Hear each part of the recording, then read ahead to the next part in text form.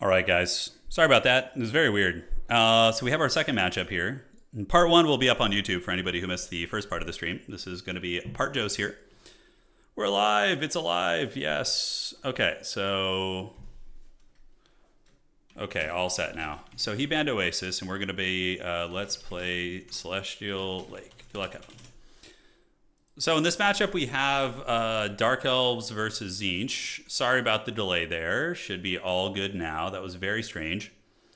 And Chris and Smokey is here. Can you guys hear me?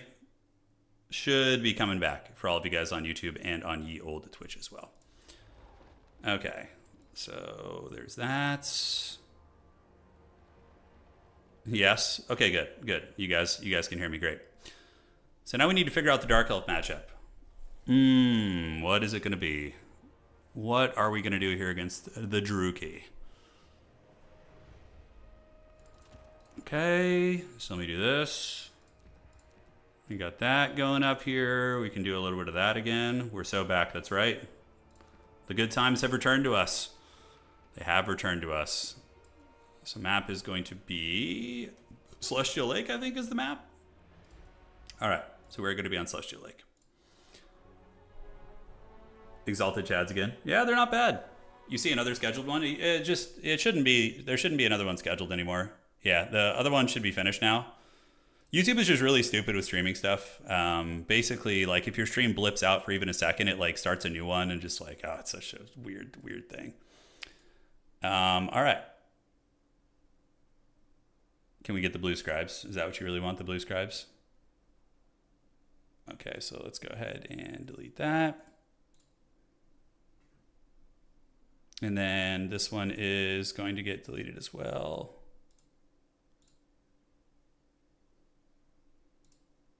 And then let's add a thumbnail to this. That isn't Wookiee. All right, one sec, guys. Just fixing all the stream settings. Yeah, I know. It's just YouTube's really stupid with that, man. They're very behind on the streaming stuff, unfortunately, but that's where we've been doing it for years. Let's get them there. Do that.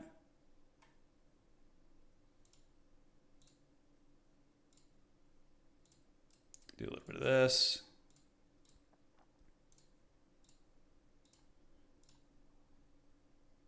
The Wookiee looks glorious. Yeah, he does. He's a majestic creature, all right. All right, so I think we salvaged that. That's good. And now let's go ahead and work on our army. We're a little bit behind. We're hopefully not going to slow the stream down too much, but it is what it is. Okay, so against Druki, what do we have to worry about? A fair amount of shooting. They can play Air Force pretty well too. I think we're going to want you guys. And then,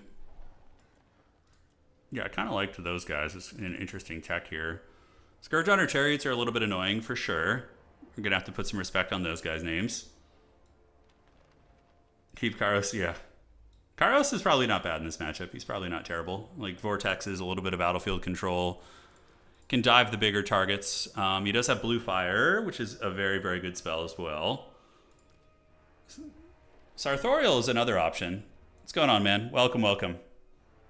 All right, hopefully you guys are all on your way back and you can hear me now and everything. The ghost stream finally. Yeah, I had to go delete it. The ghost stream. The stream of ghosts, yeah. It truly was a ghost stream.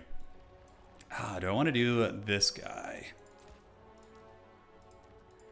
All right, that looks fun. And we can do this and this. And then what other abilities can I bring? Oh, he doesn't have a snare ability. For some reason, I thought the Demon Prince of Tzeentch had a snare ability, but no, he doesn't. Decent little fighter, though. He certainly packs a punch. Paragon of Change, Spell Mastery. All right. We're big scheming the Lord choices right now. Ghost Stream, we're playing counts now. Yes, vampire counts are coming. The Wand of Whimsy, yeah, the Wand of Whimsy is not bad. Sorry for delay. Had to fix stream stuff. We'll be ready in 2 minutes. Okay. Yeah, Zaravik is the one who has it on the Demons of Chaos roster, I think. Yeah, I think you're right. I think that is the case. So we got a little bit of skirmish going on. Kairos is very expensive. Pendulum is not terrible in this matchup, though. You can definitely get some value out of it. That's a fun item. So that's going to be taking away a little bit of reserves and power recharge. Staff of Tomorrow decreases cooldowns. Yes. Yes, we can keep that, and we can go ahead and get this. Okay, good. So he is about ready to go. Changebringers in this matchup are all right, but Dark Elves do have some decent Air Force, so it's not like as good, you know, as it could be. We got to watch out for Velociraptor Cav. Velociraptor Cav are no joke. Those guys pack a punch. And now I can finally focus on my build. I know we couldn't just play Tzeentch in peace, man. The changer of ways had to come in and try and screw up our shit, which is fun. All right, so Celestial Lake. Let's do this, and then we're gonna go ahead and get you guys back there. I think that is adequate, although he's probably gonna have a lot of dark shards. Yeah, I definitely need a way to take down the shards of darkness. The dreaded shards of darkness, they come. Kairos is good. Yeah, I think he's a viable choice for sure. Do you want Aecold for any reason in this matchup? I'm trying to think about Aecolds. Is he any good? All right, so we get you guys, and then we can get one more unit to party with here. Looks fine. And I think we can get one of you in reserve. So 2 of those guys. And doesn't he have like a weird Plague of Rust spell or something? Could have sworn he did. No, he's got Harmonic, yeah, Pendulum, Blue Flyer, okay. The double Exalted Chariot, it's an idea. Forsaken are decent in this matchup. Forsaken are kind of good in every matchup. Just having one Speedy Boy to kind of zip around and do your thing is not bad. So let's get these guys, and then for our last Disappearing Act, we can go ahead and get, let's cut you. I don't know what I just dragged into that damn army there. Okay. Here we have it. There we have it, and then we got 500 left, okay. Yeah, I suppose this is good. Let's give it a try. See what happens. Good luck, have fun to my opponent. Sorry about the delayed start, guys. That was weird. The internet just like fully crashed and then came back like instantly. We have the past 2 or 3 streams we've had hasn't been any drama though. It's been pretty good the past couple. That was a weird one right there. All right. And there we go. I normally listen to you at 1.5 speed, so catching you live sounded inebriated in comparison. It's really funny, man. That's really funny. All right, so we're 1-0 in the tournament. The first game, if you guys missed it, you can it's up as a VOD now on my channel, so you can go back and check that out, which is pretty funny. Okay, let's do this, and let me fix the chat and all that. Having to fix all the stream stuff. Okay. Let's do this. Let's do that. Okay.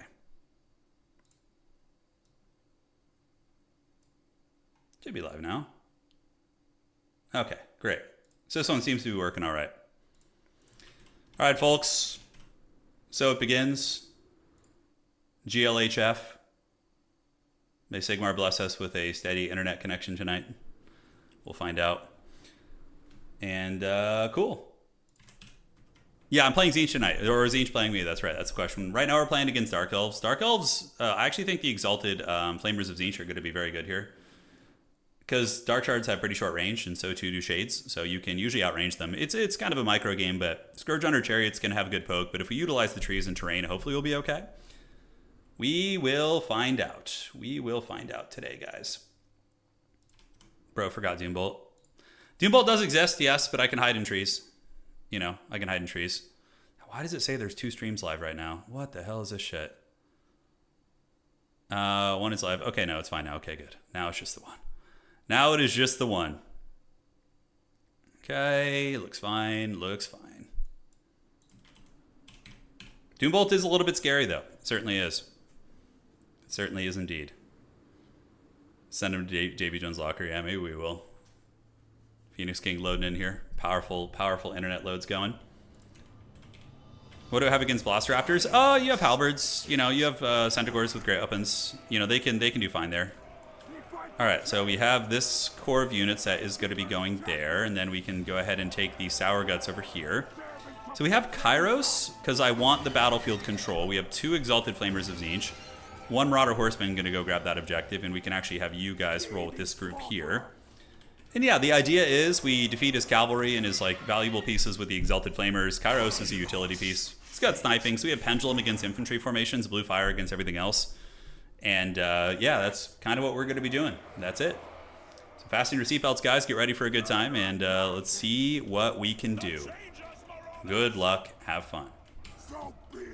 Good luck. Have fun. So he's got 8 units. It could be a couple SEs mixed in there. Kairos is not a lord I've used terribly often, but he still, you know, packs a punch. 400 weapon strength. I think he's got a charge bonus. He's got 20. He's more of a sneaky chicken, but Gaze of Fate's very, very good. If you can lock something down, and then like using Gaze of Fate followed up by like Tzeentch army ability is just very strong. All right, so let's do this and this. Yeah, so pretty standard stuff. A lot of Dark Riders and double Feral Manscore. Interesting. Not sure how I'll deal with that, I guess. Oh, Doom Knights stuff.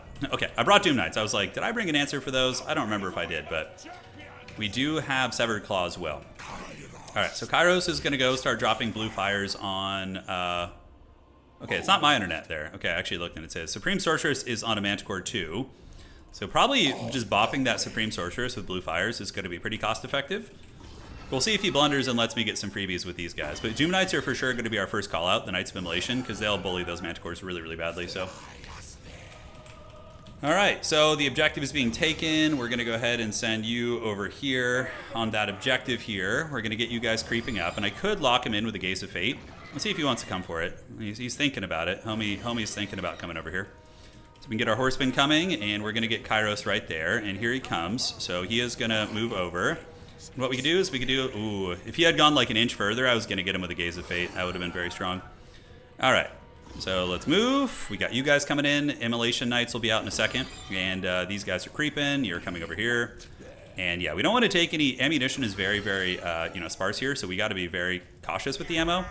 Nice shot right there, though. That hurt pretty bad. All right, so you guys park here. You guys park here. Let's go ahead and get ready to do a little bit of this. So we're going to do that, and then we're going to get you with this, and we're going to get you with this, too. All right, so let's see if we can get his Lord here. Cook him up with the Gaze of Fate combo a little bit. So we do. So he loses a fair amount of HP off that, which is pretty worth. And we're going to get the Doom Knights to come in now and just bully this thing. So, yeah, that seems okay. We can come in and fight this Manticore, and we're going to need to retreat with you guys. Keep the horsemen nearby. We now have the pinks shooting, and there is going to be a vortex there. So we're going to want to move out of that, obviously. All right, so you come this way, and let's get you in control group 5. We're going to go here and retreat. So I do get caught in a bit of a vortex. Nothing too terrible. Knights of Immolation can come in and bully his Manticore pretty hard, so we're going to go jump on that bad boy. See if we can feast, and the horsemen are chilling nearby. So far, so good. Everything's kind of going according to plan, I would say. We've got his big boy surrounded. We got Severed Claw on his Manticore too. And we are eating a little bit of missile fire, but nothing too bad. So let's rotate you over, get some Furies overhead, and see what we can work with. All right, so we're going to shoot at those Dark Riders. His Manticore is almost cooked. Yeah, so there's a shot. I find that these things shoot out of the woods very, very well, by the way. Man, look at the damage. Look at the damage right there, guys. That is a chef's kiss. That is very, very good. All right, so Scroll of Tomorrow. We'll pop this for the reserves. We're going to get you around. Dude, look at these Exalted Flamers, man. Just putting in a ton of lifting right now. So we're going to get you guys on the Dark Riders, and Kairos and company have been able to clean up here, so we're going to get up in the sky, get the pressure here, and yeah, the Tzeentch and Exalted Flamers will continue feasting. Yeah, that was pretty damn good. Pretty darn good. All right, so back we go, and Kairos is going to be chilling. We can put another blue fire down into you. Now we need Sentinels of Tzeentch. Probably is going to be the play. We still have our back objective, which is good, and we get another blue fire going. So let's go ahead and we can just roast here, see if we can catch him. I don't think we're going to, so we could just shoot here. And we do see his sneaky Medusa chilling out over there too. All right. So Flamethrower's active. Severed Claw are going to come up to protect. If he tries to move in, I can dive him. Yeah, with the Severed Claw. We're not like in a huge rush to get the objective, you know. It's like it's not do or die here. So we're going to get you there. And the Doom Knights can come down here and dive these guys, and Kairos can do that. And yeah, just get ready to provide a little bit of support. We'll call in some Screamers too. So Screamers are going, Kairos is going, and we are getting some good roasting here. Let's go ahead and charge these guys. And the Severed Claw need to just kind of dive into those Velociraptor boys. All right, so how's that fight looking? Is it going good? Screamers should be able to come in. Kairos and company are doing very, very nice work here. My opponent coming in with the Manticore Lord is very, very risky here. I might be able to actually get a kill. We'll see.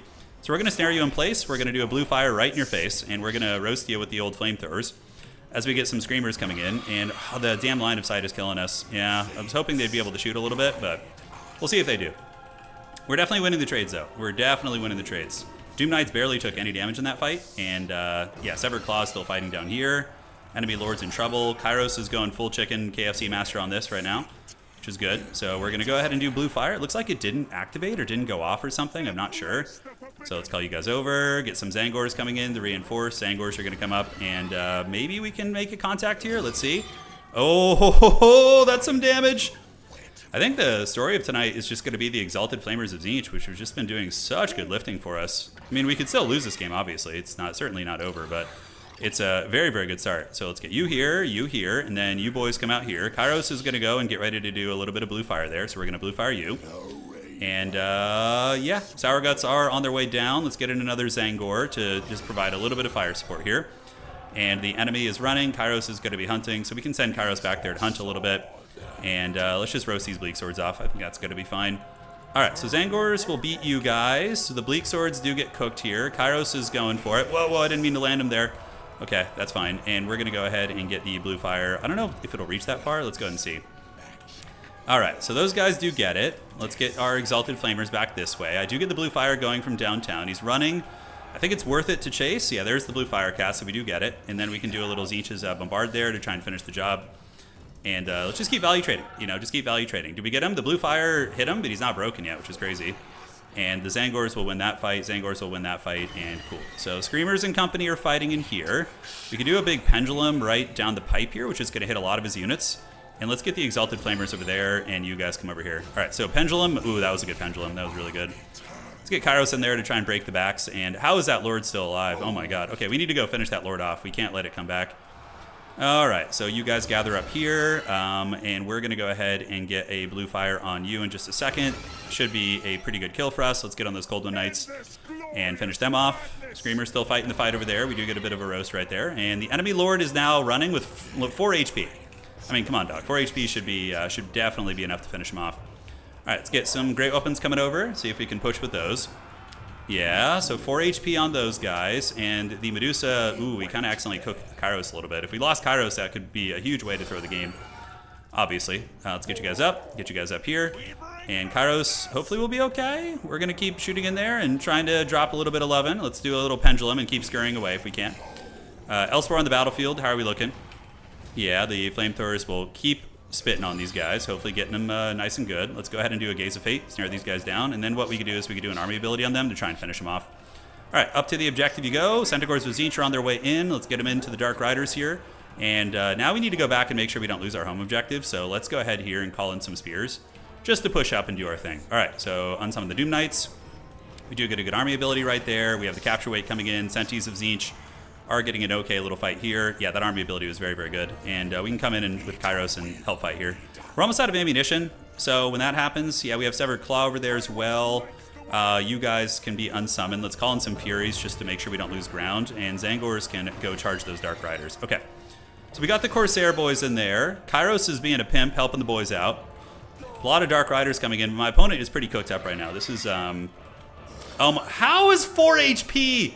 How do you come back with 4 HP, bro? Oh my god, that is some shit right there. Oh my god, 4 freaking HP. Are you serious? Are you serious right now with this?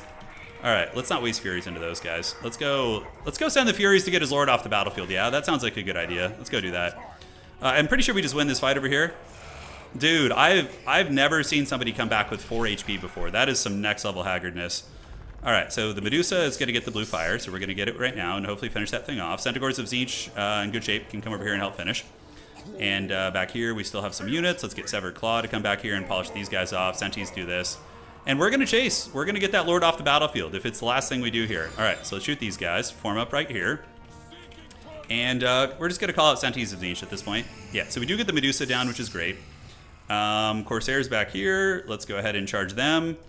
Come back with Kairos, and okay, his Lord is now running off the battlefield, which is good. These guys are actually okay fighters in melee. They can help defeat those guys right there. It's got to be fine. Yeah, I can't believe he came back, dude, with freaking, like, what, 5 HP or whatever it was? Oh my god, that is so troll. Okay, so units are here. We're folding these guys up. Let's come back in, make sure he doesn't get the capture weight advantage, and we're going to get him with a big pendulum right here. Centaurs will come across, and yeah, we could save up. Do we really need a pendulum right now? Actually, probably wouldn't be a bad idea. Yeah, it's kind of hard to tell where his units are. Yeah, it should be a direct hit right there. All right, so coming across, let's get some Marauders to reinforce the point. His Lord is gone, dead and gone. Furies have chased him off, so now we can bring these guys back and do this. And we are behind on points. He did have his double cap for a minute, but dude, the what's it called are very good. The Exalted Flamers, I think today in both of the games we played have been absolute MVPs against good players too. You know, it's been quite good. All right, so Sentinels of Tzeentch can go start capturing this. Furies, you're just going to chase everybody else off. Kairos has also been good this game. The snares, the shenanigans. No, she ran. Yeah, she retreated off the battlefield. The enemy lord finally did get rid of it. So this is my favorite thing to do with these guys is you just unsummon them and get a huge refund in the late game. You get like a nice little chunk of change here. Severed Claw going to go back there. And Fury's chasing everybody off. My opponent going to be calling in some units, but it's weird. Yeah, Tzeentch's army value definitely doesn't track properly. It's like, it says it's like a close game, but he's pretty much tabled, you know? All right, so we do have a Manticore Beast coming back in, so we will save up for the Doom Knights, I think, is going to be the play. Yeah, we can come back in here, and we'll wait for him to get a little bit closer, and then we'll do an Overcasted Missile. Finish the job here. Let's charge here, and you guys can move up, steal that point. And we do get the magic missile. It should break that thing, and it does. Good. So it does get broken. Those are Dark Riders. And on the backside, we see a couple mobility pieces coming in, but should be fine. A nice bit of change. Yeah, a little bit of change up from what we usually play. That's right. So, yeah, you know, we can keep these demons in play. They're decent little melee fighters. They can definitely do their thing. So we're going to hold here. We're going to hold here. The Furies have been able to rip apart those cab units, and in the meantime, we should be fine there. The big thing with Sentinels is you want to make sure you're not getting charged. They're, you know, kind of a glass cannon piece of sorts. 1,700 for this. Kind of sketchy here, actually, a little bit in some ways. My opponent's still kind of gremlining in. I understand now I kind of understand why they haven't left yet, but if I can get their back objective, that's going to be nice. All right, Doom Knights come in. Now that we have the capture here, let's go ahead and do this. And Kairos is going to need a Tzeentchian army ability right here to kind of fold things up a little bit. We'll get some Marauders over there to help out. All right, so aside from that, we do have some Velociraptor Cav coming in. Spears are at the ready. You guys can just chase them. We'll keep you guys there for now. And the Tzeentch army ability, will it knock those guys down? I feel like I have so much Winds of Magic, man. Yeah, we're just gonna really roleplay Tzeentch here and just spam spells all freaking day. All right, yeah, Doom Knights are on their way over. We got the Centaurs who can do a little bit of charging there, so we're gonna charge. Do a little bit of this. We can try on summoning these guys, call you in, and we can get another Marauder coming up here as well. Okay. So we will reclaim that one eventually, I think. You know, we will eventually. So let's get you here, and that's going to be a big income boost. We're going to get another Senti of Tzeentch. They're going to come in, and we need to deal with those repeater crossbows. Those guys are a menace right now. They are for sure a menace. Kairos a little bit naked here, a little bit naked and alone. Let's knock those guys off. We do have his back objective. We're going to be passing him in points here relatively soon. Let's have you guys chase here, and these guys can pull back and fight these Dark Riders while you Spears go forward and fight them. Marauders should trade pretty well here, should eventually get me that objective, especially since I have a second one coming in, and we do fold those guys back. So let's get our other Senti unit coming in, and triple cap is basically on the horizon here. I did unsummon the Flamethrowers, I did. This fight's going well, well-ish, I guess. The Spears are kind of holding their own. We're going to have another Senti Gore of Tzeentch coming up, although I wonder if it's just better. Probably, you know, it was a bit of a mistake not to just get that side objective, you know. I'm hoping I can just keep the pressure back here and then send in some Vanguard units to get this one back. So we're just going to get a bunch of dudes coming for that. All right, so you're coming. Centaurs of Tzeentch are going to charge here, so let's charge. And let's charge here. We got Kairos coming in as well. We do a little blue fire right there. And let's keep you guys up in the sky for now. He's just spamming in a lot of Dark Riders, just a lot of like kind of low-key capture weight. Yeah, let's fight here. Let's get on these guys, do this. And we got to wait and see where they're going to go. They're going to be landing somewhere in a minute. All right, so yeah, the Halberds are chasing those guys. We have you guys coming here. I do not have this point for too much longer. Kairos does get a little bit surrounded. I'm actually kind of feeling a little bit pressured right now, not going to lie. So we're going to call in some Furies, get those guys overhead. The Marauder Infantry are doing it. I think I need to pull back and play a little bit safer here. Granted, these Doom Knights will trade very, very well, and we should probably just get overhead. Can I get up in the air and use the bombardment? They have to all be in the air. Okay. That's fine, that's fine. All right, so blast you guys. Infantry are back here. We have a lot of capture weight coming in now, so that objective should go to us. And as long as I'm not getting the back objective like Rat Ninja, I think we're all right. Let's get you guys in there. Doom Knights are giga-chatting it pretty well. My opponent didn't hear no bell. Talk about a metaphor for this game. He's been going hard. Blue Fire, it connected pretty well early. We need to get some Zangors over there to make sure we don't lose that point. Now we do get access to this one, and we got Furies overhead too, so we can come in and support. Let's get the Furies on you guys, and you're going to go there. Severed Claw can head to the back objective, and those Doom Knights are still just feasting on souls. Knights of Immolation are a very, very good unit. Sadly, I will have to use this. Yeah, because I don't have any other abilities. All right, so we're chasing those guys. Let's get you back up in the sky. Zangors and company can waddle back here, and we can unsummon some Senties, leave you guys here, leave you guys here. And Kairos, big pimpin' over here, is moving. We do see the repeater crossbow, so we just need to keep chasing them with Furies, basically. That's the game plan. We're so back. Yeah, sorry about that. It should be steady from here on out. It was a weird blip. It wasn't like a full internet crash. It was just like the internet went out for like half a second. It was very weird. All right, so Hellebrone and I, we can just fight them, I guess. We went on 2, so I don't need to be this aggressive. You know, I don't need to, but I think it's helping really, really drive the issue home. Screamers of Tzeentch. Let's get on those guys.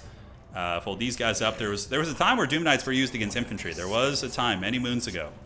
Many moons ago. All right, so let's keep going. Let's get you guys around. Keep the Severed Claw fighting them and see if we can get these guys to push as Furies continue harrying those Dark Riders. Okay. All is good in the neighborhood, guys. All is good in the neighborhood. All right, so go and go. Yes, get the capture weight there. Take down the Bleak Swords. They're going to break. Get terror-ratted by my giant chicken. The giant rooster. Chickens, I mean, I've always thought this. Like, when you look at a chicken, imagine how scary they would be if they were giant, you know? Like, just like dinosaurs, basically. Yeah, it's crazy shit. All right, so we're going to go do some Knights of Immolation shenanigans. Drop some bombardments on their faces. You guys come up. Screamers come up. You guys here, and we're going to go ahead and do a bombardment on these guys in just a second. So we're going to do this and drop a 1. So that's going to be 1, 2. Oh, it has a long cooldown. That's right. Well, even still, did some good damage. All right, so the fight continues. We have the Screamers with which we can push. Let's call you guys in. And Tentacles of Tzeentch obviously going to be our best friend here. So we're going to get them in.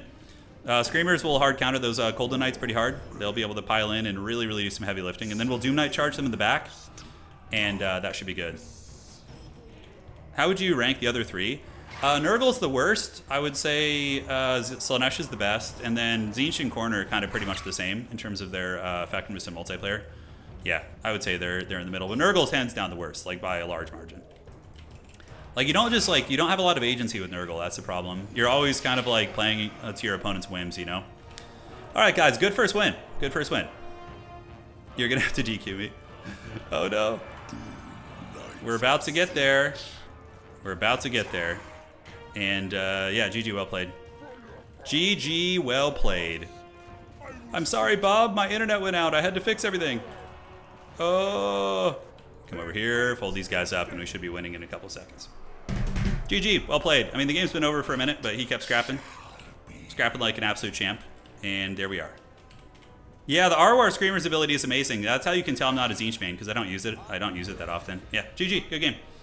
All right, so we're 2 wins and no losses. 2-0 so far, guys. Pretty good. Against good opponents, too. These are not slouches. So let's do that and that. Report score. That's going to be Tzeentch versus the Dark Elves. All right. Thoughts on the new Necron and CSM models? I don't know about them. I didn't see. Oh, you mean the Red Corsairs? They look pretty cool. They look pretty cool. All right, round should be done now. Sorry about delaying the round a little bit. Our internet literally just exploded for like a minute. It was very strange. But we should be all good now. Should be all happy in the neighborhood. All right, where the hell is this? Do a little bit of that. Let me check the settings, make sure everything's good here. It's so weird. Stream settings. Yeah, the game name isn't listed either. All right. Yeah, the Red Corsairs models looks cool, but I don't think I could ever collect a another CSM army. I don't want to paint trim anymore. Like, painting the Chaos trim is just like the trolliest shit ever. See, Exalted Flamers, I mean, they carried us again. 1800 and 1900 on those guys. How do I get better? Micro, a lot of micro is just repetition. Fixing a score, then advancing. Ah, okay, so somebody's score is messed up. Got it. Hey, Modest, thank you. Here's some change for the Lord of Change. So far, I mean, we've been changing pretty good. We've been changing pretty good here. It has been smooth, and we have been getting it done. Yes, yes. Thank you for that donation, man. That's very generous of you. Thank you so much. And welcome, homies. Welcome. Kairos was great. The Exalted Flamers were really good. The Severed Claw, so-so. Probably could have gotten away without them. Wow, look at the Doom Knights, 3,200. Granted, they were summoned twice. Centaurs, of course, did pretty good, too. Are we going to watch the new Dow 4 org trailer? Yeah, I think so. I think we will. It's really good. Yeah, I thought it was fun. A little bit of Space Marine focus, but the Space Marines get owned in the trailer a little bit. So it definitely gave the orcs some shine. You're practicing Nurgle. Join the Brotherhood of Suffering. If you want to have your ego destroyed, play Nurgle. That's always what I say. All right, so we got Stingers in this next game. He's probably going to be playing High Elves, I would imagine. Okay. Let's do that. Let's do this. And let's find Stingers.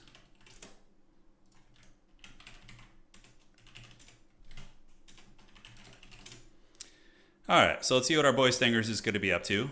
What faction he is going to be playing. The Cockatrice? I don't know. We have a chance at top 4 right now.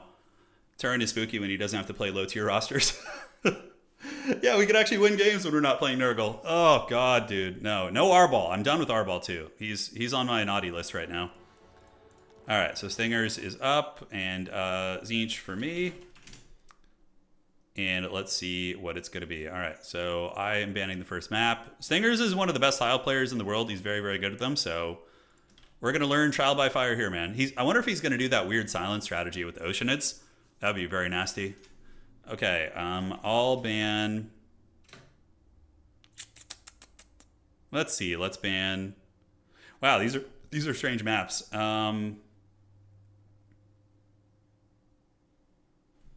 Lustrian Narrows. I don't know. I think I know that one. Let me check.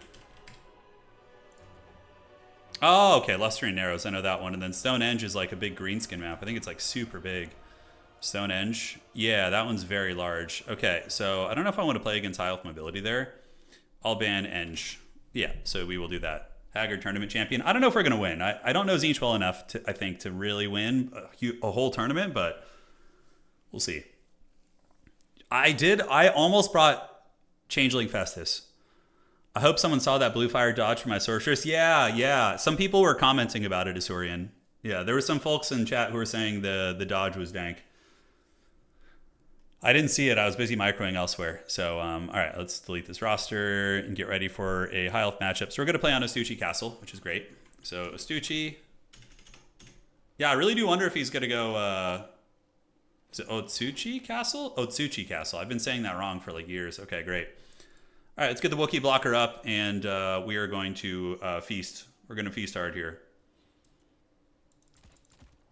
Okay, so obviously he's going to probably bring some SEs, knowing High Elves. I'd wager there's going to be a little something there, which is going to be scary.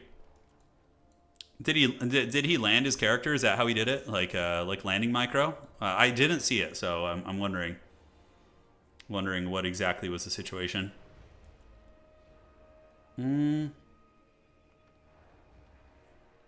Okay.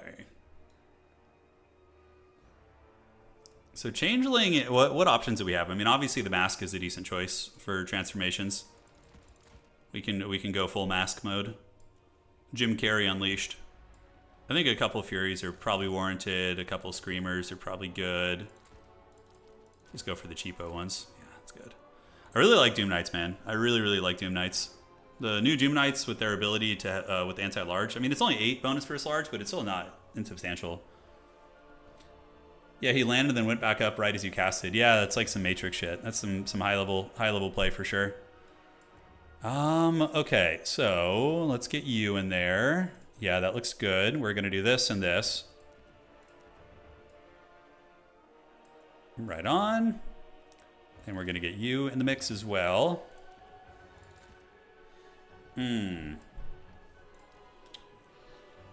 All right, High Elves, man. High Elves are tricky. Changeling into Blue Scribes. That's ambitious. That's pod racing. That is pod racing. Hey, thank you, Festival. I appreciate it, man. Thank you. All right. So we bring you guys. Definitely want Sentinels of Tzeentch in this matchup. There's a lot of good targets for them to go after, I would say. A couple Forsaken are probably good, and we can get a Marauder Spearman, I think, is going to be fine. Forsaken are good here. They definitely can do some work. Regular units of these. So let's maybe think about that. We can try these guys out. Yeah, that's a cool tech, actually. A little bit weak against some things. What's the Tzeentch banner meta? The Sightless? I like this one the most, the Sightless, because it has that iridescent kind of Tzeentchian purple hue to it, which I think looks really, really good. Yeah. High level play, meaning a Saurian saying he was just panic clicking. Yeah, just panicking and spamming the keyboard. Yeah, it's pretty great. Okay, so Chaos Knights in this matchup, I wish they were good, but not so much. Yeah, he could have like some flying shenanigans, like a high elf flying circus is a thing. But he'll probably have Tempest, which is scary for me. So I'm gonna have to put some respect on his name there. We'll see. All right, so I think just one of those is good, and then we can get a Zangor reinforcements. Village is very good. Yeah, I like Village a lot. I use him in a fair amount of matchups. Do we want to play with the cockatrice? Make him play with the cock. We'll see. I don't know if that's something we want to do. So let's get you, and I think we can go ahead and mix in. Maybe those guys are better. Yeah, I still think they're a menace of a unit. Chosen are a little bit weak against some of the big spells, so I think they're too risky. All right, what would Chaos Knights be good for in this matchup? I mean, Tzeentch and Chaos Knights do magic damage. What do they have problems with? I guess all the high elf monsters will give them a problem. Mutalith Beast, very weak against archers. Very, very weak against archers. He could bring a Merwookie too, which would be really, really off meta. I don't think we're going to see a Merwookie. That would be pretty hog wild. Okay, let's get this, and we're going to get you. And I think everything looks pretty good in reserves. We have these guys, we have these guys. All right, yeah, good luck, have fun, man. GLHF. Let us see what schemes my opponent has. Tzeentch Shrine in this matchup. Yeah, I also don't think that's super good. All right. Ostucci Castle it is. The Castle of Ostucci. Evil schemes. Soul Grinders are a trap, I think. I think bringing the Soul Grinders of Tzeentch, it's usually a trap. Basically, what's going to happen is you're going to get some decent value poking. The high elves are going to heal through it, and you're going to lose on points. Bit of a change up from Nurgle. Yeah, I mean, it's. Hey, Williams, thank you for resubscribing, man. It's going a lot better, I got to say. We're already undefeated. We've won 2 games tonight. So yeah, that is good. Left pizza and went turn, started time traveling. That's right. That is right. Ostucci has some weird mechanics. Like on the water down here, for example, like infantry get punished pretty hard. Yeah, unless they're monstrous infantry. Good line of sight in the woods, so I did decide to go with Village, which is risky because he can bring like a big Punisher character, but I suspect the hotness right now is Oceanids, right? So I'm kind of thinking that homie's going to be an Oceanid master. So we're going to see. And if it ain't broke, why fix it? We're going to go with 2 Exalted Flamers of Tzeentch and see what kind of value we can get with them. You in the back, and we're going to do that. Sword and Board Warriors aren't bad, yeah. The High Elf Archers do have long range, but I'm hoping Village with his magic can punish them a little bit. I don't know. Maybe this build is better against Dark Elves. The Aquatics will feast on this map, it will. Oh, dude, he's going to Oceanid me on Objective 3, isn't he? Oh, that's so evil. We should probably go up here, actually. This is going to be a better one. Let's actually maybe play a little bit more this way. Yeah, it just occurred to me that the Oceanids can cackle on the water super hard. I don't like that. All right, guys, let's get the sweat flowing. It's time. If we win this, we're pretty much, like, we have a really good chance of making top 4, which would be super fun with Tzeentch. All right, let's do that. Go up here, go here, and what the hell is his build? Does he have a lot of, like, Shadow Warriors or something? I don't know. Okay, 2 Skirmishers. He's got 11 units, so there's 9 units, and it looks like it's going to be Lion Chariots of Krace and Spearmen, and where... Oh, Ship's Company, okay. Where the hell are his new units? We got Tyrion on foot. Okay, Tyrion's a bit of a menace. That's going to be kind of hard to deal with, actually. Kind of wishing I had brought Kairos now, to be completely honest. And we do see Ship's Company, which, oh my god, they're aquatic. That's so OP, dude. That's so OP. He's using cheat codes against me, guys. This guy needs to be reported for using aquatic Ship's Company. All right, so Tyrion's coming. I'm happy to give him some free javelins, but my opponent will probably dodge. Yeah, he's already dodging, but he's still going to eat some, which is good. So next up, I didn't bring Changebringers because I was afraid of Tempest, which I think is the correct play. I think that is correct. So let's do this, and what we're going to be doing is probably calling out Doom Knights out of the gates here. We're going to have to see. So the Exalted Flamers can lurk. Tyrion can keep eating javelins to the face, which is very cost-effective for us. And you know what? Do we just go Sentinels of Tzeentch? I think we do. So let's pull you back, get the Severed Claw in there, and you guys can shoot here, and you guys can shoot here as well. Okay. So Sentinels can do their thing. We're going to get Severed Claw, and we're going to shoot those guys a little bit and hopefully cook them up. We'll see if we actually connect and do damage. One of my units getting it, but he does charge into the halberd, so I'm hoping that will matter and the friendly fire won't be too much of an issue. All right, so Centaurs of Tzeentch are on their way out. We are getting a little bit of poking fire, which is good. So let's go ahead and turn here and turn here. And you guys can move up to this point. We're going to go ahead and move this way, get you guys coming this way, and Village is going to run over there too. All right, so that is all right out of the gates. We traded a little bit of damage. Let's get you in there, get the Severed Claw in here to protect the homie, and we need to get the Severed Claw in there. He hasn't taken any damage yet, which is good. So yeah, that's nice. And look at the flamethrower fire, by the way, from those guys. Really putting in heavy lifting. If we could like take down all his skirmishers, that's going to be pretty great. So he does have this objective. We're going to park you here and here. Let's get you guys over this way. And Turin is fighting Village, but we will have Severed Claw there in a second to help out, and that's going to make it a favored fight for us. All right, so Exalted Boys. Yes, cook one here, keep you guys nearby. Let's get you guys shooting right there. And Turin is fighting the Severed Claw, which is outstanding. All right, so let's get another Centaur of Tzeentch coming in. These are going to be Reavers. We're going to get the Centaurs of Tzeentch to go after them right now, which is going to be excellent. And this objective is slowly going to us. Turin did take a lot of damage. And yeah, now we just hang out. I do have Glean Magic. Centaurs of Tzeentch should fold up these Reavers pretty badly. And I'm loving these units, man. They're so freaking good. All right, let's get you back. Let's do this. And we're going to get you guys to go in there and fight them a little bit. And we do manage to get a little bit of cooking going. But yeah, we do get the Reavers down, which is outstanding. And Severed Claw is going to come back onto the point. Let's get Village back over there, and you can fight there. Great. So one of you guys go right here. And the other one is going to come right here. Skirmishers do your thing, and you guys keep using your ammo to just melt people's faces. All right, so Screamers will be our next call in. We should be able to get a good fight versus those chariots there. Tyrion is kind of on the point, but let's just get our boys there to kind of hunt them down a little bit. And we have our Popcorn Bandits, which we can move up to have them start shooting. Tyrion eats some good damage, and the chariots here are getting Centagored relatively well. We can do Glean Magic, steal some Winds of Magic from that Lore Master, which is pretty fun. Yeah, I don't hate it. Severed Claw's here. We need to keep Severed Claw on guard duty, for sure. Let's get you guys over, and you guys can wait here. So you're going to be 4 and 5. So 4, and great. So here he comes. Let's get back a little bit. Let's get the infantry in the mix. Pull you Senties back. We'll get you on the big man. In the meantime, you're going to go ahead and shoot over here, and Severed Claw is just going to be on guard duty. We need to figure out what we're shooting. Dragon Princess. They do have fire resistances, but still probably going to be worth. And Vortex time. So we can do a Vortex on nothing really. Nothing super cost effective for us to Vortex here. Let's get you Marauders up. Do this. And we're going to call out some Forsaken next. All right. So we are going after the princes, but eating some arrows there feels bad. Let's see if we can get a good volley right here. And now we're going to go ahead and do an Infernal Gateway here soon. But oh, look at the point blank flamethrower volley there. That was chef's kiss, right? That was real good. All right. So let's get you guys in. Pull you guys back. Pinks are shooting here. You guys get a little bit of Javelin fire.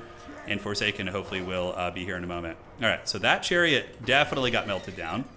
We're winning on value, but we're kind of behind on other metrics. Over here, do we want to get this? We do, so we're going to go ahead and do a little bit of that. It is a losing fight for us, so we're going to do an Infernal Gateway and try and cook them up nice and good. Centaurs of Tzeentch getting a little bounce right there. Not bad, and we do get the big Vortex. Hopefully it'll help change things up. Now let's get you guys there, call you guys in, and Centaurs can attack here. And the Vortex is on. And Village is in relatively good shape. So let's cook here. Severed Claw, how are we doing? We got to stay on that point. Can't afford to run off it. Although Severed Claw can come maybe over here, and we can move you guys up on that point there. So Village needs to just scurry away and run right now. That's for sure. What about our Flamethrower boys? What are they targeting at the moment? All right, Severed Claw, let's get them in. We are pretty behind on points. But as long as we can hold on to one objective, it gives me time to value trade. And man, I really don't like this. All right, so we need to help against Tyrion. If we lose Village, it's really, really bad. And there is a Henry Cavill over there too.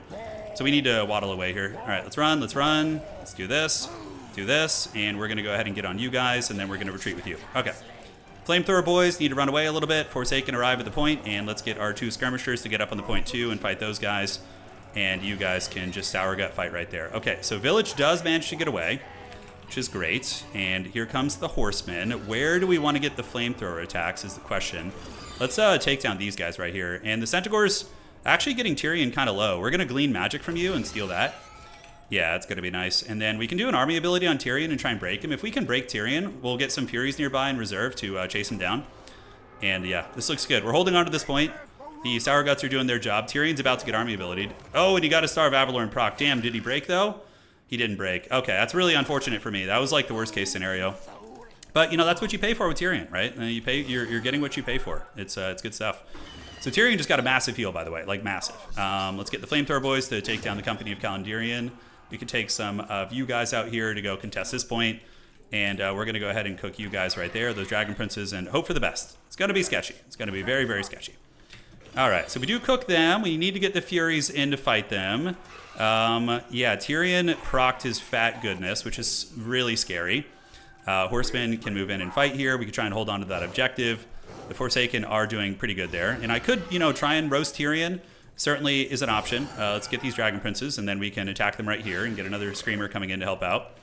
Hopefully we'll be able to reclaim that outside objective. I don't know how that's going to work. It's going to be incredibly shady. And yeah, Forsaken are on top of those guys. Value trading is kind of interesting here. We'll attack those Spearmen in the back, and we're going to go ahead and unsummon you, and we're going to keep the this one still shooting. All right. So you guys get into the chariot right there. Monster Man is going to shoot. Let's get Village up in the point. We're definitely losing this game. Like, it's close. If we had gotten Tyrion, I think we win, but we didn't. You know, we didn't quite close out the job there, which sucks. It sucks. But we almost got him down. All right, so he tries to get us to fail our unsummon, and he succeeds in that. Screamers are having a cost-effective trade here. We got you guys down to the low ground. I can take you guys to go help out over there. Probably a good idea. And now we just run away with our gremlins and just try and look for value on the battlefield. That heal was really fat. That was very, very unfortunate. Very, very unfortunate. I don't know if we're going to be able to, like, 3v1 him here or something, but we could try. Vortex ideas? None, really. These Sour Guts are doing their thing. Well, 3v1 Tyrion. I mean, maybe we can get him. We do have some fight left in the middle, as the Spearmen do kind of get run. And you guys can go right there, help out a little bit, and we can also send some Marauder Spearmen over here to help out. Yeah, he does have the aquatics advantage against us. Tyrion is actually running from my character core, which is really, really funny. Get these Screamers back, and we're going to need a little Vortex on these Spearmen here probably. So let's actually keep them busy in combat, and then we can get them with the Vortex. So let's unsummon you guys, and we can do the Vortex right there just to punish them, and you are going to run away there. All right, so how's this fight looking? Screamers are getting in, Zangors are doing it. We got Spears moving over. We do get a big Vortex right there, which is cute, and we do get one unsummon also.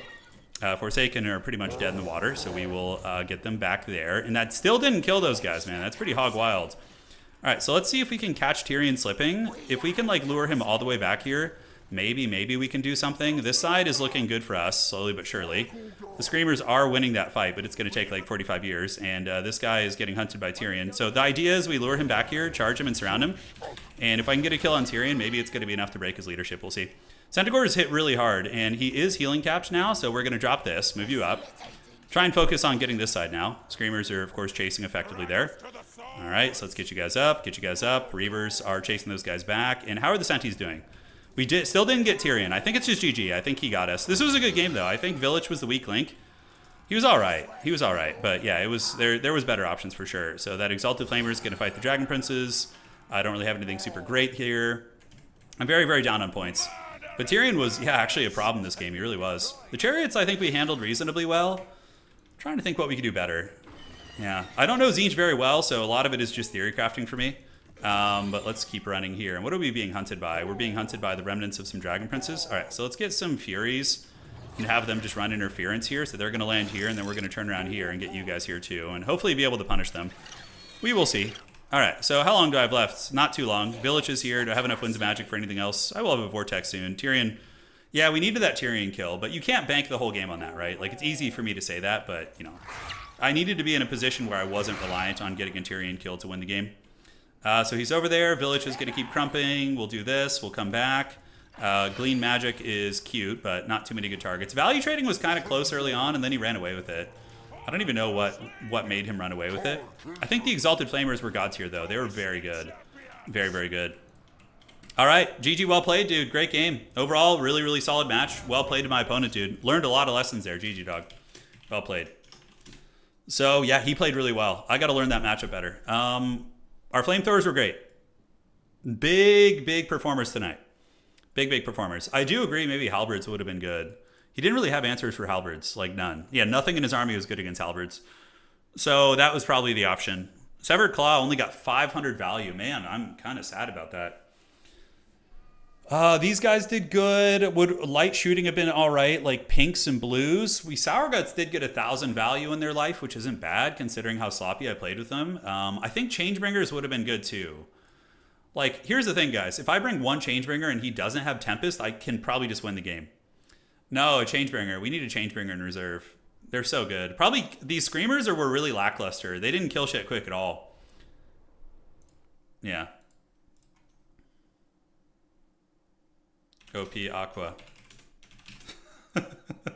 He's saying the aquatics carried him. Yes, it did. That one insignificant fight in the water from aquatics. That's so freaking funny, dude. All right. So, yeah, every game today we've had... I'm going to just keep using the Exalted Flamer, see how far we can get with him. He's a good tiebreaker, though. Stingers is very likely to make top 4, so if we just win the rest of our games from here on out, we're probably good. Yep. I'll let him know to report the score. They are pretty weak. Those guys. Just cheap. The Heart of Avalorn. Dude, the Heart of Avalorn clutched it. Yeah, if we had killed Tyrion, I think we can bring the game back. But, you know, he got out of it, man. He held like a champ.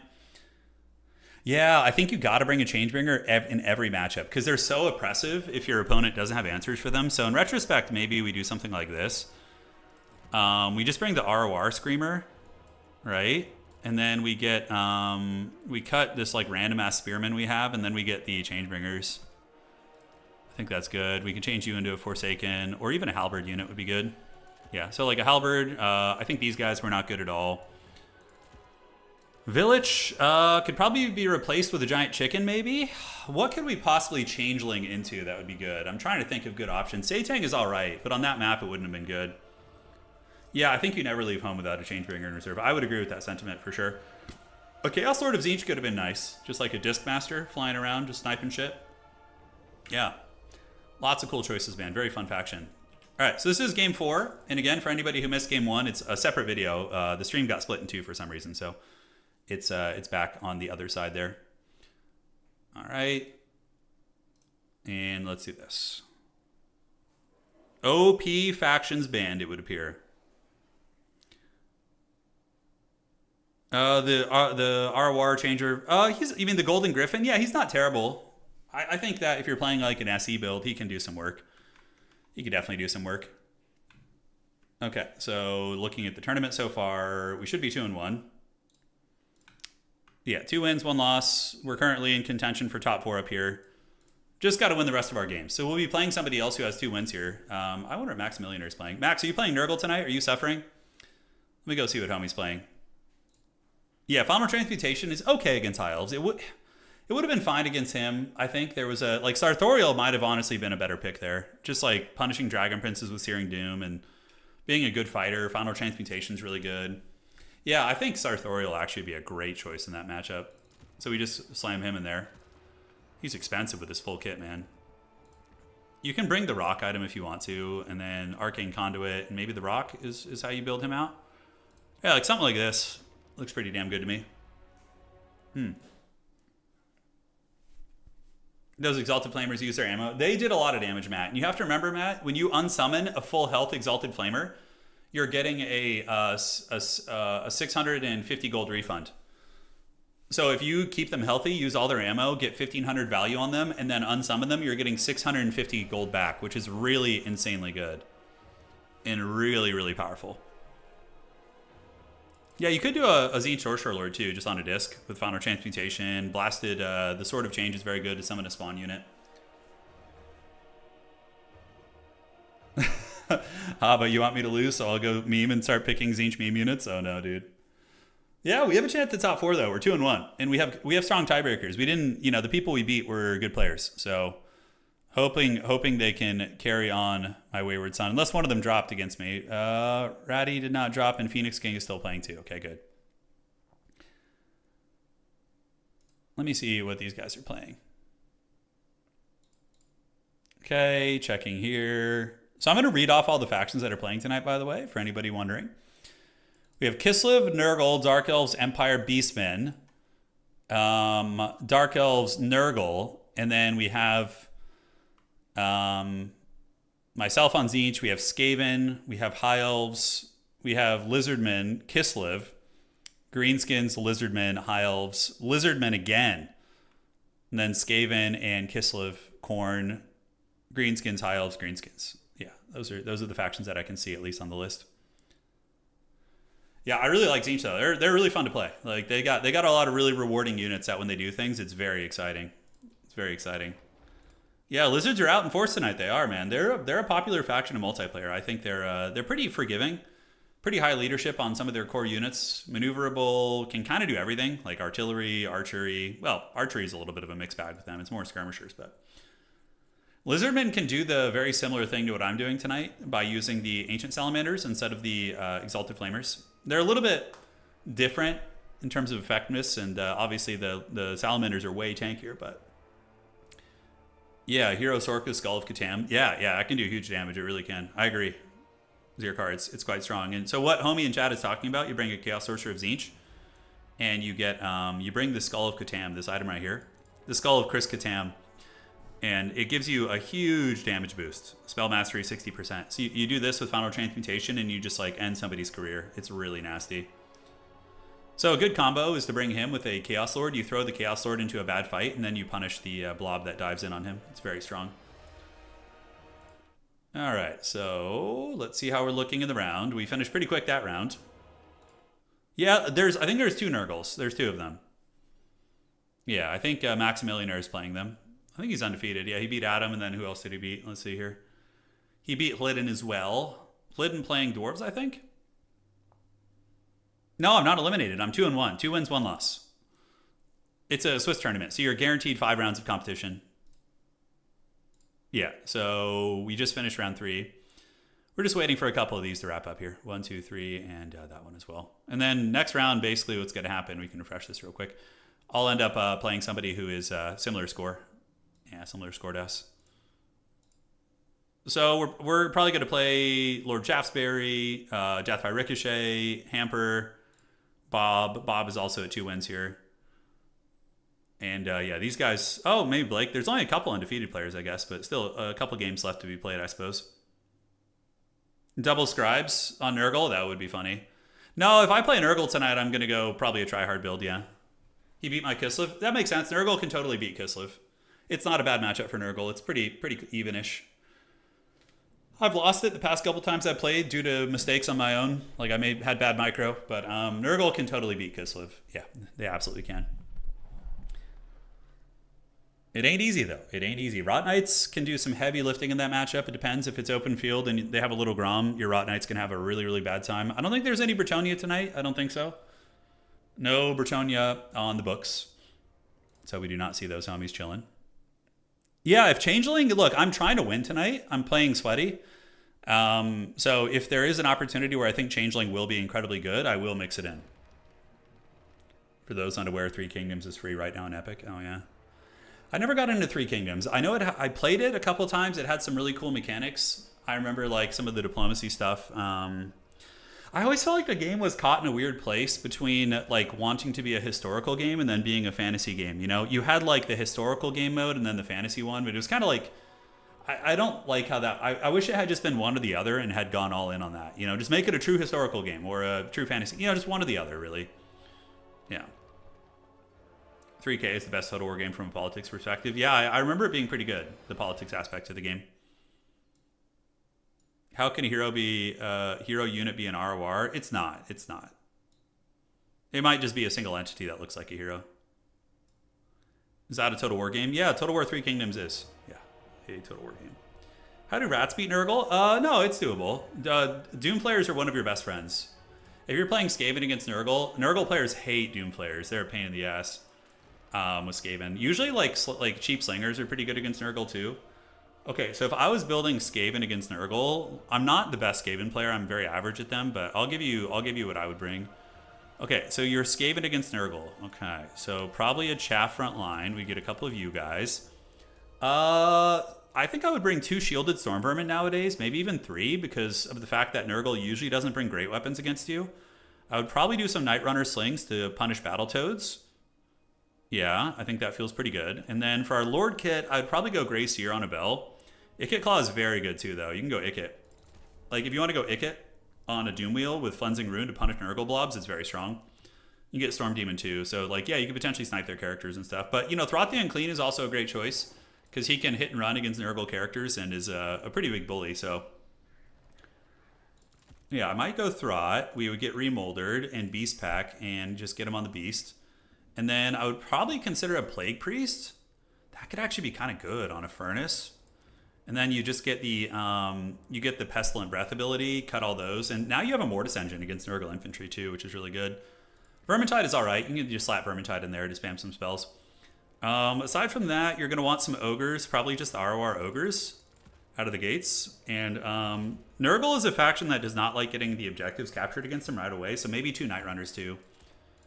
So in reserve against Nurgle, you want to get the Poison Hounds probably. And you're going to want to Rat Ogre Max, 2 Doom Flayers, and I think you can have the Dazales in reserve. Just call them in like once the battle develops a little bit. You're going to want some Globadiers too. You get like Death Globe Bombardiers. And occasionally you can get a... You could get maybe a Death Runner or like a Plague Monk Censer Bearer wouldn't be the worst. You can like throw 1 Plague Monk Censer Bearer in. Like something along these lines I think would be pretty good against Nurgle. Yeah. All right. I think we're ready for the next round, by the way. Let me refresh. Not yet. No, we're still waiting. Still waiting here. All right, 1 sec here. Looking good. So how you guys doing today, man? Life treating you guys well? What streams have you been watching? What games have you been watching? Is there anything you guys want to see us cover here? Is there any RTS games or even, you know, Grand Strategy? We're in that boat as well. Yeah, Doom Flayers are really good against Nurgle, though. They do a great job. Nurgle Lovers Anonymous. That's a pretty great lobby name right there. Co3, Anno. You've been watching Anno or playing Anno? Hearts of Iron 4. Hearts of Iron 4 multiplayer looks intense. I saw a when I was playing in the Grubby event, I remember checking out Tommy's stream. Tommy K, I think is his name, and I was like, holy shit, that looks intense. It's a lot to manage. Pretty hardcore. I'm thinking of doing a DAO 2 stream this week. I am. With the new Tau, I think that'd be very, very fun. Okay, Rangito and Phoenix King are finishing their match, and then we should be going there. Once again, asking for Supreme Commander. Tom Clancy's Endgame War. Don't know that one. We're going to be doing the Attila mod for Lord of the Rings. Yeah. We have the Attila mod for that, so we're gonna be doing it. Hearts of Iron 4 multiplayer, 7 hours of mind tapping micro and macro. That sounds like such suffering, dude. Oh my god, just shoot me right now. 7 hours? Oh my god. I mean, I guess if you really enjoy it. Oh, dude, I'm so looking forward to 40k and Dawn of War 4. How many of you guys own the Attila Total War game and would be interested in us doing a Lord of the Rings tournament? A Lord of the Rings Attila multiplayer tournament or a faction war. Oh, that could be sick.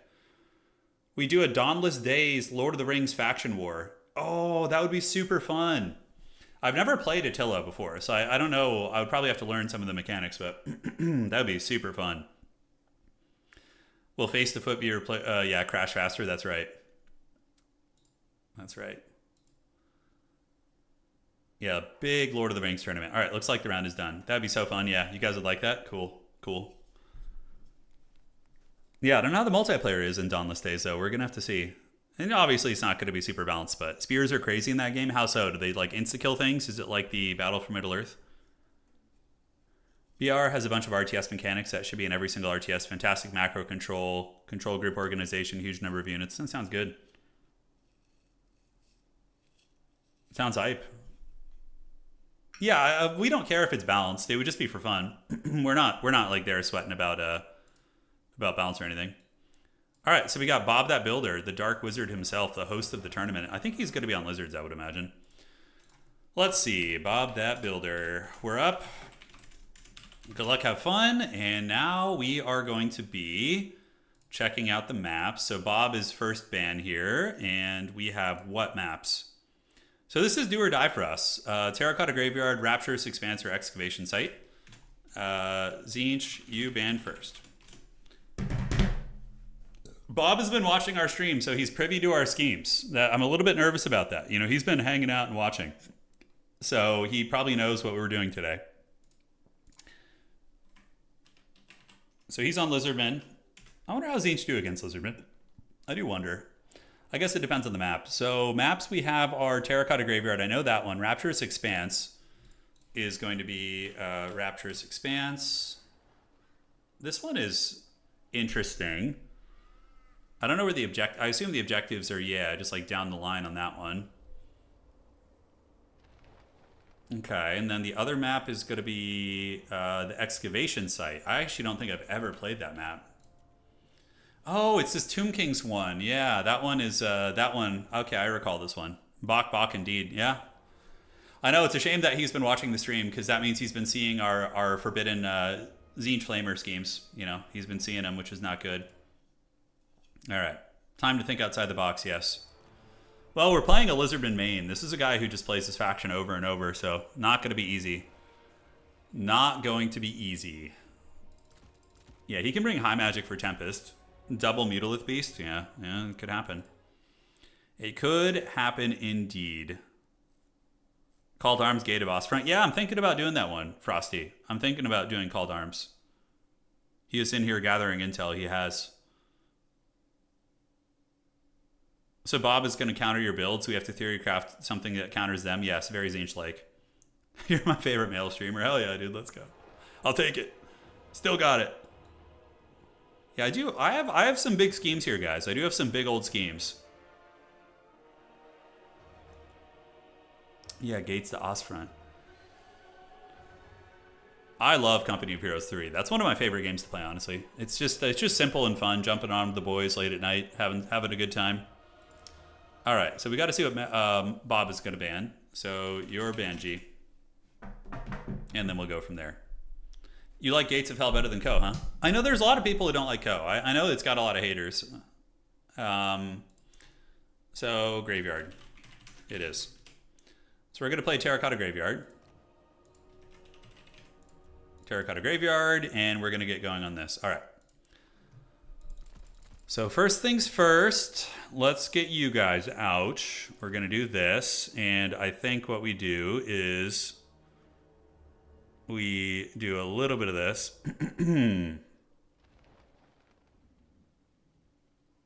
All right. Let the boy watch what's being consecrated here this day. All right. So that's our builds. I'll do more co-streams. We will. Yeah, absolutely. Absolutely. We can do more co-streams. I love that game. I love Co. It's super fun. Okay, so we're going to do this and this and then. No, and then. Yeah, Co 3 did have a pretty rough launch. Yeah, from what I could tell. From what I could tell, it did.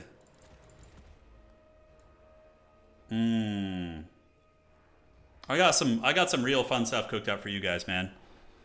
This build is going to be truly, truly forbidden. Curious what Bob is going to bring. Okay, and then we want to get one of you guys in here if possible. Can we afford that? Gosh. God dang it, Bobby.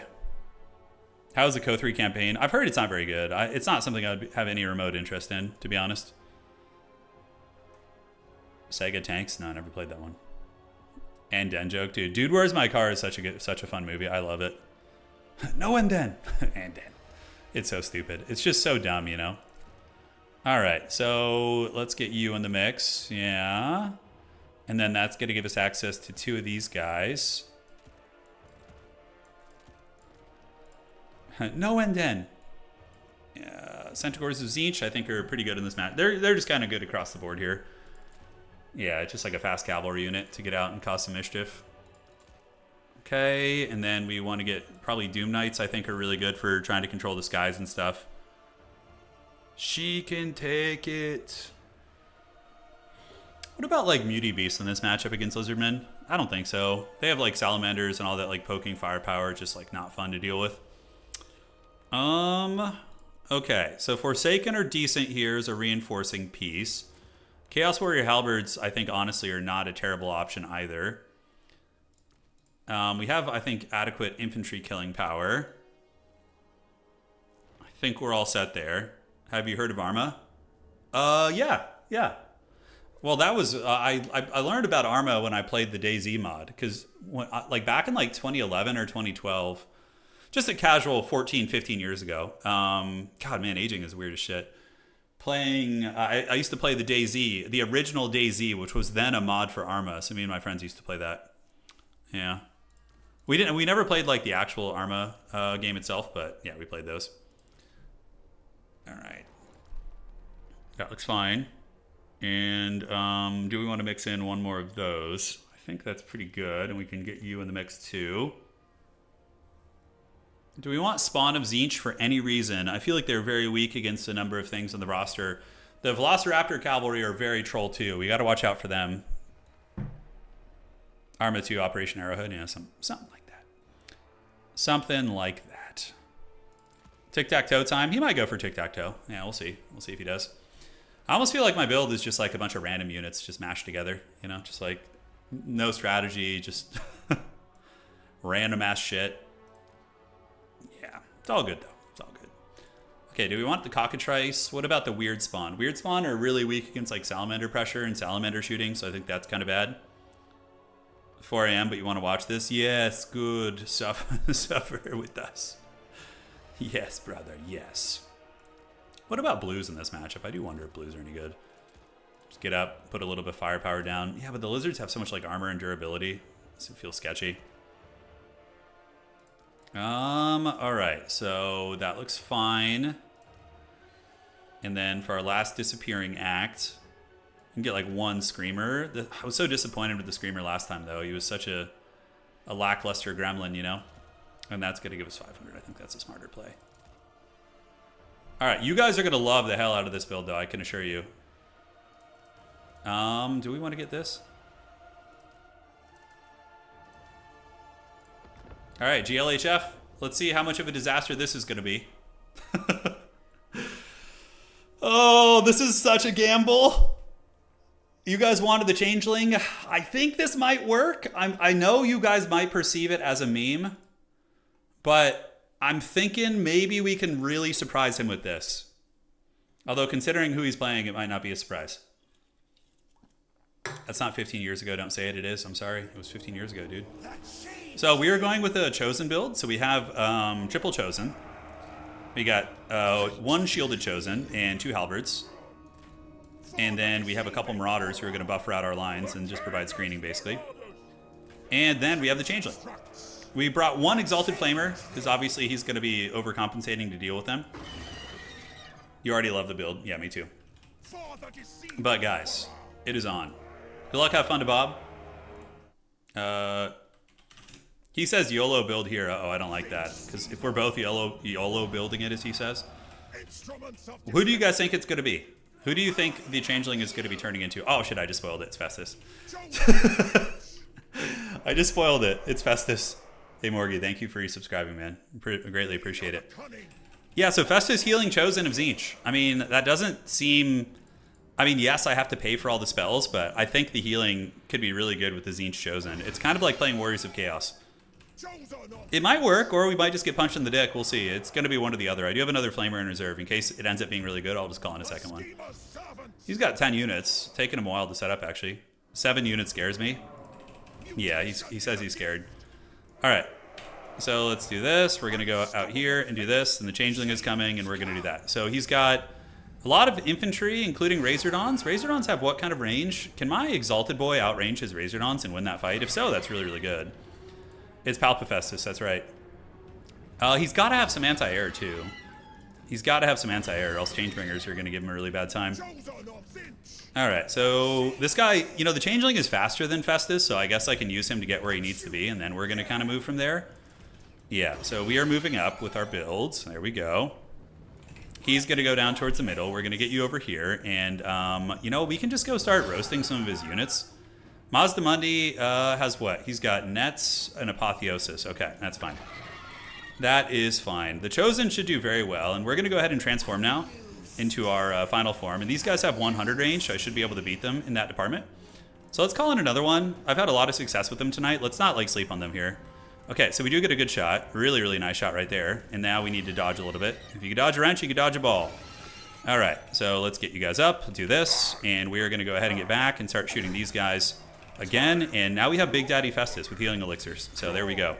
So he's shooting into those guys, but he is going to be eating my Exalted Flamer Fire, which is great. So he's going to do a Ruination of Cities. Let's fan out and fan out. And we do dodge it mostly. Yeah, he gets like the Marauders a little bit, tickles the Chosen, but nothing too bad. We already almost have his Razordons dead, which is huge, actually, which is quite huge. Okay, so Festus is there. We're going to go ahead and park on the objective. We're going to get you guys up, and you're going to get up, and you're going to keep chasing these guys. And in the meantime, Festus and these guys can move this way and move this way, and we can just kind of park here with these dudes, and park here with these dudes, and park here with these dudes. All right, so Apotheosis is active. We do see the big man is coming. We can continue flamethrowering, just kind of sit in the pocket like an NFL quarterback here. And this blob is going to head down to the middle with Festus and hopefully be able to win. We're going to see. All right, so you shoot at these Razordons, and you, little buddy, we can shoot at the Razordons here as well. Okay. So we need to just kind of keep skeeting on these guys. He's going after the halberds, which is tough. There is going to be some witchcraft afoot. We do eat some of that firepower, which hurts, and now Festus is going to move in, and we're going to turn on the Mortis engine. And let's call it some Centaurs of Tzeentch, just for some utility and some control. And yeah, hopefully we manage to cook him. We are doing pretty good there, I would say. He is taking some damage. And Festus is going to Mortis engine those guys over there. And remember, we do have Nurgle magic too, so that's pretty good. All right, so these guys, we have some Feral Cold ones. Let's get the halberds in the mix there. And we are going to get you and just kind of roast these guys. He's calling in another Razordon, I think. Festus, of course, can do some healing. Oh my god, it's so weird having all the spells, you know? All right, so we're going to go ahead and heal this guy up. I don't know if it's worth it, but yeah, I think it's worth the magic. I think it is. And we do end up getting a good fight over here. And those Razordons are going to get pushed back here, or at least they should. So the Fleshy Abundance is helping. Let's get you guys back. Let's get you guys piling in to fight there. And we need to run with you and you. So these guys need to scurry away right now. And then we come across and fight these guys here. And we get some Furies to fly in and attack. And dive on these bad boys here. All right, so far so good. So far so good. We are able to get away. We have the pressure there. You guys are holding on to the point. We got the Furies ready to go. You guys finish off them. Let's call in the halberds, and then you guys can kind of spit roast them a little. Should be pretty good. And we'll see if he wants to take the fight. If he does, I mean, I have halberds back here, so I feel very happy to do that. And we do have the Mortis engine effect over there doing great work. I don't think we need too much more. And the Furies here are going to be ready to shut some shit down. So we're going to go chase those Razordons here. And the backfield fight goes incredibly well for us. All right. So that's good. And back in the middle, do we want to go healing elixirs? I think we can go ahead and go healing elixirs now, just to keep those chosen healthy. I think that's going to be nice. All right, so halberds get in front, and Centaurs of Tzeentch can lurk around the back as well, and pull you back and you back. And what do we want to get next? Probably another Centaur of Tzeentch, honestly. It's going to be fine. So let's get you guys here, and here comes Mazdamundi, actually. Does he want a little bit of this? Does he want a little bit of that? I don't know. You do manage to cook him, ever so slightly. Festus in the middle, you know, having a good fight. And we're going to call it another Centaur of Tzeentch. We're going to get him on top of the Battletoad here. Actually, it's probably going to be better to go after this, to be honest. All right, so we do get caught in a net. Let's get you guys over there. We need to get this guy back. Festus could heal him with a fleshy, which is it worth it? Yeah, probably is, honestly. I really, really don't want to lose that unit. We are winning a lot of these fights here, and our Exalted Flamers are still very much online. So shoot here and here. Festus down here is doing good. He's just, you know, draining and healing the boys. And yeah, we get a big flamethrower shot right there. I really do feel like we have like NFL quarterbacks and we're like moving in the pocket here. It's pretty fun. So we get a big flamethrower salvo. Let's have you guys push up and screen these guys out. Let's keep retreating through. And hopefully he just keeps hemorrhaging models. We've got to be ahead on value. We really, really got to be ahead on value. All right, let's do a Stream of Corruption over there with Festus. Festus is going to go Mortis Engine. Turn that shit on. And the big thing is that we're holding on to this objective here, right? That is really, really the big thing. In the middle, we can get some pinks to come up, or some blues. They can just kind of popcorn bandit. We're going to get you guys back. And you Centaurs can fight here. You guys get away here. And let's get you guys shooting there. Get all of you guys to pile in here. Unfortunately, I don't have the army ability yet. Mortis Engine's still doing great work. Let's get another Marauder coming out. So we're going to get some infantry rolling up to the middle. Hopefully be able to retake some ground. Charge into these guys, the popcorn cohort. And we need to get you guys around the side, actually. We can maybe get a big hunt right there. We'll have to see. All right, so Festus and his Chosen are slowly winning. And remember, guys, my units fighting over here are all Chosen, basically. So for us, that's pretty big. It's pretty big. So we're going to rotate you guys around. One of them is ready to be unsummoned. So let's just kind of roll them around. And yeah, Festus and company will win this fight here eventually. We could do Curse of the Leper, I guess. Just give a little bit of durability. I just want to proc the... yeah, did we get on those guys? We didn't. He netted me. Well played, clever girl. The Chosen, how are they hanging? They're hanging in there. We're going to head over here, get some capture weight. And then we can call in you guys to go down here. Move you guys around. Value, it says he's ahead, but remember, it's not tracking everything. It's just kind of stupid. Yeah, we've been having that happen pretty much all day, right? Yeah, so Festus, what kind of value do we have? Only 700 despite the Mortis engines. I'm kind of surprised, to be honest with you. All right, so let's do a little bit of this, and we're going to get some Furies overhead. Do we need Furies for any reason? The elite infantry there, yeah, Furies to chase down his flyers would be good, actually. So we're going to get those guys to go chase them down. All right, so we're getting the capture weight. We're about to get a big income spike, and we do have some horned ones. This is a perfect opportunity to use our last like ammunition there. And what the hell? I had an infantry unit coming, didn't I? Oh, it's right here. Okay, great. So he's on his way. We do manage to flip the middle objective and get a big flamethrower shot into those guys. And we do have some chosen here still, which is great. So that will be good for us. High ground is those guys fighting it out. And it looks like he's maybe thinking about going down here, going for that. How are we doing on time, by the way? We have a little bit of time left. Let's call in some halberds. So the halberds are going to come. We're going to roast you guys. Yeah, Festus is going to come over here. We do have the Tzeentch army ability now. Does it do friendly fire damage? I always forget if it does. But he does get a really nice net on us here with Mazda Chungus. Ooh, that was big. That was really big. We just got a big old bunch of damage right there on those guys. All right, so bring Festus in. Let's get you guys up. And the Senties need to be summoned here, and then we can get you guys to go right there. And hopefully we just start taking over this game now. Are we on healing elixirs? Now we are. So we're going healing elixirs now. Yeah, we're going to do a little bit of that. Ruination of Cities does a lot of friendly fire damage for us, so that's good. Let's come to the middle. Just make sure we hold that. I think that's going to be more important. And the Furies get those units down, and then we're going to get the other one down, and we just kind of keep cackling. The Horned ones are having a bad time. Festus is healing very effectively. And, yeah, we just need to get an unsummon on these guys in a second. We're going to use their last volley here to just roast some of these, like, trash units and hope that gets the job done. All right, so that cleans those guys up. Let's get behind these guys now, although probably just army abilitying here is going to be good. So let's retreat you guys back, get ready for the surround. You guys come in, go after the horned ones. Keep those halberds on them. Festus getting attacked by the Chode. Yeah. So back you go. Let's get you guys back. And on the high ground here, do we end up knocking those Saurus offline? We do. So now we can go in and just alpha strike them and hopefully get that objective. That's going to be the play. Remember, we have a lot of healing too, guys. We have a hell of a lot of healing. So let's get a Fleshy Abundance on Festus just to be safe. You're going to go ahead and shoot in there. And you're going to go ahead and run away here while the halberds can hopefully pile in and help finish off the horny ones. And yeah, our halberd boys do get caught here. But this is where he doesn't really have much anti-air, so we just call it Changebringers. And we just end careers, basically. Yeah, we're just going to end careers. All right, so in the middle, it still belongs to us. This objective is going to go to us soonish. Let's get these Furies over here to go after these guys. And the Tzeentchian dudes, let's get you guys up on the point. We need the capture weight. Festus is going to move back over there, too. The Exalted Flamer, do we have any opportunities to roast some of these guys? We do, and you need to be unsummoned.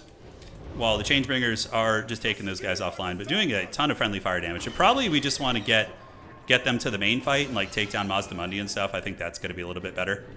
All right, so here we go. Do we have anything fast we can call in? We don't, so let's get some blues coming up. We have a lot of time left, though. This game still has a lot of battle left in it, which I think we're going to win.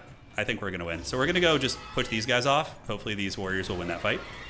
And we can unsummon you guys in a second. They're still fighting, doing some work, obviously.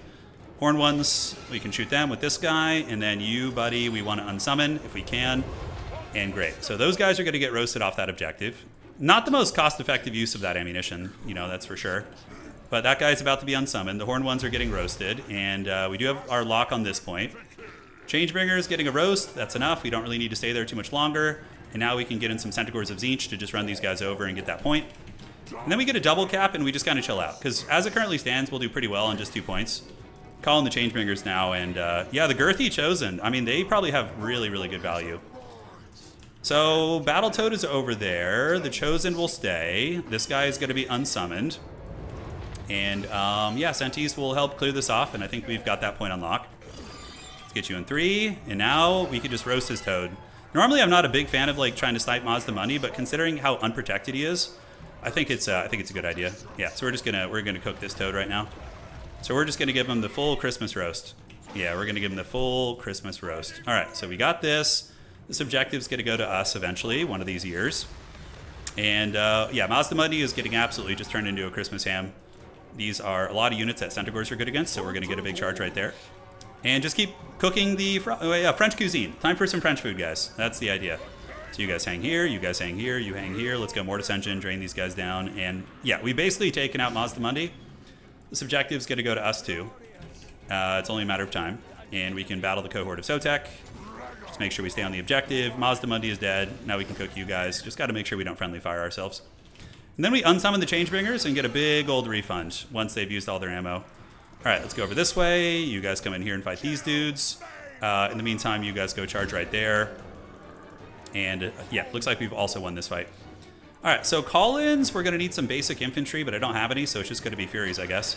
And coming around the backside, let's shoot these javelins. Are we going to get them? We're actually going to take some damage, but we'll use that last volley right there just to cook them up. All right, so with Mazdamundi gone, that's pretty big for us. We could still lose this game, though, 100%. We could absolutely lose this game. He's got a lot of like gremlin units all over the battlefield being very obnoxious. So you guys are going to grab this. Let's get up on that point. And the Furies are going to come overhead, and we're going to unsummon the Changebringers and try and clear some of these guys off. Hopefully we can at least win on one side. We need to win one of these freaking objectives, man. The skink hordes are really, really trolly, man. They're really trolly, especially since I don't have a lot in the way of actual infantry. It's very tough. So yeah, look, I have like nothing to call in right now, man. It's hard. It's very hard. All right, so we'll knock these skinks off. Mazdamundi is, yeah, he's just going to tarp at me here on this objective. Shit, I might actually lose this. So I think I'm going to lose. Yeah, I think I actually am. I really was feeling very confident, but now the times have changed. All right, but we have a little bit of time left. Let's get some Exalted Flamers over. Hopefully they're going to be able to, change some momentum here.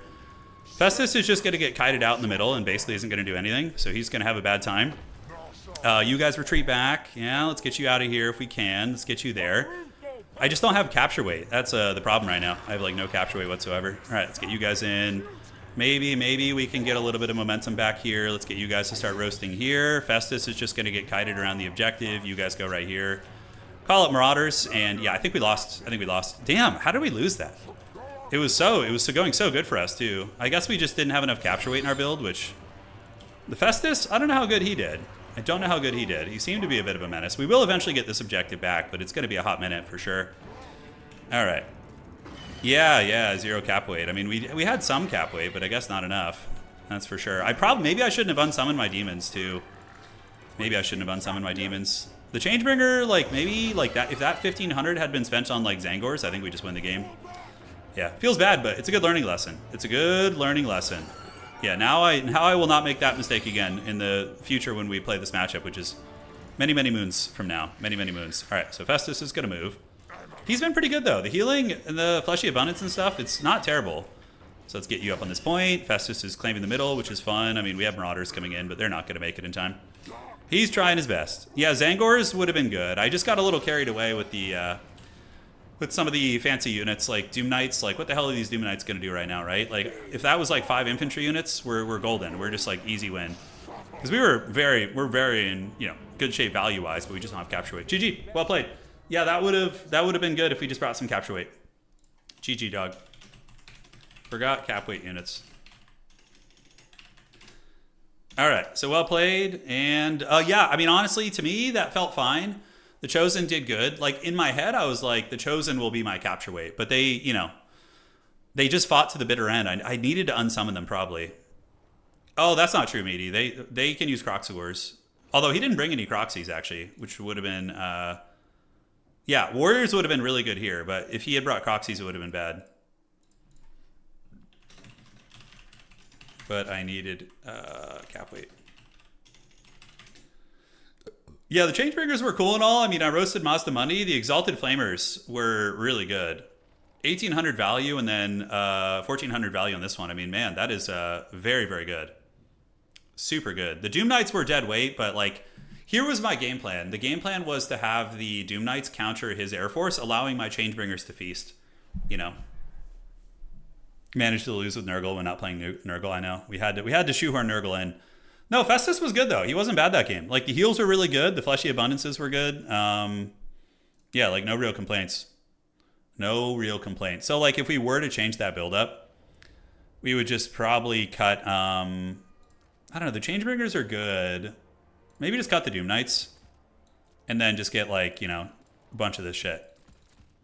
Yeah, like 2 of these and then 2 of these. Like, this build would have won the game. This build would have won the game. So we're 2-2 in the tournament tonight. We won 2, we lost 2. Unfortunately, probably won't make top 4 now. But even still, it's a good run with these guys. That build actually worked very well, though, out of the gates. The value trading was insanely heavily in our favor when we were cooking all those Razordons and things like that. I kind of want to play Tzeentch again, though. Like, yeah, if the tournament is a bit short, we might do another like single elim tournament where you can play Tzeentch again, because I'm having a lot of fun with it. Yeah, Furies are all right, but he can bring the big scary flyers. Yeah, I don't know. The Changebringers are a decent piece. Let me do this here. Okay, checking. Hey, Magic D, thank you, man. Thank you. I really appreciate that. Thank you for the donation, my friend. Thank you, thank you. A 2v2 tournament. I could do that soon. Yeah, absolutely. Absolutely. So we got round 5 coming up. I don't know if we can make top 4 still. I mean, we do have good tiebreakers. Sometimes you make it with 3, but it's very rare. It usually depends. The numbers have to be kind of weird in the tournament. Oh, wow. We're actually about to go into round 5 already. Holy shit. Okay. We might have a chance at top 5 still, guys. We might. If we can win our next game with a 3-2 record, we might be able to get it. Okay. Yeah, we have strong-ass tiebreakers. It's going to have to, it's going to have to be very weird, but it's not impossible. Like, the stars would basically have to align. We have a handful of people with 3 wins. Nah, I don't know. We'll see. Do you ever stop to breathe? Cardio, baby. Cardio all day, man. I don't really have good cardio anymore, but I once did. I was not always a fat sausage. Mazda Mundi. Played our first Trench Crusade campaign game last night. Super fun. So basically in the Trench Crusade game, when you play a campaign, like your guys that having Harrison buy Rangito, so it might take some time. Oh, you're saying they're playing, or? Oh, got it. You have Harrison and Rangito playing. Got it. Understood. Had to go dunk my dog in mayonnaise. What the hell? I did buy a huge mayonnaise today. I did buy a massive one. After, I don't know how many of you guys were here for the discussion the other night, but the mayonnaise rises. It does rise indeed. Yeah, but if we could do a single elim tournament after this, I think it'd be fun with Tzeentch. I think that'd be pretty cool. All right, checking here. Do you need any help, Bob, or is everything good? Do you need me to rearrange them on the brackets for you? Is Trench Crusade affordable compared to GW? Oh, dude, it's a joke. It's not even close. Yeah, so what I was saying about the Trench Crusade campaign.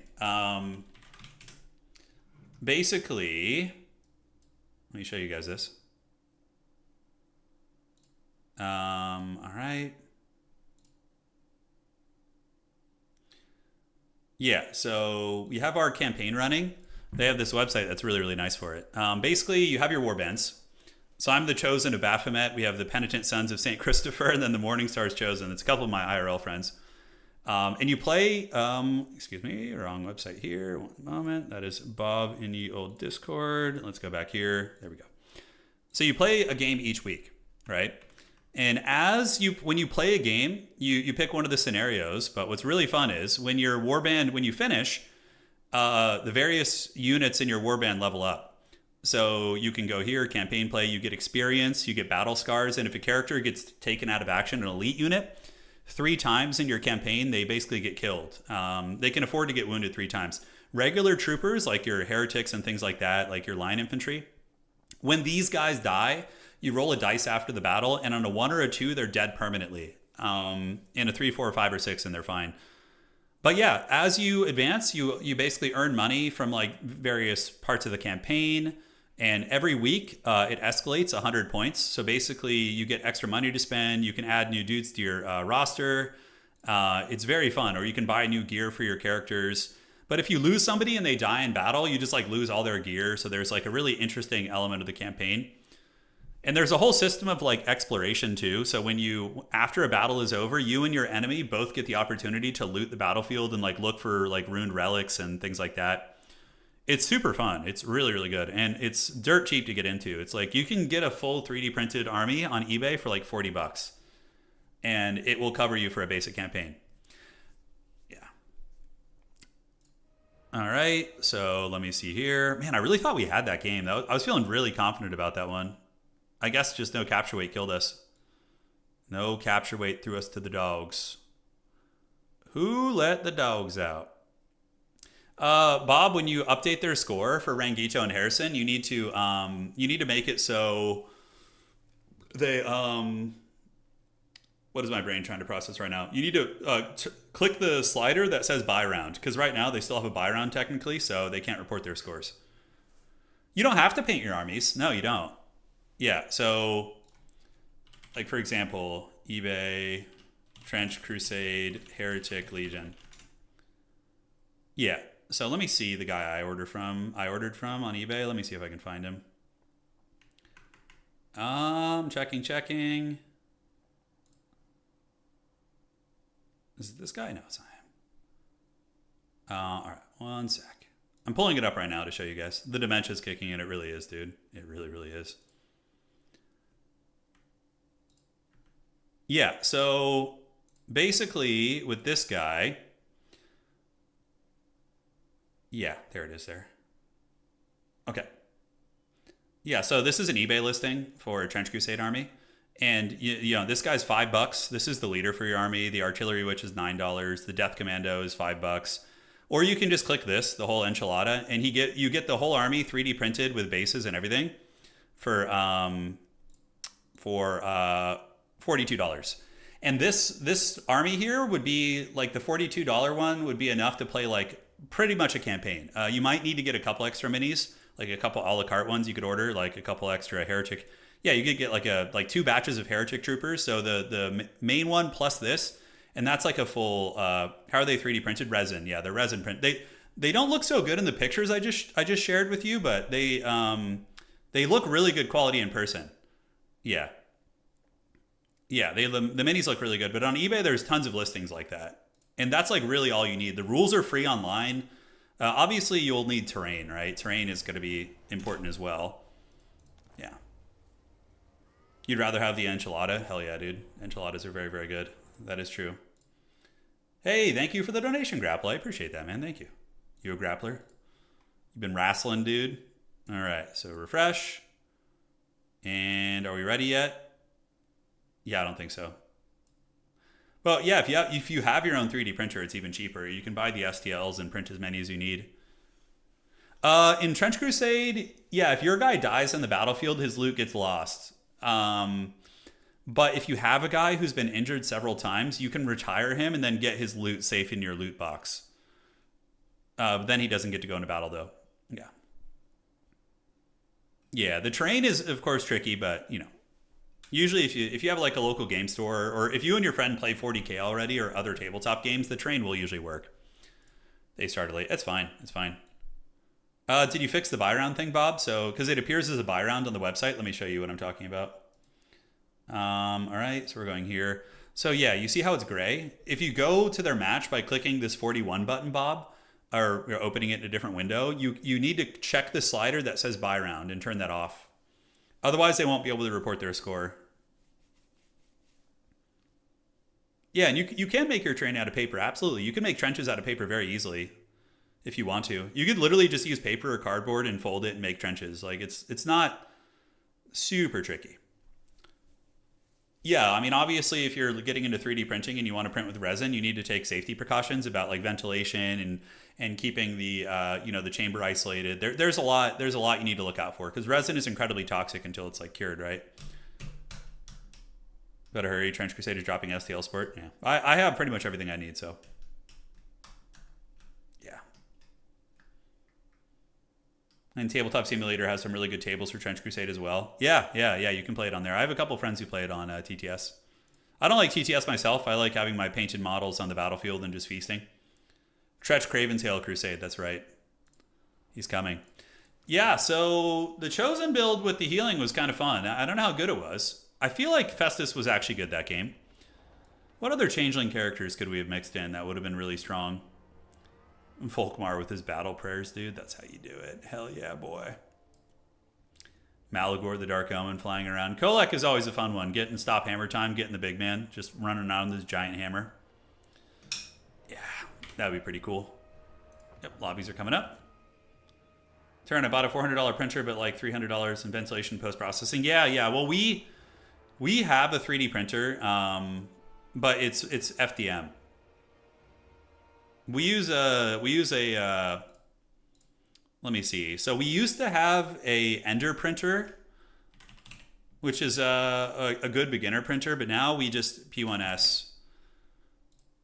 We just ordered. Oh wow, they cut the sale on that. Yeah, this one we just got. So this is a plastic printer right here, and we got it on sale. So it was a bit cheaper than this, but we got it when it was on sale. And dude, this it's on its way right now. It hasn't been delivered to us yet, so we just replaced our old one. But this is a plastic printer, and apparently it can do miniatures pretty well too. But we use these for terrain. Like you can print out all the terrain I would ever need with one of these.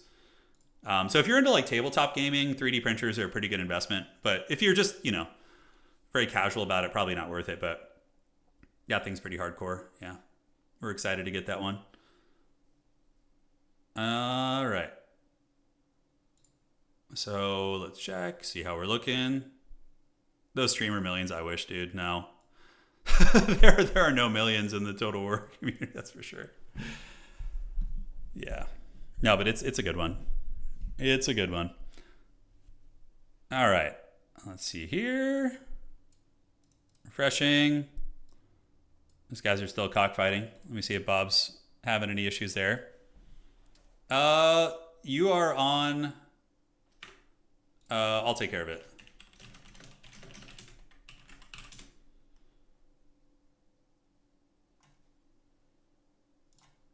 So we're going to get this.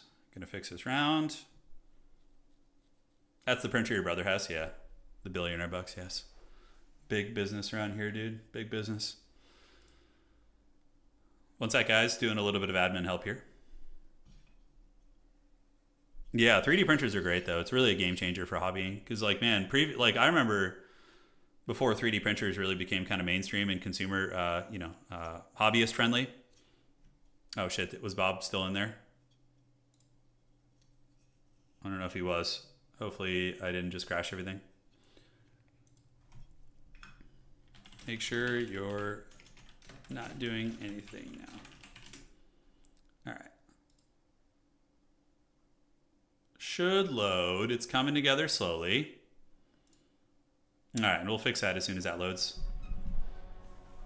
I have some 3D printed resin models at home. Yeah, resin is really good for miniatures. I just don't like having to deal with all the fume issues and ventilation and all the extra curing stations. And so when it comes to resin minis, I tend to just order them from somebody who's got this set up already. And then, we'll use the plastic printers for everything else. Half my pizza rolls are undercooked, and the other half are burnt. That's kind of rough. Well, burnt pizza rolls aren't the worst. I kind of like a little bit of burn on my old school pizza rolls, if that's what we're talking about here. All right. Let's fasten our seatbelt here. See what is up.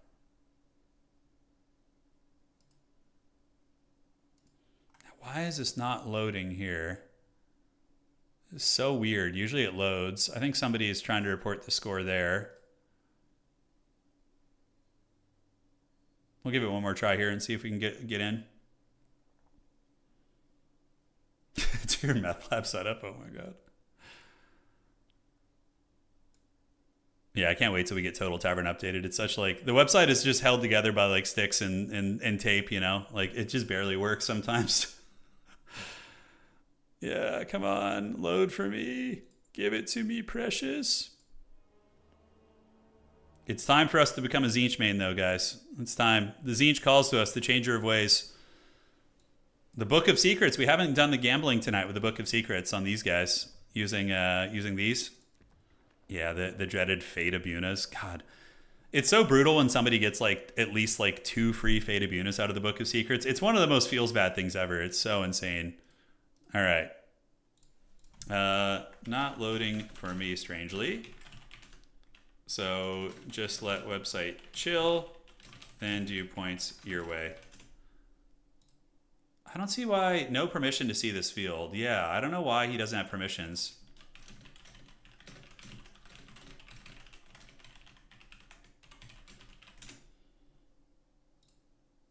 All right. I do miss eating cheese, man. Yeah, cheese is a rough one. Okay, here's a question. Would you guys rather be able to eat cheese or be able to eat breads? This is a question this is the conundrum my wife and I are in, because she can't eat bread, but because of the gluten in it, and I can have bread, but I can't have cheese. What would you guys rather? What would you guys rather? Bread all day. I agree. I think I would choose bread. Yeah, bread all day, right? Bread. Yeah, it seems like bread is like the dominant choice. Yeah, that's pasta, noodles, lots of different things, right? Yeah, I don't see anybody choosing cheese. Yeah. Oh. And okay, it looks like we're all good. I think somebody else was on there, and looks like it is all reported. No, just well, okay, dairy or bread. Yeah, dairy. So you can't have dairy products. You think I could? Yeah, rice for life. Rice is very, very good. That's true. That is true. There's so much variety in bread, and it's so yummy and smells so good out of the oven. It is one of those things that, for me, like baking bread is very much like a relaxing thing. When you get that bread smell in your kitchen, like not all of your worries, but a lot of your worries and stresses just kind of flow out of your body. When there's just that smell of fresh bread in your kitchen, it's kind of like coffee as well. All right, so we got Hlidden here, strong opponent for the last round, which is good. Yo. So we're 2 wins and 2 losses, which is pretty good considering I don't play Tzeentch, and we're just learning them. I think we could have made top 4 if I just had played a little bit of a cleaner build last game. Damn shame, Jimmy, but you can't win them all. And we have what now? So it is going to be the Pit of Treasures. I actually don't know that map. Okay, brackets, and let's scroll down here, and it is going to be him banning the first map. Okay. Slicing into fresh bread is pure serotonin. It is. The cheeseburger stuff. Oh, you're talking about, yeah. I mean, look, there's some fake cheese out there, which is decent. Okay, we got Kislev again. Copy. Okay, so you ban first. So we have the Pit of Treasures. What the hell is that map? I don't know that map. Pit of Treasures? Pit of Treasures. What is this map? Interesting. Oh. Twitch ad suck, AI stuff, sports betting, yeah. Well, you know why it's like that, Frosty? So let me explain a little something to you guys on both YouTube and Twitch. In terms of like the ads that YouTube and Twitch chooses to put on things, the ad quality on YouTube and Twitch, you're always going to get worse ads in January and in months that are really poor advertising months. So like January is one of the worst. So in January you get you get ads for, like gambling, weird AI, like mobile games, like you get all that kind of crap. But like in the other months, you're going to get like more mainstream ads from like, bigger companies and whatnot. But when you're in like the dead seasons, you tend to get those kind of ads. Yeah. All right. So we're waiting for Hlidden to ban the map, and then we're going to go from there. It's all 3 points close in the mid to large structure with open field around. Yeah. Thank you, Sayed. Appreciate it. Oh, I thought I heard a fly, but I think my wife's like sanding something in the garage. Zangors are good against Kislev. Yeah, I think I'm learning a lot about Tzeentch. I think I have an understanding of how to value trade effectively with them, but I need to figure out a way to get the objectives, or at least hold them. Let's play Karag Doom. All right, so we're going to play the Halls of Karag Doom. The Halls of Karag Doom. There we go. I have no idea, should I? I don't know how that works, to be honest. Yeah, we're streaming on Twitch and YouTube right now. On YouTube, we have 1,800 people, and on Twitch, we got about 200 people hanging out, which is great. We just started streaming on Twitch about 4 or 5 months ago, so we're a bit of a newbie over there. Whichever you prefer, whichever platform is best for you. Okay, so... Yes, I think we're going to do this again. This seemed very, very good tonight. And we're going to do this big man. All right. Yes.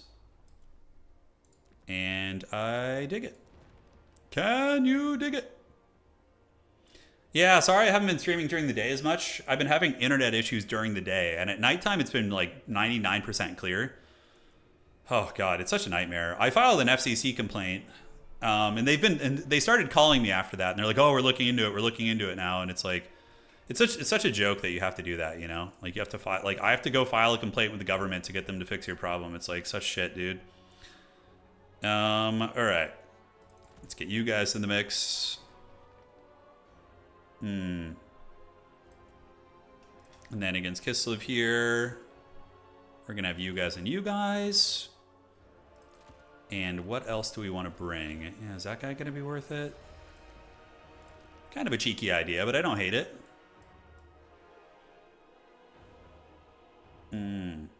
Well, YouTube has some advantages over Twitch in terms of streaming, like bitrate. On Twitch severely limits your bitrate. So you can't have your streams be as high quality in terms of visuals on Twitch. Unless you're like one of the elite chosen Twitch streamers, they give exceptions to.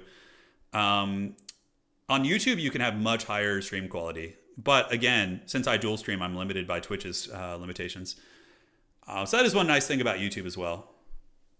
Please, CA, have a good game launch for once. It's been a long time since CA's had a good game launch. It really has. We've been suffering, for sure. The suffering is now. All right, so let's get you guys. Who let the goats out?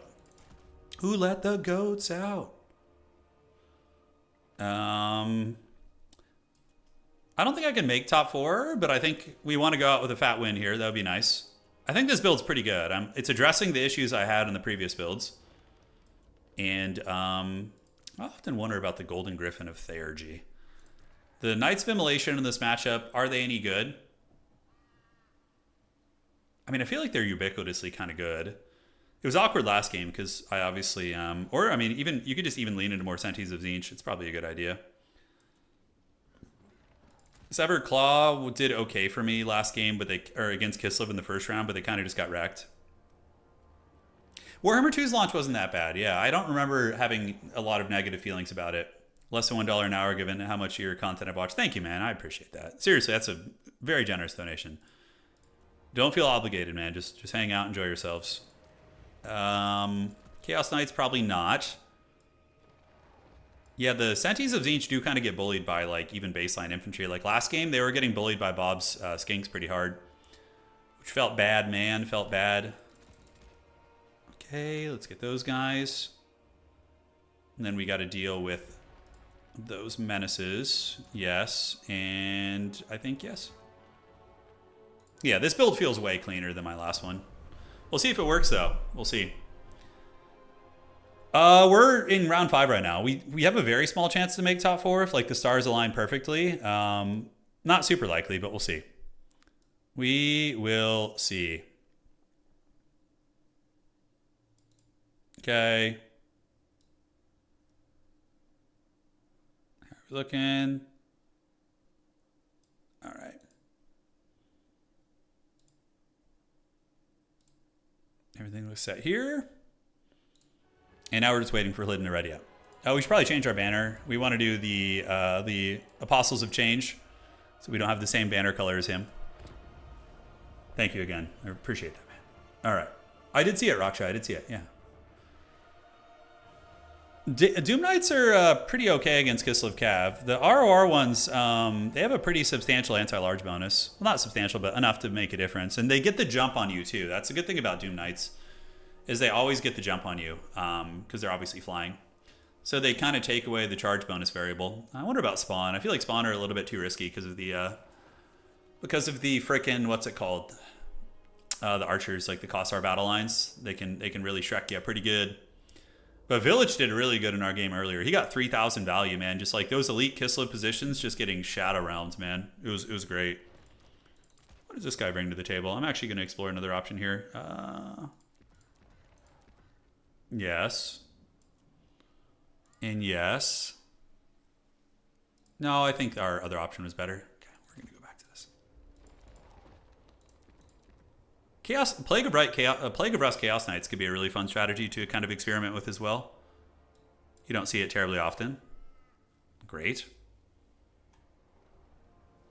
Siege rework in this game. I'm curious to see what the sieges are going to be like in 40k. One of my big things for 40k that I really want there to be destructible buildings that are like everywhere. Like I don't want them to just be lazy and have like one tower like that. Oh look, the one tower. I want everything to be interacted with. Now that's extremely ambitious, but like if every wall could be like trampled or blown up or something, I think it would be really, really flavorful and really, really cool. Hey Legion, thanks for becoming a channel member, dog. I appreciate you. Thank you so much. Thank you so much. Just wait 5 to 10 years and we'll feel really good with squats. Oh God. I know, like the DLC like spam thing is like, it's cool getting new stuff, but also on the same coin, it's like the game launching so bare bones. Ugh. It'd be awesome if they could launch with like 8 factions, you know, because 40K has like 5,000 factions. Imagine if CA just like went balls deep and we launched with like 8 factions. That would be a good way to earn back some goodwill, that's for sure. All right. So guys, we're doing the same thing we did before, which was using the what's it called, the Exalted Flamers, because we have a train in the middle we can hide behind. So the same strategy will most likely work. So we have you guys, we have this, we have Aecold Hellbrass to kill elite infantry. We got 2 Marauders who are going to grab the home objective. So we'll put them in group 7, and then you guys in 3. Exalted Flamers have like crushed it in every game we played today. Yeah. I know, it's going to feel a little bit weird going from like Total War Warhammer 3 where we have like 1 million factions to just having a couple, you know? Like that's my... Yeah, I don't know, man. I don't know. The new orc trailer for Dow 4.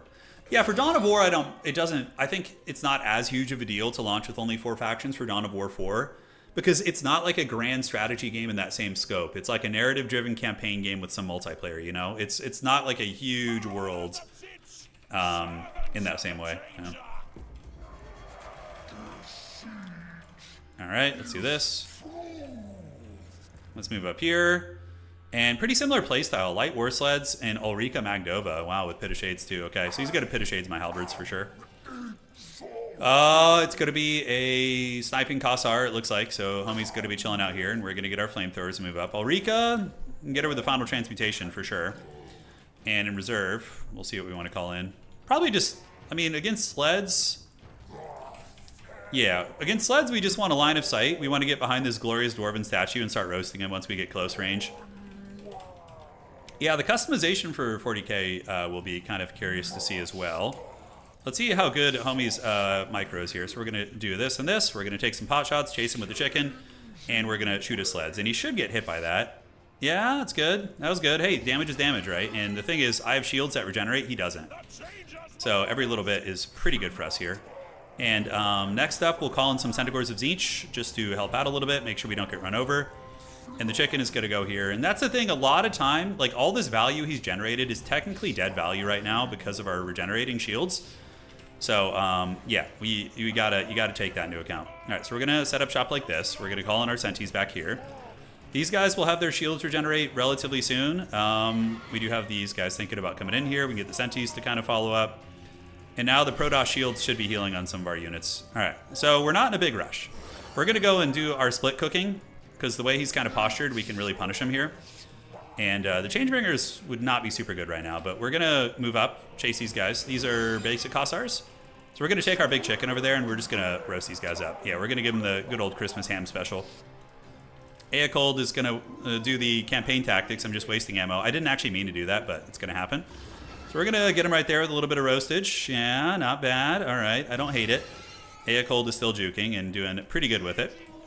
So let's just keep going here. We're going to get on these Kislevites warriors, and Aecold needs to keep dodging back and forth and back and forth here. And now what we can do is, since we're down the side here, we can actually do some bombardments right there. Just kind of chill out a little bit, which is going to be nice. Centaurs can lurk here, and we are going to shoot down the pipe there. Yeah, see, so we do get them right down the side. Yeah, it's pretty fun. All right, so far the value trading is going pretty good with these guys. We can now start shooting at these Kossars here, and we got to see where he's going to blob up, right? We got to see where he's going to blob up there. Another good shot on those archers. Now let's retreat away. Get back a little bit. Hug this. Sartorial can come in and get ready to boink you on the head. And we're going to turn about face, and we're going to try and get you. X going to get you. All right, so here comes Ulrika. She's coming in to fight. She could be in some danger here. Let's get her with these guys. And Sartorial's having problems landing. It's a little bit awkward, so let's get you back and back.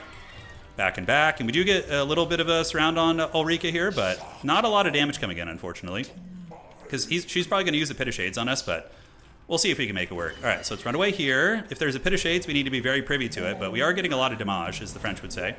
Let's call in another Senti of Tzeentch. They're going to come over here. And yeah, what we're going to do now is just get an overcasted final transmutation right here and probably get a kill, which is going to be great. So now we shoot here and here. And the final transmutation is going to punish pretty hard. That's going to hit Ulrika. It's going to hit a couple different units there. And now we just run away. We just get back. Right? Just get back and start cooking his army here, which is all going according to plan. So that was a pretty good one. Ulrika's on death's bed. You know, that's not bad at all. We're going to get our boy in there now. And you guys get back and back. And 5 and 6. So 5 and 6. And yeah, the poke is going well, I would say. The poke and the Jacka is coming in full effect. Let's get the halberds in there. Let's do this. We can now move up and support a little bit. And we still have a lot of ammo left too. So we're going to just shoot the Kossars here. Shoot the Kossars here. Ever Chicken, just going to save up for another bombardment ability. And we need to wait for him to get relaxed with Ulrika. And then we can drop the... actually, I think the Tzeentch army ability will be better here. Believe it or not. So let's get Forsaken and Forsaken. Get them running up to the objective here. And now we're going to do like a bit of a full court press. Hopefully get some good value. Here comes the sleds. So let's just group these guys together for now. Just keep them nearby. And yeah, we are getting a lot of damage. We're getting a bunch. Here comes the dragon. Ulrika's creeping around the shadows. If he takes the fight here, we can collapse on him with a lot of goodies. And the Forsaken are on their way over. We can attack in, but we got to be careful. I think just saving for final transmutation is going to be the way. Dude, these freaking exalted flamethrower guys are just doing so much damage, man. It's pretty nutty. All right, so do we attack in? We do. That's going to be a little bit of this, a little bit of that. We can go ahead and dive Ulrika, I think is fine. And now what we're going to do is we're going to dive in here, get these exalted flamers back. And we can get one of you guys to go right here. We're going to chase Ulrika, get the other one coming over there. And great, so now we just head over this way. Great, so let's see if we can get them. The frontline grind is going good. 2 units of Forsaken here are going to do some heavy lifting. Our exalted flamers are in great shape. And here comes the Sentries. So Sentries going to run in. We're going to go ahead and do another final transmutation on Ulrika. Because he just has all his units grouped together, so it's usually going to be worth to just nail him like that. All right, so Forsaken coming up. So Forsaken and Forsaken. Why have you forsaken me? Did we get him? Ulrika's looking a little bit worse for wear. She's probably going to disintegrate here. And our other Sentries did get in. And yeah, nice flamer shots down the side. So now we call in Changebringers and just use them to feast. We have a lot of good infantry here doing work. And Ulrika is down, so that's really quite nice. All right, so let's get infantry in there. The chicken can keep bashing that light war sled. The Forsaken lines are going to start ripping and tearing through the Kislevites lines pretty well. And, dude, I'm really liking the style of Tzeentch, though. It's very fun. All right, Changebringer time. So we're going to call in Changebringers in the back. You guys take on those Winged Lancers. Ulrika has seen better days. And, yeah, just chase. And the fact that he doesn't have a little Grom is very, very good for us. It's very, very good. All right, so what else do we have to shoot with the Flamethrowers? These are going to be Winged Lancers. Let's cook them if possible. We have the double cap, and I think we're in... we need to be really on top of unsummoning. I feel like with Tzeentch, it's almost more important than other factions. Yeah, so you guys, we're just going to get you guys over. Sartorial, we'll have enough for a final transmutation shenanigan here in a minute. Let's get you guys in there, and it looks like we're being attacked by something or other. What is that, the Frost Worm? All right, so Changebringer time. Let's get that Frost Worm down. Let's retreat you guys back, get you guys back this way, and we're going to get them with the Changebringers, with the old Razzle Dazzle. And the Forsaken are getting in enemy lines, and we are getting a whole bunch of damage on this big boy. Should be able to get it with this guy, too. All right, I don't want to move my guy into Changebringer range where he gets cooked. He just has a terrible time of it. Let's unsummon you guys. And yeah, we are extended pretty deep in the enemy's... we're deep in the enemy's council. All right, let's get the Changebringers around the back, see if we can finish off this Frost from here. Oh, what are you guys wasting ammo on? Come on, dog. All right, unsummon. Let's get you over the top, and now we're going to go ahead and start cooking you. He's getting a little bit of swing back momentum, just a little bit. I think the big dragon here will probably get folded by Sartorial and the Changebringers. And now let's start shooting at these Kossars. These oh, those are Ice Guard over there. Okay, interesting. So Zangors and Zangors, let's go. Changebringers have cooked the big dragon, so he's going to be offline in that regard. That was a good cook right there. That was a very good cook. Eocold can just fight those Winged Lancers. That's fine. And now, what do we want to go after? He does have some shooting. We need to be careful. We do have enough for another final transmutation. I think just doing Searing Doom drops is going to be very cost effective. Ah, shit. That's not good. That was really sloppy. Damn. That sucks. That's a lot of HP lost. All right, Sartorial's going to go back. Eocold unfortunately can't make it. We're going to do a Tzeentchian army ability right there. Should hit like everybody. And we can get the Winged Lancers here, dive Sartorial here, and we're going to get the Changebringers to come up and cook you guys. Meanwhile, everybody else is going to come here. All right. So the army ability hits home a little bit, not too much. We're going to do some Furies and get them overhead. And Marauders and Marauders. And I could push his back objective, but I don't think it's worth it. I think I just friendly fired a bunch of my dudes, but whatever. It's all good. It's chaos. Chaos is magic. He's rallying pretty well, though, to be honest. He's rallying very, very well. Yeah, we can't really deal with that. We're going to get you out of here. Halberds need to be unsummoned. Tzeentch Forsaken need to come around the outside and get on those Kossars. Changebringers are cooking, but we are losing them. Their shields are going down over time. Let's see if the big chicken man can do his thing. Hopefully we can break through his lines here. Let's kind of loop around the outside and see if we can do some cheeky play here.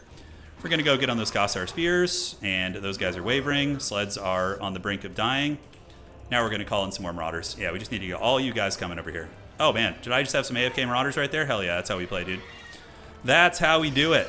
This is how games are won. All right, so attack in. And Final Transmutation, I don't think it's worth it. Eocold's fighting, you know, a decent fight over there. And there we go. That's what I'm talking about. A little bit of Changebringer value. Let's cook these guys. These Marauders need to get in and fight you. And these are Ice Guard, if I'm not mistaken. No, those are just Kossars. Yeah, whatever. We'll bombard them there if we can. Let's call in another infantry. You guys notice how we basically changed our entire philosophy with having 1 million infantry units in reserve so we don't run into that problem we ran into last game? Yeah, it's something you need to watch out for. All right, so you need to be unsummoned, buddy. We're going to get you back in the pool. And in the meantime, let's go ahead and get cooking. It's a close game. It's a close game. Value's really, really tight. I do have a lot of infantry coming in. I'm hoping they'll make a big difference. Let's just get a big roast down on all those Kislev units. Hope for the best, and big man can start boinking here. Let's do a little bit of that. You guys chill here, and I guess just Centaur of Tzeentch spam all day. Yeah, and we can try and get his Lord here too. That's going to be cheeky, but we'll give it a try. Final Transmutation is not in the books. We have 2 infantry coming and 2 spearmen. That should be enough capture weight to get it back. I do get his Lord kind of low, so we might be able to snipe him. A lot of infantry here, and that's going to be the reinforcements arriving. Damn heavy war sled is so hot right now, though. I don't have like a great answer for it. I do have some spears, though. The spears maybe can do something. All right, Sartorial, keep going, and we can use this army ability on you. Try and get a little cheeky snipe. Now the capture weight's coming into my favor. We're going to go ahead and call in another Exalted Flamer, I think, just to kind of roast this position. The spears are going to be trading reasonably well. And you guys, let's cook you guys. Yeah, Eocold's coming back now, which is going to be helpful. Sartorial can keep bonking you, and I don't know if the Exalted Flamer was the right choice. I don't know, but I don't know. Now that I have spears here, I feel a little bit more confident. So we're going to get the spears chasing. Sartorial, the Ever Chicken, is going to battle his characters. Patriarch's almost dead. Yeah, and the Changebringers actually do get some good damage there. They have a little bit of ammo left. Ulrika's been gone for a long time. Zangor's unsummon, and capture weight needs to come to us. We do win on 2, but you know we were very confident last game when we saw what happened, so we're just going to let these Changebringers go out on their shield, by the way. That is going to be how that goes. All right, so a hell of a lot of infantry are here. Ulrika's back, and she's pissed. We do manage to break the Patriarch, but I am going to need to get my chicken away. He is going to need to flee the scene. All right, what do I need to roast here? I think, yeah, let's get you out of there. That's a really, really good Pit of Shades. And we're going to charge you again. We do dodge the Pit of Shades, which is nice, and I don't have a great answer against Ulrika here, so I think we just kite her back and then get her with a little something else. A little razzle-dazzle. Okay, I don't know what's going on there, but we'll just go, you know, since we're already doing this. And let's call in the Centaurs of Tzeentch to kill Ulrika again. She'll have a really bad time against those. All right, so the Patriarch is offline. We have like 5,000 infantry units on the objective. Eocold is bumping and grinding. A little bit of archer fire there sucks. So we don't want any of that. And we are pressuring his back objective. We can even do a double pressure on that. I think that's fine. And Ulrika is on the run now, getting hunted by the Centaurs of Tzeentch. So we'll charge you, get you guys into those Kossars. You guys go fight right here. Eocold is going to be very, very nice for us. Good Melkoss. That was a good Melkoss right there. Slowing me down a little bit. And the Exalted Flamer can just kind of creep over here. I think just Senti spam is going to be the way from here. Is the chicken attacking? Let's see if he does. There he goes. All right, so now the chicken is attacking. Eocold is there too. And we do manage to get us around in Ulrika with spear support, so that's going to be really bad. Yeah, it's GG. We got this one. That was a cockfight, guys. It was a cockfight. Man, I really, really like these units. I think the Exalted Flamers of Tzeentch might be my favorite piece. Good Pit of Shades. That's brilliant. Brilliant Pit of Shades. All right, so you guys go here, and on the backside, we should reinforce, make sure we don't get ninja'd, call in a spear to get that. And yeah, his Lord is offline. We have the objectives. Ulrika able to Pit of Shades us off, which, again, brilliant play. Let's not get too greedy, delve too greedily and too deeply. Okay, it's actually his internet. Yeah, he might disconnect here. I'm looking at my internet, it looks fine. This game's basically over, though. He has no chance. Yeah. Killing Lords wraps the game up. Yeah, that's right. I mean, I have all these infantry, Aecold, Ulrika's going to get isolated by the chicken and the Exalted Flamer. A couple of these guys back here. But yeah, I think he disconnected. Let me check. GG. Yeah, he says he crashed. He says he crashed, but it was GG anyways, he said, so no stress. All right, guys, another one for the win column, baby. 3-2 with Tzeentch. Pretty good since we haven't played him in a while. And I think we could have gone undefeated tonight if I knew the roster a little bit better. So I'm very, very happy with that performance. It's a good run. And then we're going to cast the semifinal and grand final and go from there. So GG, well played. Yeah, the KFC Lord was good. Sartorial was a beast. I mean, he's a good fighter, and final transmutations are just so good. Aecold did fine, but look at these guys. Yeah, they paid for themselves. Every game, just like clockwork, man. Santis did good. Changebringers did fine. 1800 value, pretty good on them. Taking down the big dragon. Very nice one. Very nice. Hlinden's a great tournament player, so that's a solid win right there. It's a solid win. All right. And let's report that one. Get the fat dub to close it out. That's going to be 1-0. And that is going to be Tzeentch versus Kislev, which we played twice tonight. The first game of the stream was that. The one that is on the separate video. Yeah. There we are. Looking fun. All right. So 3-2. Let's see how we are after the standings. Yeah, just quite not reaching top 4, which is fine. But I'm happy to have had that success. And looking at the tournament standings, we have Stingers, Maximillionaire. Stingers was probably the one game we played tonight that wasn't close for us, that I think we were not in the running. Yeah. Y'all are so less toxic compared to Hearts of Iron. It's a different world, brother. It's a different world. We have like really pretty strict rules on like being toxic and in the game community itself, and of course in our chat and whatnot. But so Stingers and Max, Max going 4-1 with Nurgle. I'm super impressed. I mean, Max is just a good player, so I love to see. If Max wins this, I'm going to be so happy for Nurgle. It's a win for all of us. And then Bob is there, and Maverick Sloth might make it. I think no, Maverick is playing versus so a couple other guys going to be playing for the last couple spots right here. Yeah, the Exalted Flamers are money, man. Every matchup, but they were map dependent. On open field, they have a really, really bad time. But on that map where you can like line of sight shenanigan, like I think they could be very, very good. Yeah, we got a Nurgle making top 4. We got him a Nurgle making top 4. I made top 4 with Nurgle about a month ago and just got creamed in the grand finals. I can't remember who it was against. I made finals and I thought I was going to win, and then I just got absolutely just uppercut. Yeah. It's possible to make top 4 with Nurgle for sure, but winning against sweaty factions can be tricky, but I hope he does it. I would love to root for him. I would love to do it. Big Papa Nurgle's coming for blood. He's coming, boys. All right. Let's refresh that. Looking good.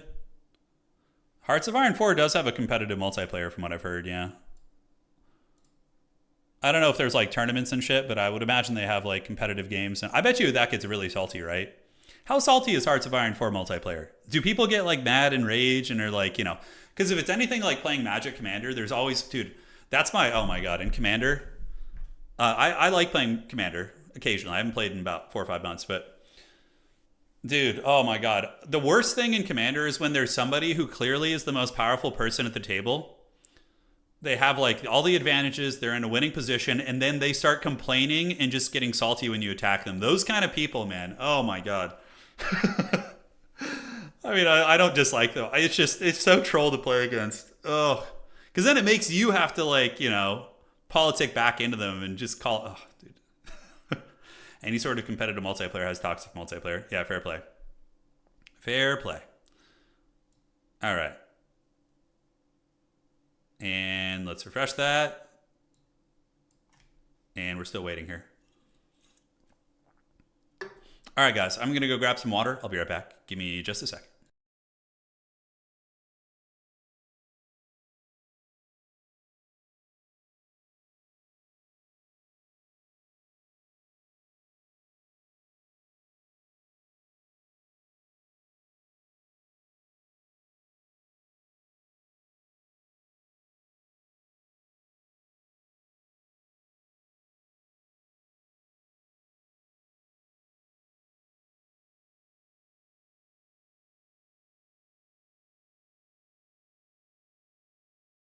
All right, guys, I'm back. Will I do some CS?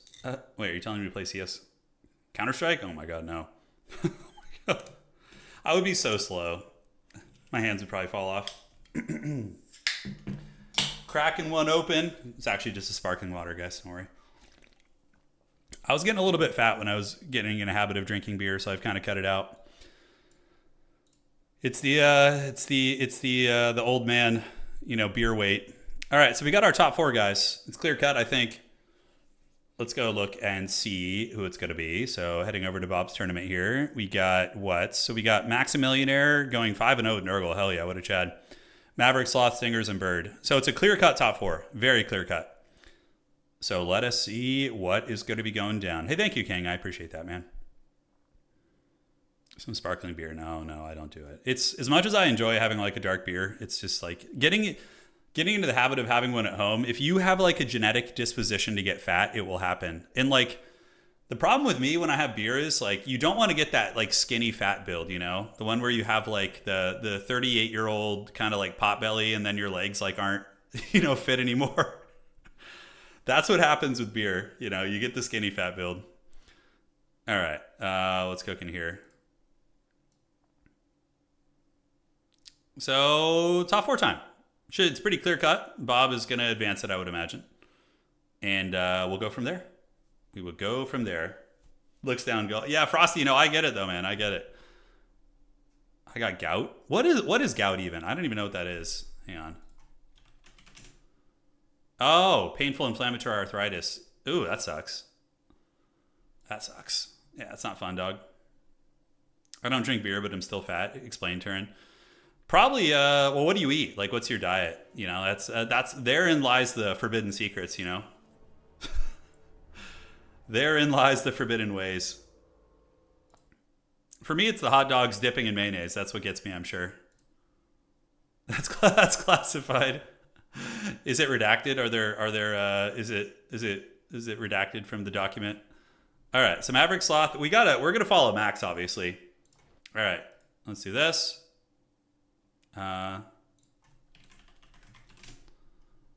So Max, that's Max Ben Jim, Maximillionaire. Hobby code, please. Thank you. We had this discussion last night, Noctilus. Were you not here? We were talking about the weirdest. Okay, let's actually have this as like a communal chat right now. What is like the weirdest food combination that you guys eat? You know what I'm saying? What is the weirdest?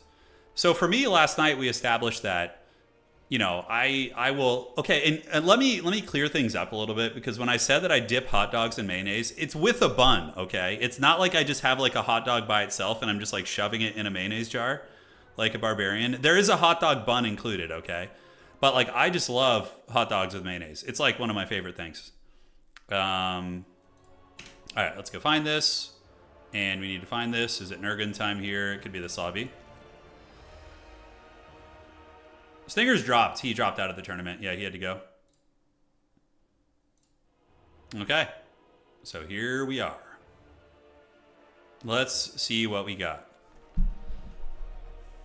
I used to dip grilled cheese sandwiches in ranch. That's not that weird, honestly.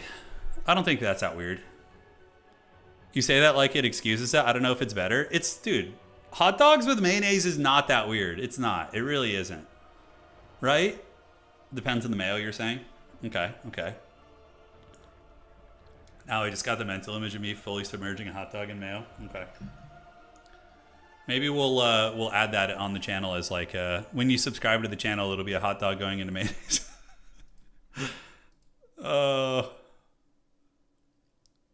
Okay, I'm trying to read. Viet subs are basically just meat, mayo, and veggies. So hot dog may be the same thing. Yeah, exactly, Ant. Thank you. Anticity backing me up, not throwing me to the dogs like I'm a piece of trash here. All right. Oatmeal with scrambled eggs and a giant piece of fried chicharron for breakfast. Yeah, it sounds great. Vanilla ice cream and olive oil. Okay, that is a very strange combo. So you have vanilla ice cream and you put olive oil over the top of it? Huh. When's the next Co3 tournament? When a loser eats a hot dog? I don't know. Oh, banh mi sandwiches are great. Yeah, I've had banh mi sandwiches. Those are amazing, dude. Raw egg yolk and black coffee. Whoa. Never heard of that before. Hot dog ASMR. We'll have our Chihuahua eat hot dogs and just ASMR hot dogs. Okay. Any sort of jelly? The jelly with meat isn't unorthodox. Like I've heard of that before. There was like a meal from back in the day. It was like a green jelly, like a mint jelly with some sort of a meat, like lamb or I can't remember what it was. Americans do the most heinous things with condiments and then act like it's normal. It's true. I'm not defending our people here. Whoever said ice cream and olive oil is lying. I love putting mayo on all my sandwiches, so having it on hot dogs doesn't sound that crazy, says Archangel. Yeah, exactly. Exactly. Mint and apple jelly. Yeah, that's what it was. It was like mint and or apple jelly, right? Flaming hot Cheetos and mustard. Okay, so what is our opinion of this one? Flaming hot Cheetos dipped in mustard. I can see that, though. It's kind of like two really spicy tastes. Gives you a little bit of texture. I don't know. I could see myself eating that in another life if I wasn't allergic to cheese. Yeah. That's some Nurgle shit. Come on, dog. Is it, though? Is it Nurgle stuff? I think they deep fry Mars bars in Scotland. All right, let's see. I got a whole sandwich. That is crazy. So it's peanut butter, mayo. Yeah, I mean, that doesn't sound that weird. Peanut butter goes well on a lot of things, honestly. One of my best friends when we were in college together, we were roommates in an apartment. He used to just get a jar of chunky peanut butter and eat it with a spoon just by itself. It was just like when money was a little bit low that time of the month, he would just get a jar of peanut butter and just eat it. It was like peanut butter with like obviously some peanuts in it that have not been mashed down. He would just eat that with a spoon. That was like the college food. We had this really disgusting tradition. We used to call them our meat sticks. So me and my homie Paul, when we lived together, we got a George Foreman grill, and we used to roll hamburger meat into the shape of a hot dog, and we would press it, and we would make what we called our meat sticks. So it would just be like a burger meat stick, and we would just dip it in ketchup and mayonnaise. Whatever we had in the fridge is basically what we used to do. You feel that spiritually? Yeah, those were some times. That was 2007, dude. That was a long time ago, man. Old George Foreman coming in the clutch, dude, Same man when I was poor. Well, I'm still poor, but when I was even more poor, yeah. I live in Iowa, and cinnamon rolls and chili is very common. I've been noticing that on the Great British Baking Show. We've been seeing a lot of people will mix chili into their desserts. Raw dog and peanut butter is rough, yeah.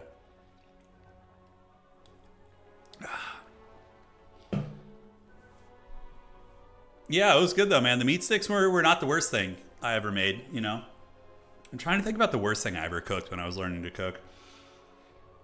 Oh, man. Okay, can somebody phonetically type for me how to say the Worcester sauce? You know that like sauce from the UK? It's like Worcester sauce or Worcester sauce. I don't know how the hell to say that. When I first started cooking, I was like dousing every meat I had in that sauce and doing it was everywhere. And I remember getting a little bit burnt out on that.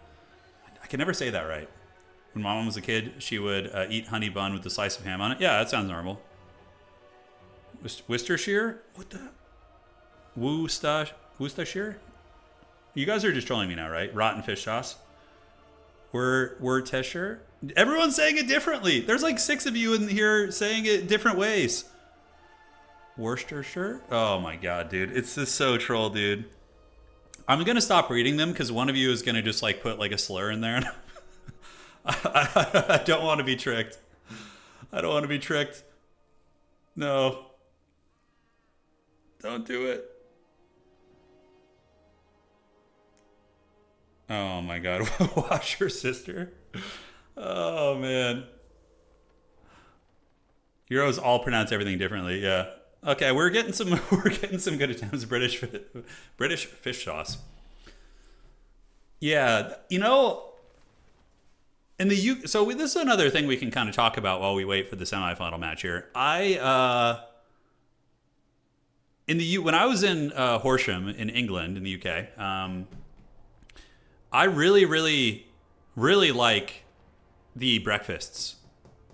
Like the English breakfasts were great. Like I loved the sausages and the beans and some of the different stuff they did and the bacon. It was quite good actually. But the dinners I always was like a little bit like I would get like a big fish and chips at a pub and I would just feel like haggard as hell afterwards. I just felt like kind of a semi-sickly potato, you know? Am I crazy? I guess I just don't have the constitution for their food. Yeah. Warfare sauce. Yeah. There you go. Yeah, and you know how it goes, man. It'll get you. You got to watch out, dude. It'll get you. One sec. There we go. Perfect. All right, guys. Semi-final match. We have Maximillionaire versus Bird. I'm so happy to see Nurgle being represented. I have failed as Nurgle's champion. We need Maximillionaire to take up the torch. He can become the champion they deserve. He can do it. I wonder if he's using elite infantry. Chosen are actually not bad in this matchup. Yeah, okay. We see the Chosen. Yeah, the triple Chosen. Can really bully the Lizardmen infantry, but the problem with them is that they can get wrecked by Ancient Sallies. So you're playing a bit of a dangerous game here. British chip shops are like AI slop in the form of food. What? I've always wanted to go to Ireland. I always have. Yeah, Ireland would be super fun. I mean, if we go back a couple generations, my family's basically just Italian and Irish immigrants. I've always wanted to go check it out. I think it'd be fun. All right, ladies and gentlemen, let's have some fun and let's break it down. Taking a look at the armies of Maximillionaire, the Plague Father's champion. We got triple Chosen of Nurgle with Grey Weapons. I mean, look, it doesn't get much better than this. This is about as Chadley of a build as you can possibly have. Now, they'll beat any Lizardman infantry. They will dominate them. But they're very weak against the Ancient Salamanders, right? So he's probably going to send one Chosen to each objective, or maybe just play these two. And then he's going to use Kha'Zix as well as the Exalted Hero of Nurgle to chase down the Salamanders. That has to be his play. Because if the Salamanders are allowed to feast, he's going to have a really bad time. Festus with the healing. And that's going to be it. Festus does have Stream and Curse of the Leper. All right, guys. Looking at the army here, Bird. Bird is the word. He's going to be rocking Skink Skirmishers, so he's got two of those right here. Elsewhere on the battlefield, guys, he does have an army of Skinks, very, very cheap, which is going to be allowing him to get a couple expensive monsters. Ancient Salamanders are basically a hard counter against Chosen if they can be protected. They have massive armor piercing, really good range. They can annihilate elite infantry and do quite good. Slant of Light is going to be using nets. He does have the Net of Amatoch and Bronus Shemsburning Gaze. So he's going to be trying to net down the Nurgle characters and probably control them. But he will need some dedicated anti-large to fight off the Nurgle characters. That's basically the entire game is going to be coming down to that conundrum. Is Nurgle going to be able to shut down the shooting with their characters? And if not, they're going to lose the game, basically. So that is that. Good luck, have fun. Let's see if Nurgle's champion, Maximillionaire, can advance on to the grand finals. Here he comes, Chosen, and Chosen. Those bad boys going to be heading over and getting ready to jump up on the points here. Festus the Leech Lord does have Curse of the Leper and Stream. I'm really surprised he doesn't have Fleshy Abundance, considering his characters are in play, and they certainly... Well, Kha'Zix heals. I guess the Exalted Hero doesn't need it as much here. But they're going to be grooving up on the objective, and the Ancient Salamanders going to be ripping some shots where they can, while the other Sallies are going to be on their way over. Now, the Nurgle characters are about 75 movement speed. The Salamanders are 75 too, so pretty similar movement speed. And the first Salamander volley does get dodged by the Nurgle characters. So, yeah, he's kind of, a Vampire Count player, right? So he's going to be able to manage these kind of characters very, very well. Vampire Count players are usually very good at managing SEs. It's one of my weaknesses, really. I'm not very good at it, but he is. And we do see the first volleys coming in. So Chosen getting hit and losing a model from the Ancient Salamander. So we got two shots coming in. Now the Nurgle character is going to be coming trying to get these bad boys offline. And we do see the Salamanders retreating away. While on the backside, the Umbral Tide is coming out. Now my concern is dealing with these Exalted Heroes. The Lizardman player has like a bunch of Salamander shooting and whatnot. And he's shooting, whoa, look at the Ancient Salamander getting a direct hit on Kha'Zix and actually doing some really considerable damage right there. Not bad. The Lizards are going to be chilling out. We do see in the back the Umbral Tide getting a good ambush, and the Exalted Hero does lose a bit of HP, while the Chosen are going to continue getting poked. Good kiting so far. They're not getting caught, and they are doing some damage to the Nurgle characters. It's slow and progressive, but it is happening. And now Skink Skirmisher is going to pop up, and even though they don't do a ton of damage, the volume of fire will actually connect and potentially do well with these Nurgle characters. And if the Lizard player had had his Slan in better position, he could have netted these characters down and just ended their careers right there. He basically could have gotten a kill So a slight misplay by the Lizards. Not a game-ending one, but nonetheless, it happens. Forsaken of Nurgle being called in, middle objective is being contested, and we do see the shooting is in full effect. The Lizard army is going to be unleashing salvos of fire in. Well, these skink skirmishers are being very annoying, and the Chosen are getting hammered. One of them losing a bit of HP, lost about 15%, while the characters are going to be eating it as well. So a massive salamander army, and Nurgle hates getting shot at, so obviously this is pretty brutal, and there is going to be what appears to be a net. Yes, the net there is super clutch. Very, very good play. And Max does not have any healing, so yeah, you're going to see a lot of firepower coming in. The Nurgle Chosen are trying to get in front of them to absorb some of the shots. The Lizardmen are not on the best angle, so they're not going to connect as well, but a lot of HP is being lost on Kazak and also on this Exalted Hero of Nurgle. So tricksy hobbitses indeed. All right, Lizard firepower continuing on, and we do get some popcorn riders coming in, and we do see the heroes thinking about moving in there. The healing elixirs are keeping them afloat. Otherwise, they would have been in some danger, and it looks like a banishment going to be going down from this land back there, which will tickle some of the Chosen units. Value trading, very, very heavily favoring the Lizardmen, obviously. And Nurgle is eating a lot of firepower. Yes, Kazak is weak to fire damage because of his passive regeneration, so he does take an additional 20%.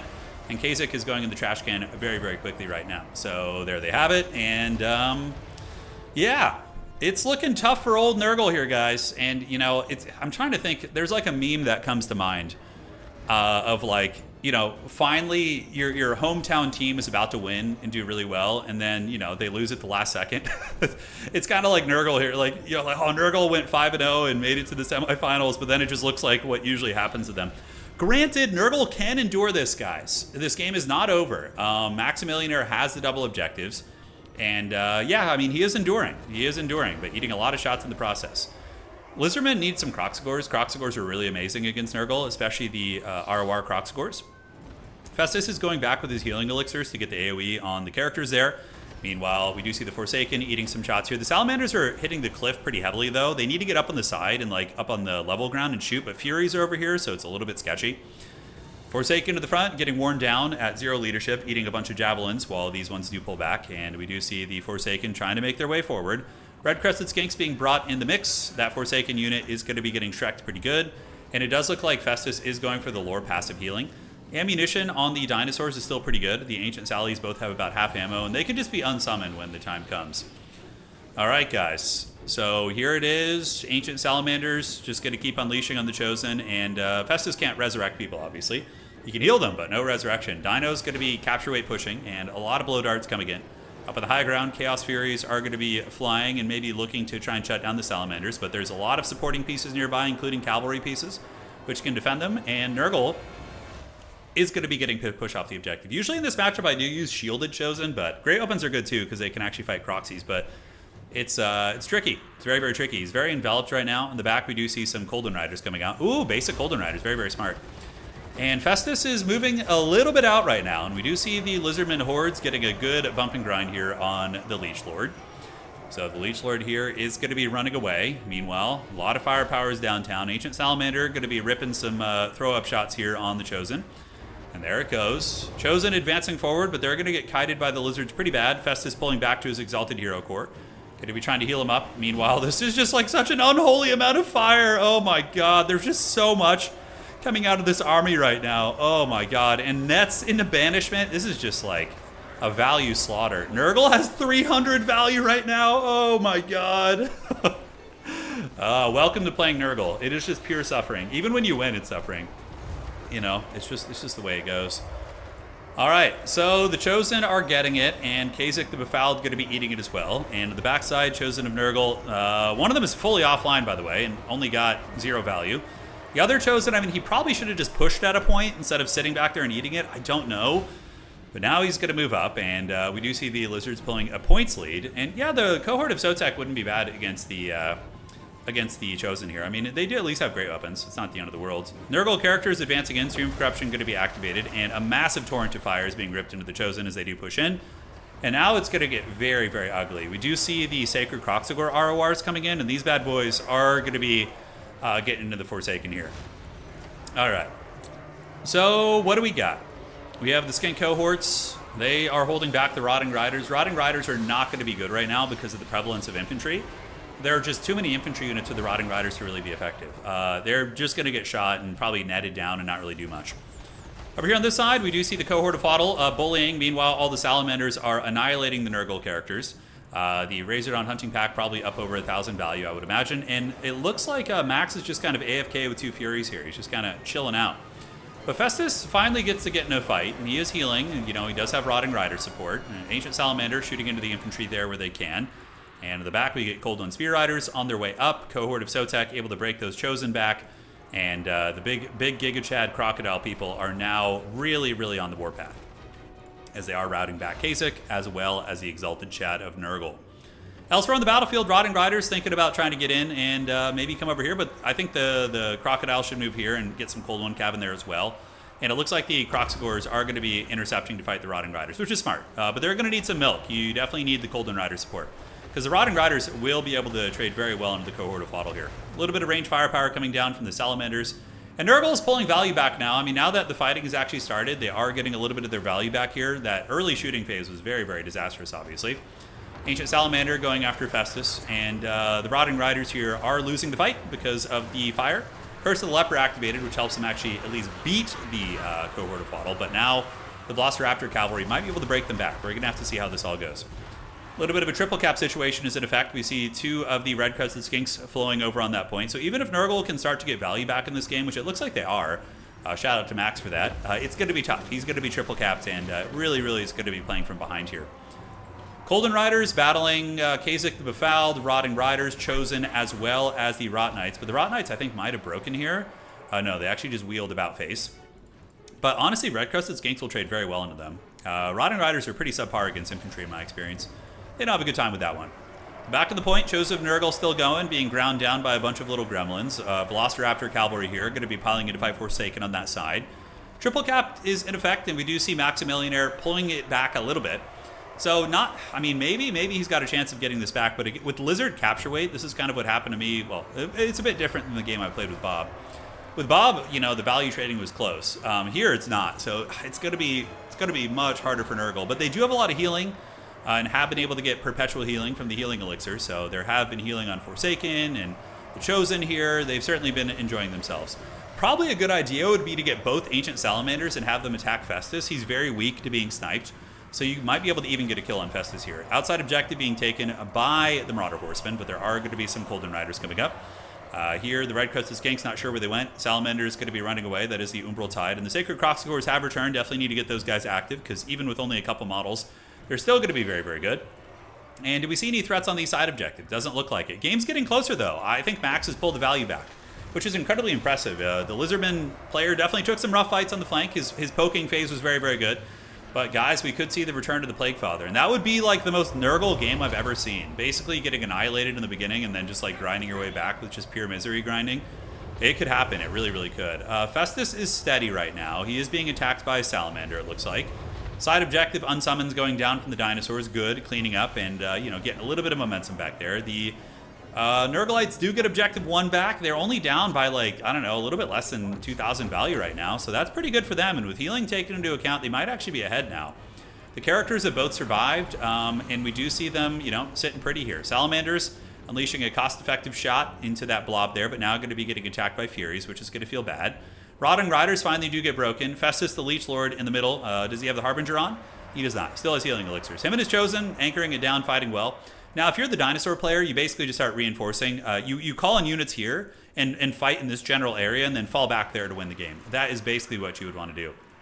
Furies do get beaten, and here these Furies are going to be battling Velociraptor Cavalry. And look at this, we get some ninjas coming in the side. Very cheeky from Bird. Bird is going to be getting the Chameleon Stalkers to come in and try and into that objective, which isn't a bad idea, but he should wait. Wait for Nurgle to leave it and then try and take it, I think would be the correct play. Back in the middle, we do have some Salamander hunting packs still shooting in and cooking some of the Nurgle units. Festus and his Chosen, Giga chatting it here, and these Chosen probably have like 1,500 value, I'd wager. Let's check. Yeah, about 1,400 there. Shem's Burning Gaze activated in the Bile Trolls, while the Cold One Spear Riders are going to be engaging against them. And the Lizards are going to need to get ready for a Helm's Deep, because Nurgle is getting momentum. They have Chosen, they have Festus. It's going to get dodgy. Although I really like this play. The Chameleon Stalker is coming in here. They should attack these Horsemen, though, get an attack order. They could potentially break them and cause a little bit of mischief here. But yeah, for dinosaurs, homie's got 2,400 supplies. No wonder he's losing momentum. I was like, man, he was looking good, but is he not spending his resources? Like, what's going on? Or he has nothing to summon, maybe?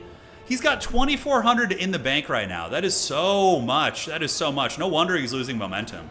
Because Nurgle is sending stuff out to fight nonstop, and he's not. And here on the side, we do see Forsaken coming in. There's no excuse for losing that objective. He really, really shouldn't lose that. Skink's coming back in. Salamander's going to be setting up shop to shoot once again. And here we do see a couple of Furies moving in, and the Nurgle characters are pretty close to running out of steam. The Exalted Hero is very, very low. And look at the Chad Chameleon Stalkers. They're really, really going all out. Okay, he just spent like 2,000. Oh my god, look at that. The Legion. Here they come. All right, that's one way to maintain capture weight. Definitely probably want to try and get to that side objective. Those guys need to start running. A couple of them are not moving. He could throw the game. I mean, this is an easy win for the Lizardmen if they don't mess up. Like, the Lizardmen have this game in the bag. They just need to, play a little bit sharper with their reinforcements. Like, this relaxed, not advancing, this is going to lose him the game. Like, he needs to advance all this shit up right now. Like, the fact that he's so lackadaisical about it, man, he's got to move those guys. Bird's been playing a really, really good match, but he needs to tighten it up a little bit here. All right, so those guys are going to be heading over to the middle. The Slan going to be heading there as well. Salamander Hunting Pack is coming. And he's not, oh my god, he's AFKing 15 capture weight. Oh, he's going to let Nurgle win the game. Okay, now he's got those guys coming in, and we do see the Skinks arriving to the middle objective. So those guys are going to be coming, and unsummoning the Salamander at this point, it's not worth it. Good, he kept it on the battlefield. That's a 3 capture weight monster. And the Forsaken moved off the point for some reason. That's a big blunder. I don't know why he did that. Maybe running away from the Skink Skirmishers. But yeah, Lizardmen got this in the bag. They got it in the bag. Yeah, it was close. He almost threw a little bit by forgetting about some units, but I think he's done enough damage to Max that he's able to get his Chameleon Skinks here. He's able to get the Salamander Hunting Pack over there. They will be able to fight against Forsaken for a minute, and Festus just not able to get it done. Nurgle is triple cap for too long, and that's another 15 capture weight coming in right there, so there's no way Nurgle can muscle that, and yeah, that's the classic Nurgle experience, just suffering. I think with Nurgle, he really leaned into his strategy, though. He stuck with it, even when the going got really, really tough. I wonder if Max had attacked earlier, if he could have won. Like, if he had just engaged earlier and, like, hard pushed the Lizardmen off the objectives. I don't know. But nonetheless, you know, Nurgle is, always... always the what's the expression? There's like a saying for like always being second, you know? Like Nurgle just they can get there, but when you run into a good player, it's just oh man, it's hard. It's really tough. He tried though. He almost pulled it back. It was a very good attempt. It was a very, very good attempt. GG, Max, you still did Nurgle proud today. Getting to the semifinals with Nurgle is a big achievement anyway, so let's do it to it. So Bird is going to be going on to the grand finals. Always the bridesmaid, never the bride. Thank you. Oh, I just couldn't remember what that was, man. I couldn't remember. So troll. All right, so let's do this, and we're going to do that. Solid game, though. Yeah, Max did really well after the beatdown. I mean, I thought he was just out of the game. But he scrapped it. He scrapped it hard. All right, so now we're going to go to the finals and see what's going on. And now we picture Nurgle in a bridesmaid dress. That's right. That's exactly what happened. Maverick Sloth and Bob That Builder. We could go to Lizardman finals if Maverick loses. We have several Lizard players here chilling. And that is why there is suffering and Nurgle truly wins. That's right. That's right. Okay, so next up, do we want to set up another small tournament? We've been streaming for about 3.5 hours. Why the hell not, right? Why the hell not, guys? Let's have a little bit of fun, yeah? You guys want to party like it's 1999? Little Y2K special? Yeah? Think so? I think so. I think we do it. In your opinion, Salamander packs more... pressure than... Well, they're very different roles. The Ancient Salamanders are better against bunched infantry, whereas the other ones are more of like a generalist. Yeah. Okay. Siege battles. No, I why do I not have the permissions? What the hell? Okay, there we go. That's fine. Great. Turin Speedy Tournament. You were born in 99. Hell yeah, dude. Let's go. Still 90s. Still got it. So what time is it right now? It's 8:30. Okay, so that is going to be... Let's go ahead and set this up. We're going to do a single elimination. We're going to put that there. Let's delete that and get a different picture. While we wait for the grand finals, I'm going to set this up. We'll play Tzeentch one last time just to get a couple more Tzeentch games in. And you know, if we lose, that'll be it. We'll just go from there. Okay, so single elim. Let's see. Okay. So it's going to be 2100. It's going to be the time. So we're going to have like a super speedy. It's kind of, I think it's a fun tradition. I have like a little rapid fire tournament afterwards. You know, just really, really get it out of your system there. Okay, so now I need to copy the maps. We should be all good. Feeling strong enough to me.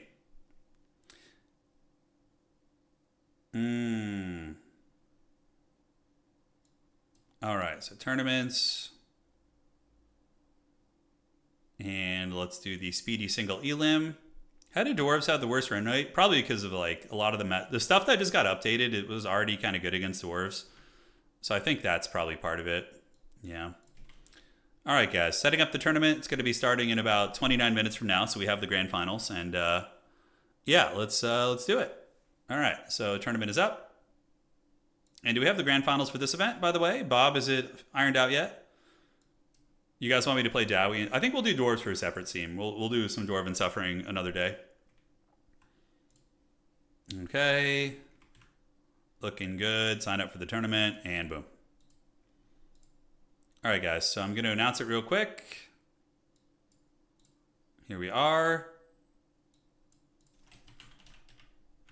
Super speedy tournaments starting at 9 p.m. 30 minutes. Good luck, have fun. Best of one, single elim. All right, there you go, guys. So tournament is posted. If you guys want to play, sign up. It's going to be starting in about 30 minutes. So once we finish the grand finals, we're basically just going to start it. And it's an SFT, so just declare your factions and call it a day. Okay, so Nurgle has been defeated from that. And super speedy tournament. Let's do this and see who's in our grand final. Maverick, Sloth, and Maximilian. And Bird. Okay, so let me tell Maverick. Lobby code, please. Thank you. So we're about to cast the grand finals of our first tournament. Then we will have a second one. Yeah, and it's best of one, dog. It's quick, you know. It'll be over fast. And, you know, worst case, even if you go all the way to the end, it's like an hour and 15 minutes, hour and 30. Yeah, I'm going to play Tzeentch again. We're going to play Tzeentch. Okay, fresh. I think I see the lobby that they're in. And who's he playing? Bird. Yeah. Lobby code, please. Thank you. All right, let's get those sweet, sweet lobbies going. Hopefully I'm not left to the dogs. If so, it is what it is. Spice Wars and Ages. Yeah, they stopped supporting Spice Wars, the company. I think they said they're done developing it. It was a fun game. I just kind of burnt out on it a little bit. You know, the meta became very stagnant, and yeah, you know, it had its time. Spice Wars had a good run. Tzeentch enjoys feasting tonight. Yeah, tonight's a Tzeentch night. That is Tzeentch night. And Bird, you need to report your score too, or your win also, so Bob can take care of you. Okay, so there we are, and we're in the birdhouse. Great. So here's the birdhouse. We got Bird on Lizardmen. Maverick Sloth usually plays Corn. I don't know what he's playing tonight. Hopefully he's still here. All right. Now we just chill out. Tamarcon is the changeling, though. That would not be very good. I mean, it could work. It's not the worst changeling target in the world. We might do some Age of Mythology again at some point. Yeah, we might. Okay, so Bird is on the dinosaurs. The bird is the word. Yes, yes. There we go. Let's do that. Looks good, and we're all set. Well, we played Spice Wars for a couple years off and on. Yeah, I think it had a good run. We had some fun tournaments. Then they eventually added a spectator mode, which was pretty cool. How are AOS and the Old World different? They're different they're different settings, yeah. So basically, Age of Sigmar is like a future version of the Old World.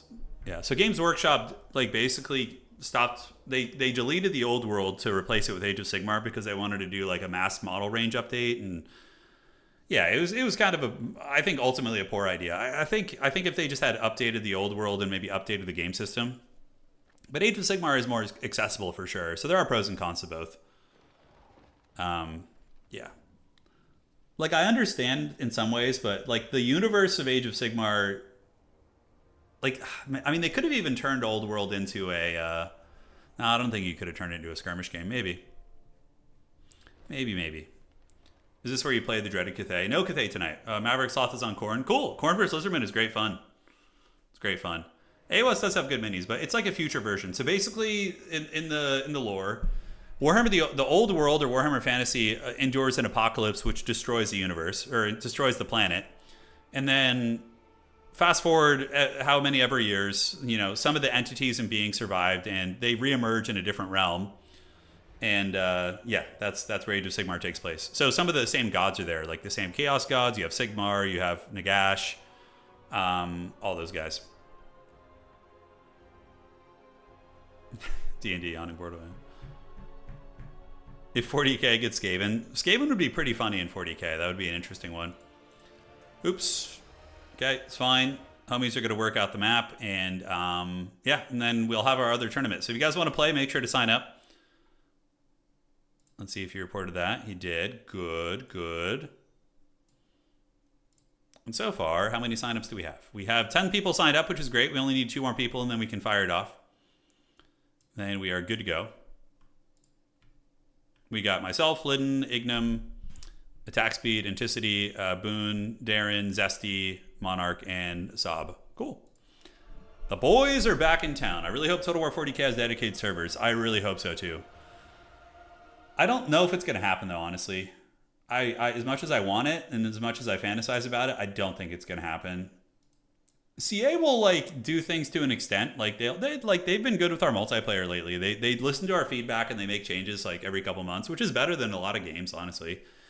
But when it comes to like big things for multiplayer, like servers, I don't think it's going to happen.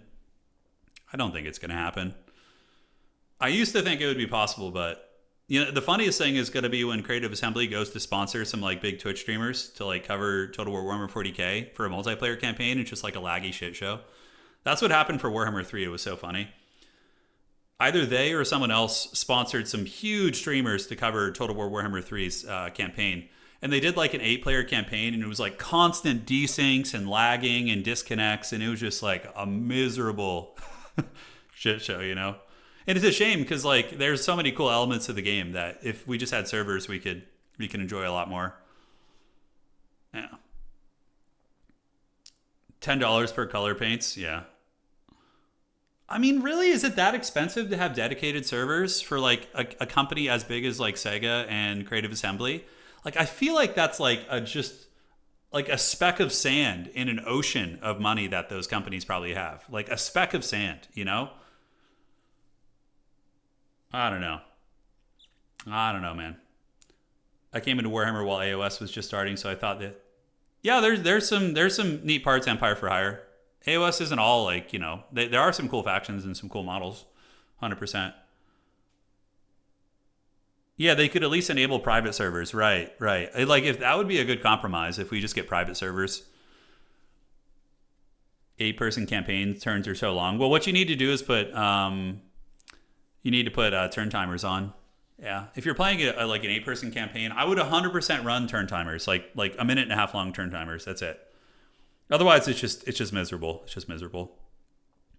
And like if I were running an 8-player campaign, it would be a minute and a half turn timers, and it would be all battles are auto resolve with the exception of other players, and you would put it on easy difficulty so you can auto resolve against the AI effectively. And yeah, that would work.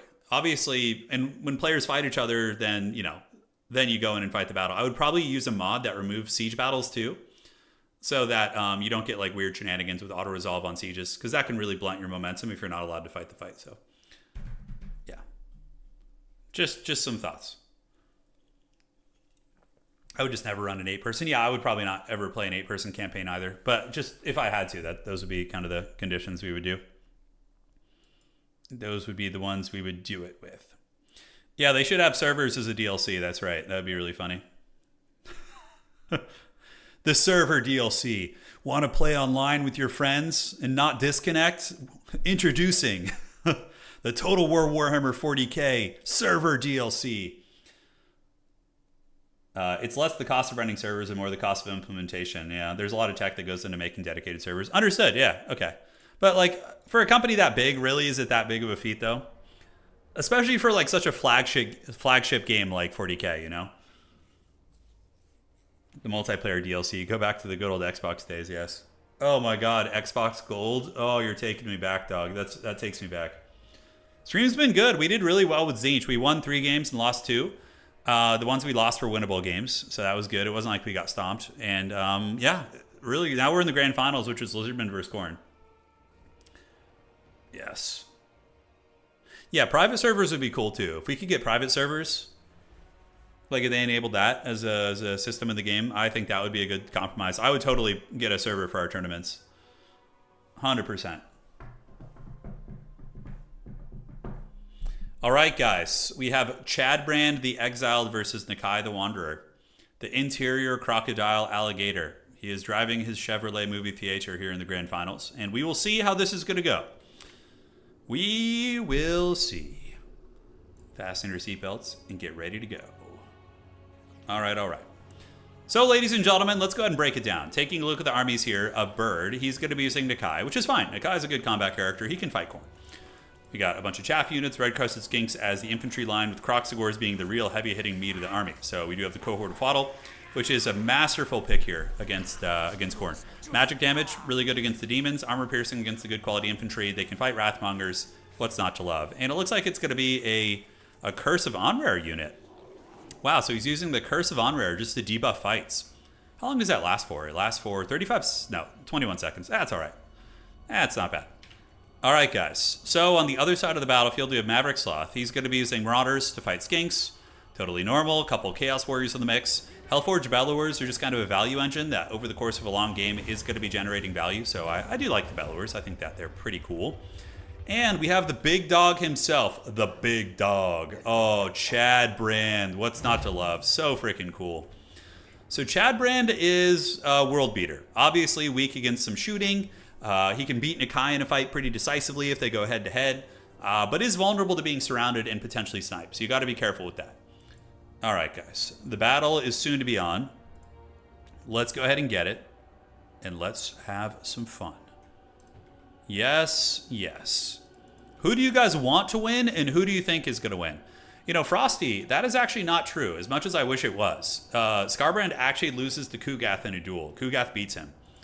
If you just have them sit and rub their tips together, you know, intertwine their sausages, Skarbrand will inevitably lose that fight. Kugath's poison lowers his stats just super, super low. And then Kugath, if he's able to use his magic, like a Rancid or, Fleshy Abundance on himself, he's going to win that fight. So Skarbrand hates minor inconveniences. Yes. Yeah, Skarbrand's really cool. I mean, he's a game changer. If you're able to rampage the enemy hero with Rage Embodied and then just circle beat him with Wrathful Reaper, I mean, man, you can win games. It's very, very fun. Alrighty, guys. So what do we have here? I think some Khorngors in the trees I did miss as well. So we do have some Khorngors there in ye old bushes. Alright, guys. Battle soon to be on.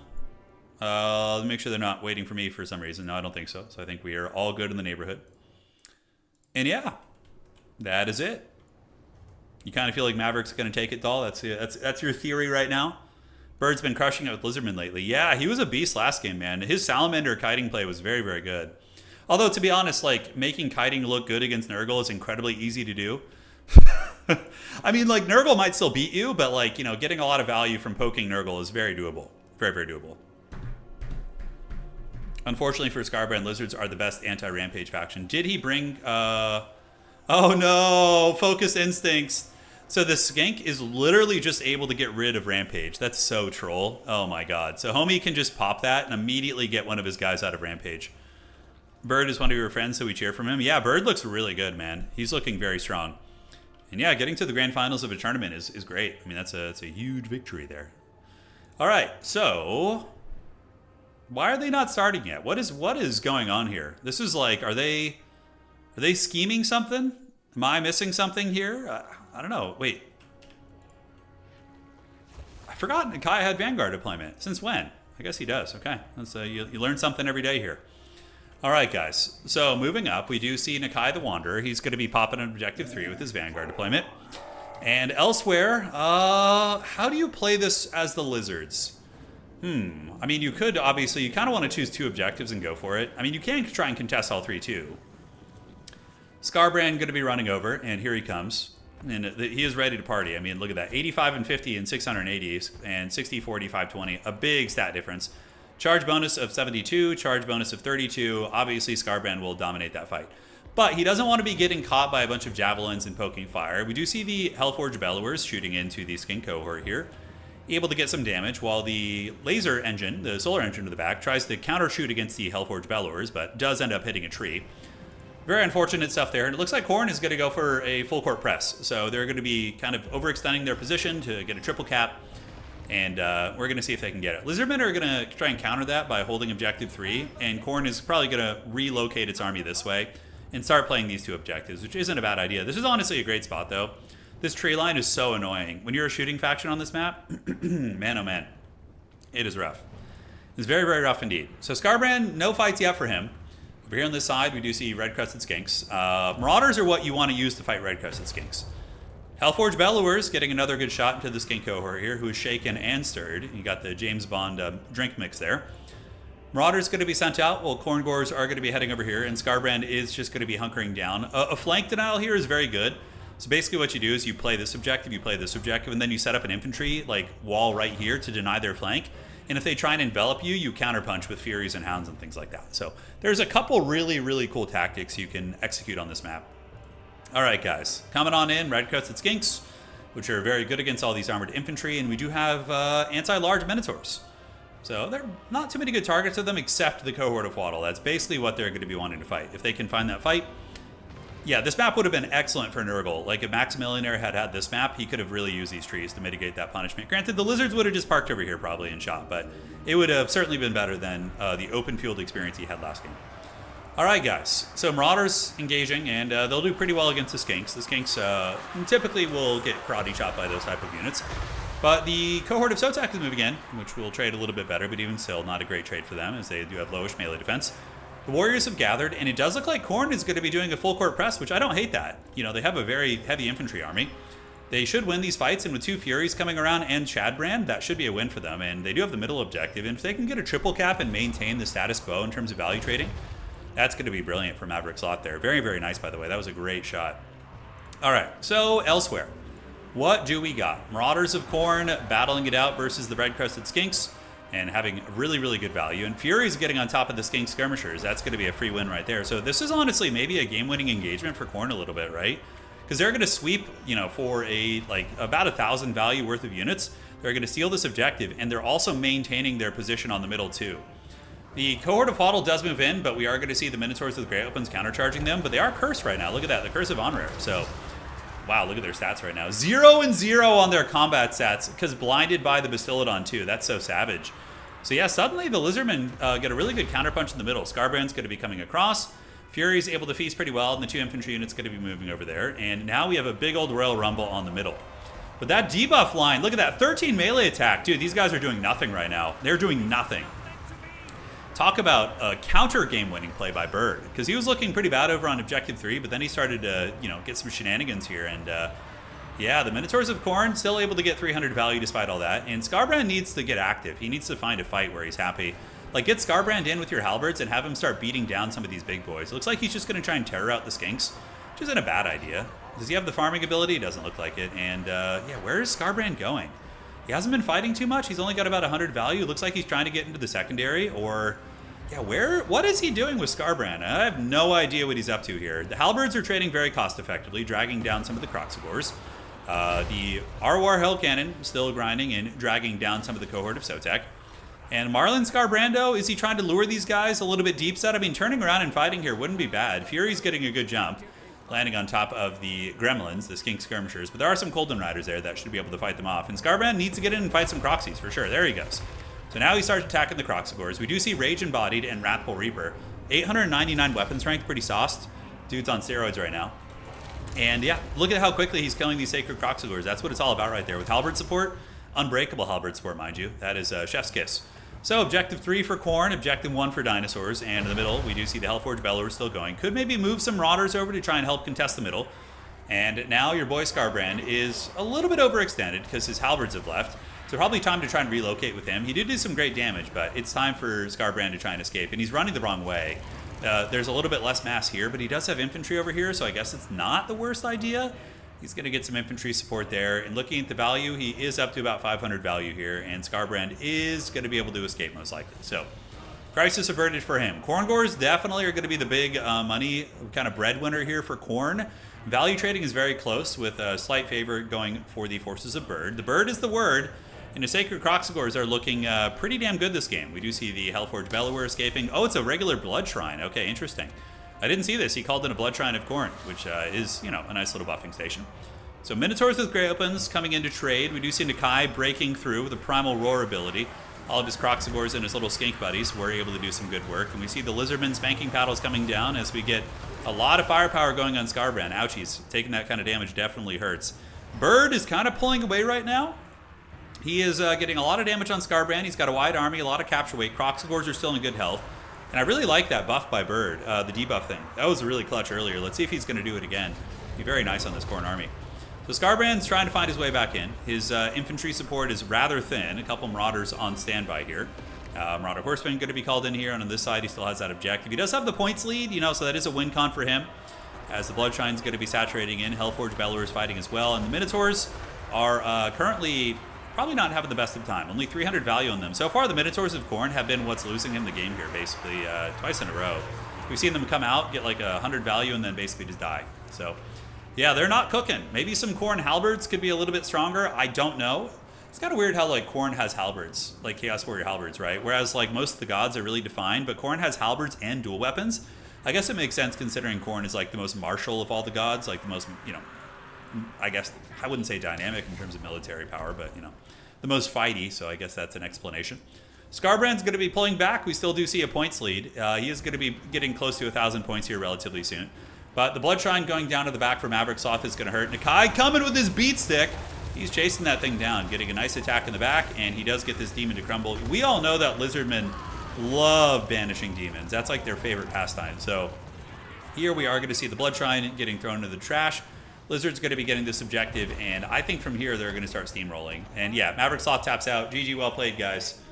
That is a victory for the old ones. Skarbrand was ambitious, but man oh man is he fun to watch. GG, well played to the Giga Chad Maverick Sloth, as well as Bird, the champion of the old ones. He has done it. All right, guys. That was a fun tournament, huh? That is very, very fun. So what we're going to do now, guys, is we are going to have another tournament. It's going to be fast. It's going to be furious. It's going to be starting in a couple minutes. Honestly, I'll probably start it in 3 or 4 minutes. So let's check the signups. Make sure you check in, everybody.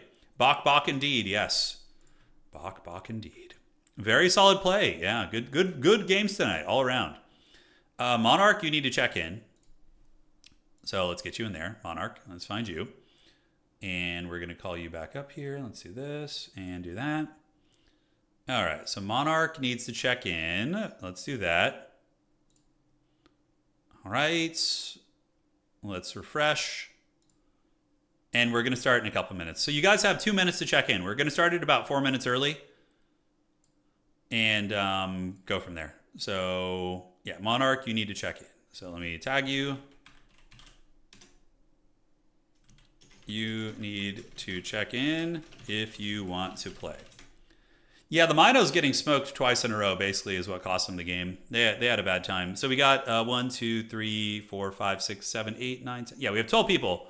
So we're good to launch a tournament. And it's a really competitive one too. We have freaking Anticity in here, attack speed, Alexander Big Nuts, you know, a couple other OGs as well. It's going to be hard. Who won the last game? The last game was won by Lizardmen. They won the tournament. Modest, thank you. More change for the Lord of Change. I got you, homie. Thank you for that donation. Greatly appreciate it, man. Thank you for supporting the old man. All right. Man, I listened to one Nickelback song, and now all my YouTube recommendations are Nickelback songs. It's just there's no escape from Chad Kroger. He tells you to look, and you must look. All right. So, guys, we got a minute left for the tournament. It's going to be a fast one, just a real quick, speedy tourney here. I'm going to be starting in about a minute. If you guys want to play, sign up now or hold your peace. And we will see how this goes. Yeah, we definitely have a pretty good faction spread. I mean, Norska was allowed in last night's tournament when they still, or the night before, and they still lost. Like, the meta factions can be defeated. This is how you remind me. No, Nurgle. It is nice to play a faction that can actually, like, kill stuff quickly. Tzeentch isn't even squishy either. Tzeentch has some tankiness to them. Change into the Cathay Magistrate? What? All right. Last chance to sign up, guys, on Total Tavern if you guys want to. Let me show you where the tournament is. So if you go to the website here, let's go back. Did not mean to click on that. Scroll down. You can see this tourney right here that says Tourney Schemes right here. You just click this. Go to the tournament, and you just sign in here. Pretty straightforward. So we got our brackets soon to come up. Players are ready. Tournament's going to technically be starting in about 3 minutes, so we'll give it a second. How many more games today? Depends on how we do. But at the very least, like 3 or 4. Because we have our... we're going to play until we lose, and then... Yeah, I mean, which could... If we run into, like, Inticity or Attack Speed out of the gates, we're probably going to die. Because I'm still learning Tzeentch. I'm not super good at them yet. But, yeah. And I think everything else is fair game for sure. I've been obsessed with Nine Inch Nails. Gotta love... Oh, Nine Inch Nails is my favorite band. I love Nine Inch Nails. They have such good range of music. It's like... You want, like, heavy metal rock and roll music? You know, like, heavy rock, like, hard rock? You got it. You want, like angsty, depressive music? You got it. You want, like, synth, techno kind of beats? You got it. Like, they do everything, and they do it well. It depends on what era of Nine Inch Nails you're listening to, but... Yeah, they're just great. Yeah, they're freaking great. That's the best concert I've ever been to is Nine Inch Nails. And I've seen Metallica a couple times, Foo Fighters, Limp Bizkit, Linkin Park. My favorite, hands down, was Nine Inch Nails. It was great. There's a song they do, which is called Burn, that when they did that live, it was so intense. Oh my God. Loved it. Okay, I think it's as good as it's going to get. Let's see. And I'm going to launch the tournament right now. You got to see them live before they stop touring, man. Wow, we just randomly got 3 more people signing up. Cool. Make sure you check in, though. If you sign up, you need to check in, too. You can't just sign up. It's got to be both. Ricochet, we need you to check in. Ricochet, Death by Ricochet. Check in. Nice games, Bird. All right. So, Ricochet, we need you to check in. I'm about to start a new campaign. Is there some way to turn off or pause updates so it doesn't mess with my save files? Are you talking about, like, updates from Creative Assembly or on your computer? Because you can... Usually, Creative Assembly gives you an option to roll back to previous builds if you start a campaign. So, there is that. All right, let's refresh. The With Teeth Tour. Oh, nice. Total War Warhammer 3 updates. Yeah. I mean, you can roll back to previous builds usually. Yeah, or you can disable auto update on Steam. Yeah, Doll hopefully can tell you how to do it because I don't know off the top of my head.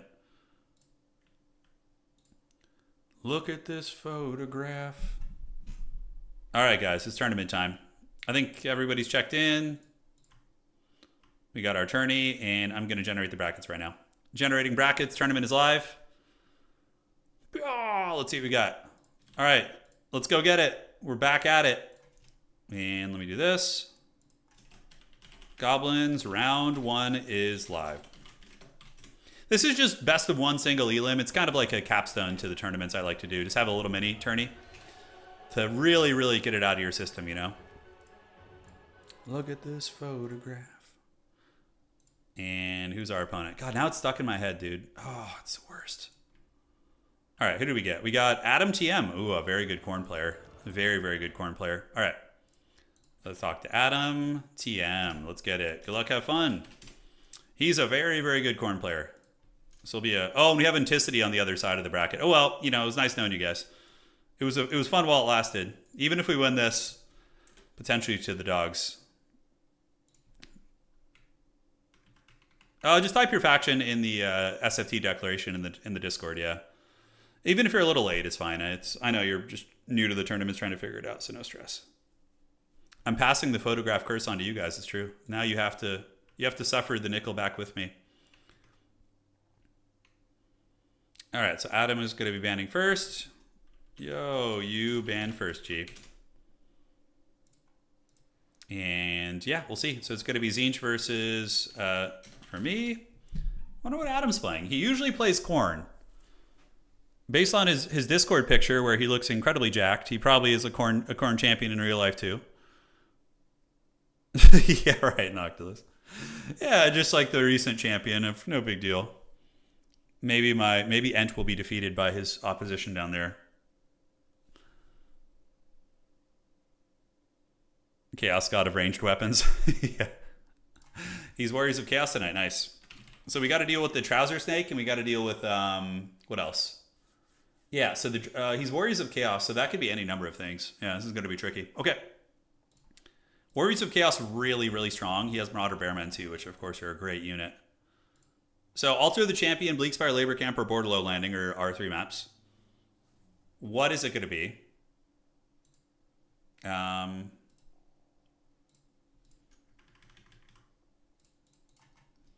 For this format, no buy space to add players.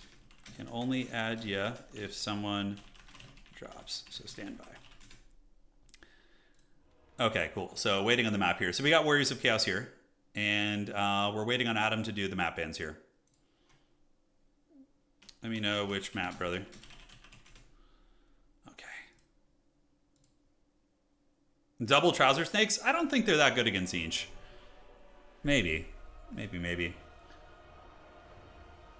There's a ton of old-ass games that have dedicated servers. I don't really get what... Yeah. Some people in chat had some good points about it being like a coding things. Like the infrastructure of the game needs to be designed to support it, I guess. Which makes a bit of sense. Ent was playing Dowie earlier with some truly foul Dowie tech. I'm not looking forward to whatever his truly foul Dowie tech is. But, you know, it'll be fun. You guys would love to see that, right? Me getting obliterated by some evil dwarf tech. I wouldn't be unhappy. Let's play...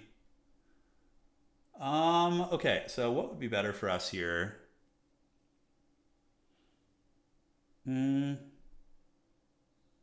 Let's play Bleakspire.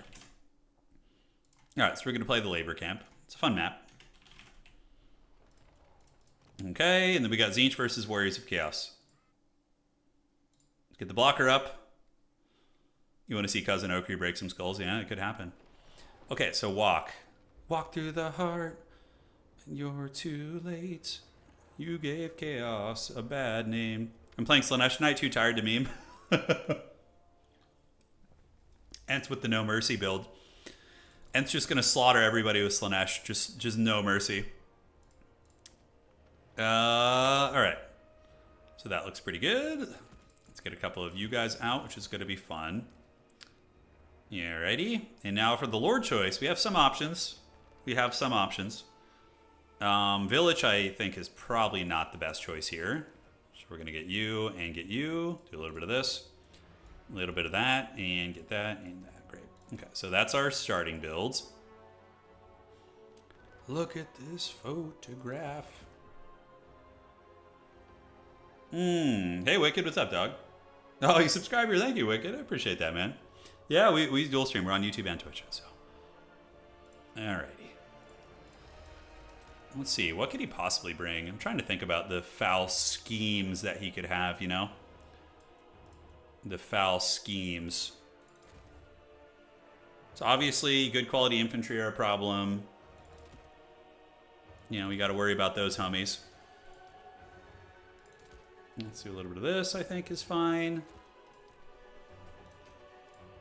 Hellstriders, you know, just there's so many things that are menacing on the Warriors of Chaos roster. The freaking Chimera itself is just like an unholy monster dealing with the Chimera Beast. I wonder if the Cockatrice, now the Cockatrice will just get smashed by it probably. Yeah, it's going to have a bad time. All right, so let's get you guys. 2, 3, and 4. I think that is okay. And then... All right, so let's get that. Let's get this. And we want to get one of you guys. Okay, I think the build is looking pretty okay. Be'lakor, you want me to bring out Be'lakor? This is a hard matchup, though. I mean, I'm pretty sure Walk is favored here after the update. Between the Bearman Infantry and the Chimera, just like a lot of like troll-ass units to deal with, you know? A lot of trolly stuff to deal with. But we will give it our all. We're going to go out fighting here. It's going to be good. For the Changer of Ways. Okay. Yeah, so we got, what, 125 left? That's going to be 700, give or take here. What about, like, Chaos Knights in this matchup? Probably not super good, right? I mean, what do they do? I guess Chaos Knights can fight Marauder Bearmen to an extent. Changeling into Sea Lord Iceland. Oh, that is really funny. It's so janky, though, Wicked. I think Sea Lord needs to be reworked so that he has infinite charges of his ability, because it's just so dumb that he only can do it once, you know? It's just really silly. Like, I don't think it's even that crazy strong, right? Yeah,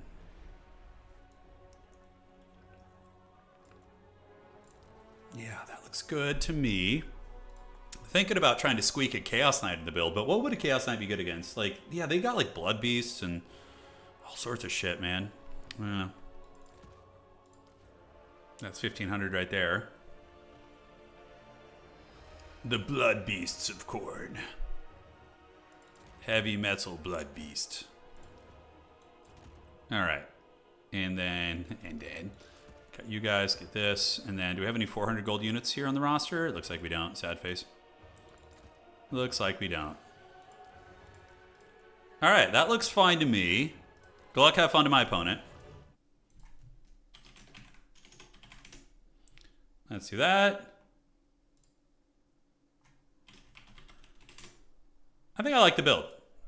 I think I like it. I think it's got some pros and cons. Oh, is that really worth it though? Do we really need that? Probably is a good. Probably ain't bad. Double Aecold. You can do double Aecold. You use the Changeling and turn into him. Yeah, it ain't bad at all. Okay, so those big boys are going to be there, and then do we just go double 2 more of those? He could do like a troll heavy build. Try and make me pay the troll toll. Will we pay the troll toll? Find out today. Yeah, so what OP shit do we have to worry about? We have to worry about the Trouser Snakes, we have to worry about the Chimeras, and the Bearmen. Aside from that, everything else is going to be like Hellstrider spam most likely, a Hell Cannon, many of the usual suspects that you know and love. Okay. Let's take the blocker off early. Okay. He must be consulting the RTK hive mind to think of counter builds. We don't know. We don't know what it is. Trolls into Tzeentch is a little bit risky for sure, considering all the fire damage you have. Yeah, you do get a lot of bonus stuff. But Armored Chaos Trolls are okay. They do have high enough armor to have some play. Hopefully we'll get started here soon. Yeah, Sea Lord's ability, it was pretty insane when it had 100% range. I can understand them reducing that, but what I don't understand is why it hasn't been, sauced back up. Yeah. What do we got on that side of the bracket? Looking good. Okay.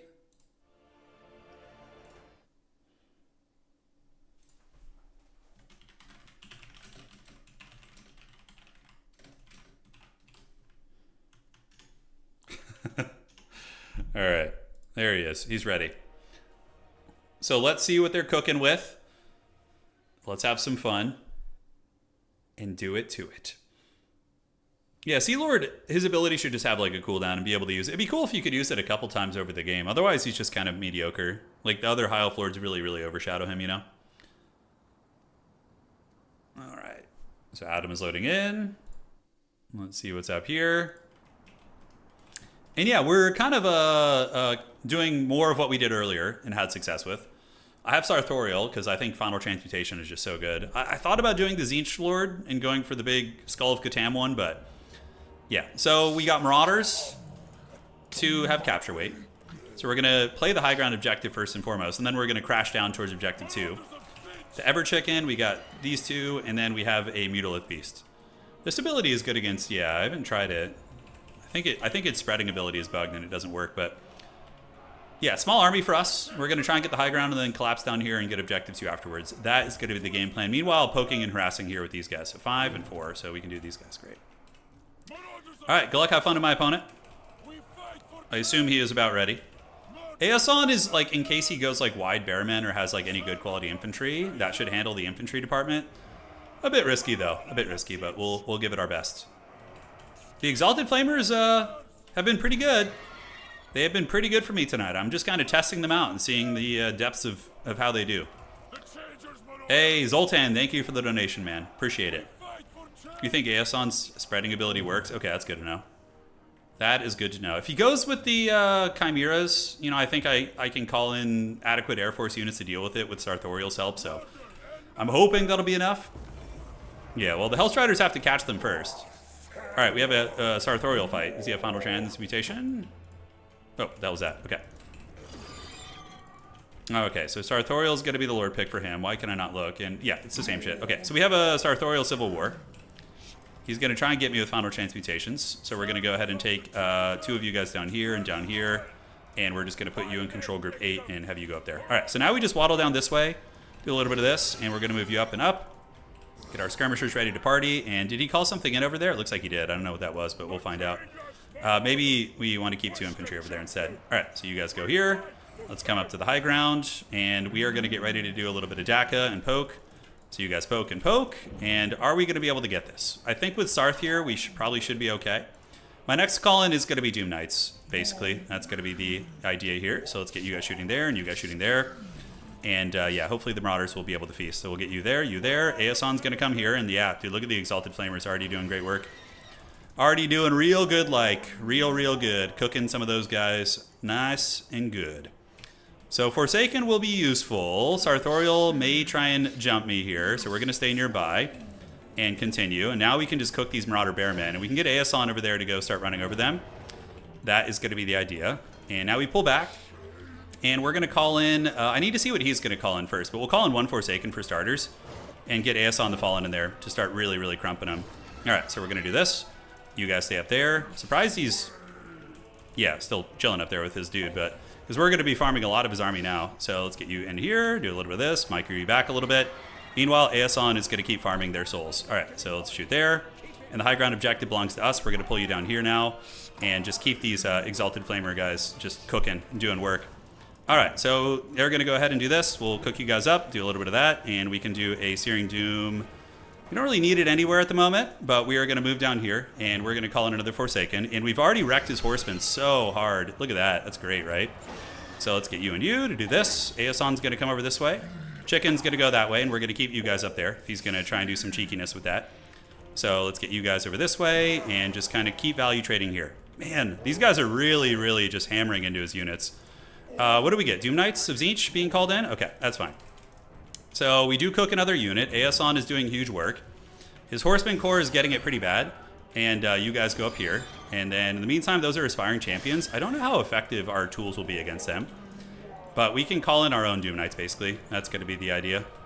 Let's try shooting them here a little bit. See what we can work with. Aeson should just wreck these guys. And the Doom Knights are coming. So the inevitable Doom Knight push is here. So we're going to pull back. We can go attack here a little bit and just retreat if we need to. And cool. So hopefully Aeson will just continue clearing these guys out. We'll see how that goes. And we're going to take some pot shots up at these guys up in the sky and get ready to fight them here. So we will rip the pot shots. Yeah, there it is. Aeson the Fallen can go ahead and do his thing there. And ooh, that was a lot of damage. That was a lot. That was really good.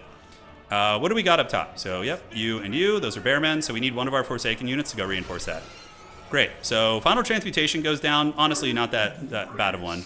Pretty decent, I would say. He does get Aeson, but that's basically it. So we're going to call in our Doom Knights now to come and help. All right. So now we can do a little bit of Final Transmutation of our own. That's a really good one right there. That's going to hit like his whole army. And then we can come in and use the Rock of Inevitability. Yeah, so Aeson may fall here, but it's going to be worth. Yeah, it's going to be worth. So we get a big amount of damage right there. Our Doom Knights are coming. Forsaken need to get around the back of his units.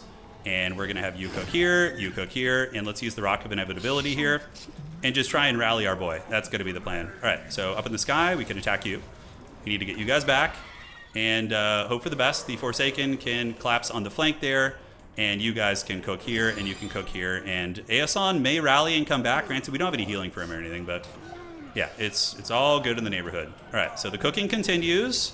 Couple units moving over there. Aeson is going to return. He will come to us in our hour of need, and we're going to get some Zangors to come over this way.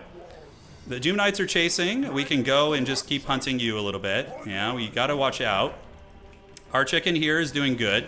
So we need to cook into the Aspiring Champions, and the Zangors need to come in and help out. Great, so they are getting roasted, and over here it's looking pretty good. So we do see the Manticore coming. Is that just a regular Chaos Feral Manticore? I think it is. Yeah, so we just pull back this way. It's fine. All right, so elsewhere we have some slower infantry, some Chosen of Tzeentch, but we need to get this middle one. It's going to take a minute, but we'll get there eventually. Chimeras are our dudes. Let's get them back. And are we holding on to the high ground here? For now, yes, we are. Okay, so Forsaken are fighting. We're a little bit behind on points, but we are wearing down his dudes. I think getting the last couple volleys on these guys up here is going to be big, and Aeson has returned, so that's quite massive, actually. All right, Doom Knights fight you up in the sky. They should win that, and then we can just kind of keep grooving and moving through here, which is going to be great. All right, Aeson comes there. We pull you guys over here. That is going to hurt, so we need to dodge that. And we get a partial dodge, but he got me pretty good there, so well played. And let's get you to shoot here, you to shoot here. And in the middle, we do break through his line, so let's get up on this point now. And, oh, we haven't broken through yet. Yeah, we will in a minute. All right, so now I think what we can do is we can get a Chosen and send him out here, just to be really difficult to deal with. I forgot to bring a Changebringer. That kind of sucks. That definitely kind of sucks, but it's not the end of the world. All right, we do get a good volley right there, and Aeson the Fallen is going to be pretty good at dealing with that. Manticore does get broken. Let's go after the big chicken now. Treat you guys over there, and Aeson and company going to head over here. We can do a Searing Doom on your face on the Marauder Bearmen. And we do get caught by a Final Transmutation, which hurts. So we need the Doom Knights to come help us right now. Ooh, I just ran into Aeson. That was a big misplay there. All right, so let's get you in. You guys go help out there. And we do manage to get away. All right, so the Doom Knights are coming. Aeson is still grinding in there. Does he have his ability? He does. So we'll do the ability right there and Blitzkrieg bop those guys. Fury's called in. Let's go. And we can do a Final Transmutation right here to try and break the point. I think we'll just charge in and hunt down those trolls.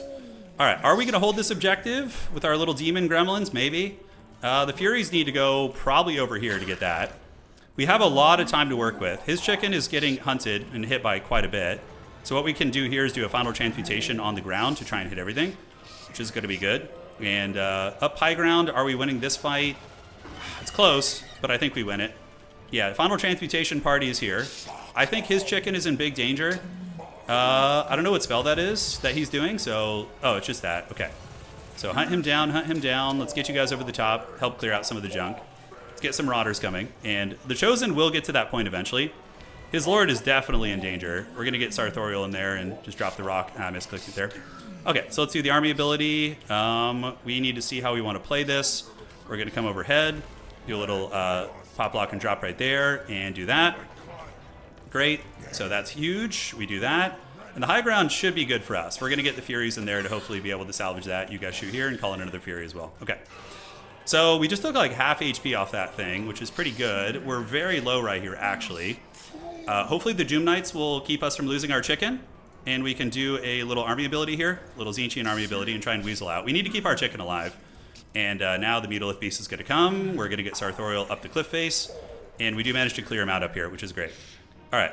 So army ability is there. It hits pretty much everything, which is huge. And the Doom Knights are surrounded and in slightly dire straits. But we do manage to get everything, which is good. So the Chosen are going to get the high ground point. Furies are coming, and on the high ground, we do manage to secure it, so let's unsummon you guys. So we're going to unsummon you, get our chicken back. We got some Furies coming in, so Furies are a counter against Hellstriders. That's basically what you want them for. And the Forsaken can chill up here too, and we can unsummon this guy as well. All right, so we're going to unsummon both of those. Very, very close game, but we do have Chosen anchoring that side point, which is pretty massive, so they're going to hold that one down. We'll get some Forsaken coming in next. And Final Transmutation against that blob does feel pretty good.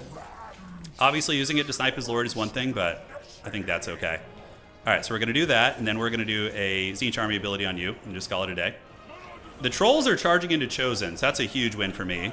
And the Final Transmutation there does some huge damage, and we do punish his lord a little bit. Let's call in Changebringers now to potentially end the career of all of his units. He's going for the kill on my chicken, but I think we're okay. Are we going to defeat the evil OP Marauder Bearman? That is the question today, guys. All right. Yeah, so his lord is disintegrating. Mine is not. And the Changebringers are coming. So let's get the Marauders in there. Changebringers need to go get these Trolls off the battlefield. And his chicken is fully disintegrated. So let's get you to go here. Keeps our Thorial nearby.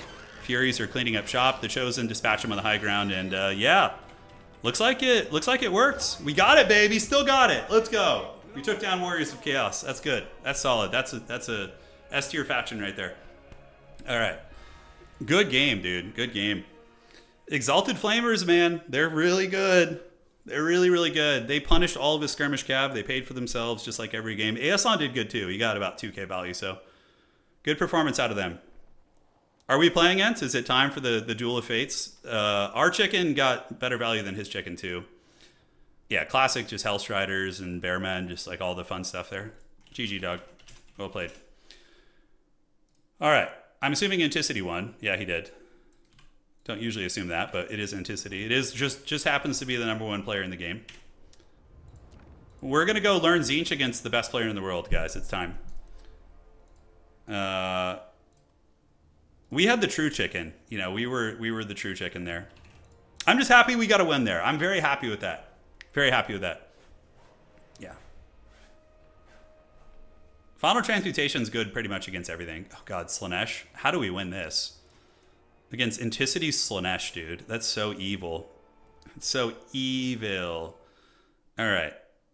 Yeah, no worries, man. I'll just put a blocker up so you can chill here if you want to. So he's going to ban Eastern Isle Colony. Creeping Swap, Norscan Rise. Let's play Rise. Good luck, have fun. So we're going to play Norscan Rise. Rise, Norska, rise. I don't even know where to begin with this, dude. I have no idea where to begin here in this matchup. All right. I guess I have an idea or two.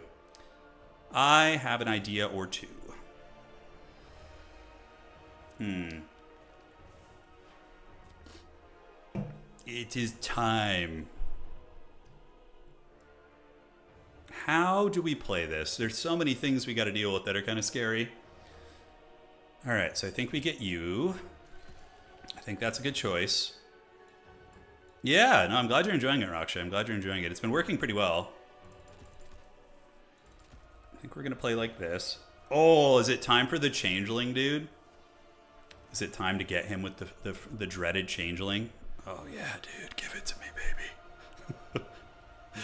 What could we turn? We could turn into the mask. Oh, my God. That would be so funny. Oh my god, dude. No, that's so haggard.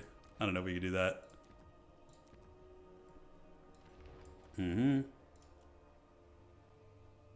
Okay. So are we winning? So far, so good. I mean, yeah, we have a winning record tonight. We're 4 wins and 2 losses tonight. Yeah, and with Tzeentch in total across the tournaments here. Yeah. All right, so let's do this. We're going to do that. And do that. Okay. Okay. I think we're about ready, team. We are about ready to go. Who knows what foul schemes he will have ready for us, but something no good, I'm sure of it. And let's get you, let's get that, and then I think we can get one of you guys. Okay, is that gonna do the trick? Chad Chosen Halberds into the sunset. I mean, that is one way to play it. The Chosen Halberds will get eviscerated by his Demon Lady infantry, though. That's something you got to watch out for. I wonder who wins between Tzeentch Furies and his Furies. I don't know. It's kind of a good question. So how can I save a little bit of money? How can we save some dough here? Okay, that's fine. And then we're going to get you there. I think that is how we do it. This is how we do it. This is how we do it. Okay.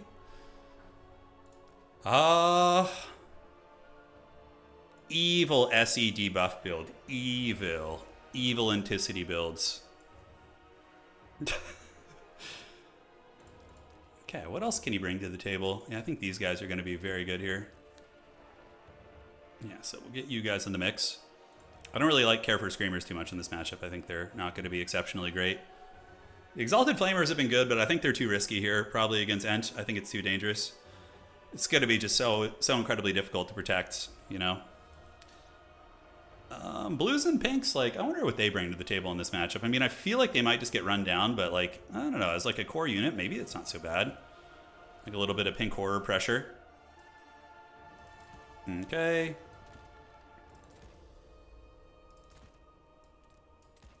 Yeah, you could also do a cultist on for a caster. I think that could be nice. Slaanesh has its weaknesses. Not too many in general, but they do have some. All right, so let's see what is that good? What is that good against there? Yeah, he's just gonna have like mass mobility shenanigans, right? Or I mean, he could go heavy infantry too. I mean, I wouldn't be surprised if he kind of went a little unorthodox and went for that style of play. I know Anticity likes to get his surrounds and have fun with that. Trying to theorize what could be good. And the spawn of Tzeentch, what about like a spawn unit? Just like a anchor. I feel like they're just going to get zerged and die quickly, even though like on paper it might be okay. Yeah. Centaurs of Tzeentch in this matchup, I mean, they do magic damage and they hit hard, but I feel like they're going to lose to like Hellstriders, which is pretty unfortunate. So I don't know if that's like the way to contest mobility here. I don't think it is. Yes, and yes. This build is hog wild though, guys. It is just really, really off its rocker. It's really, really off its rocker here.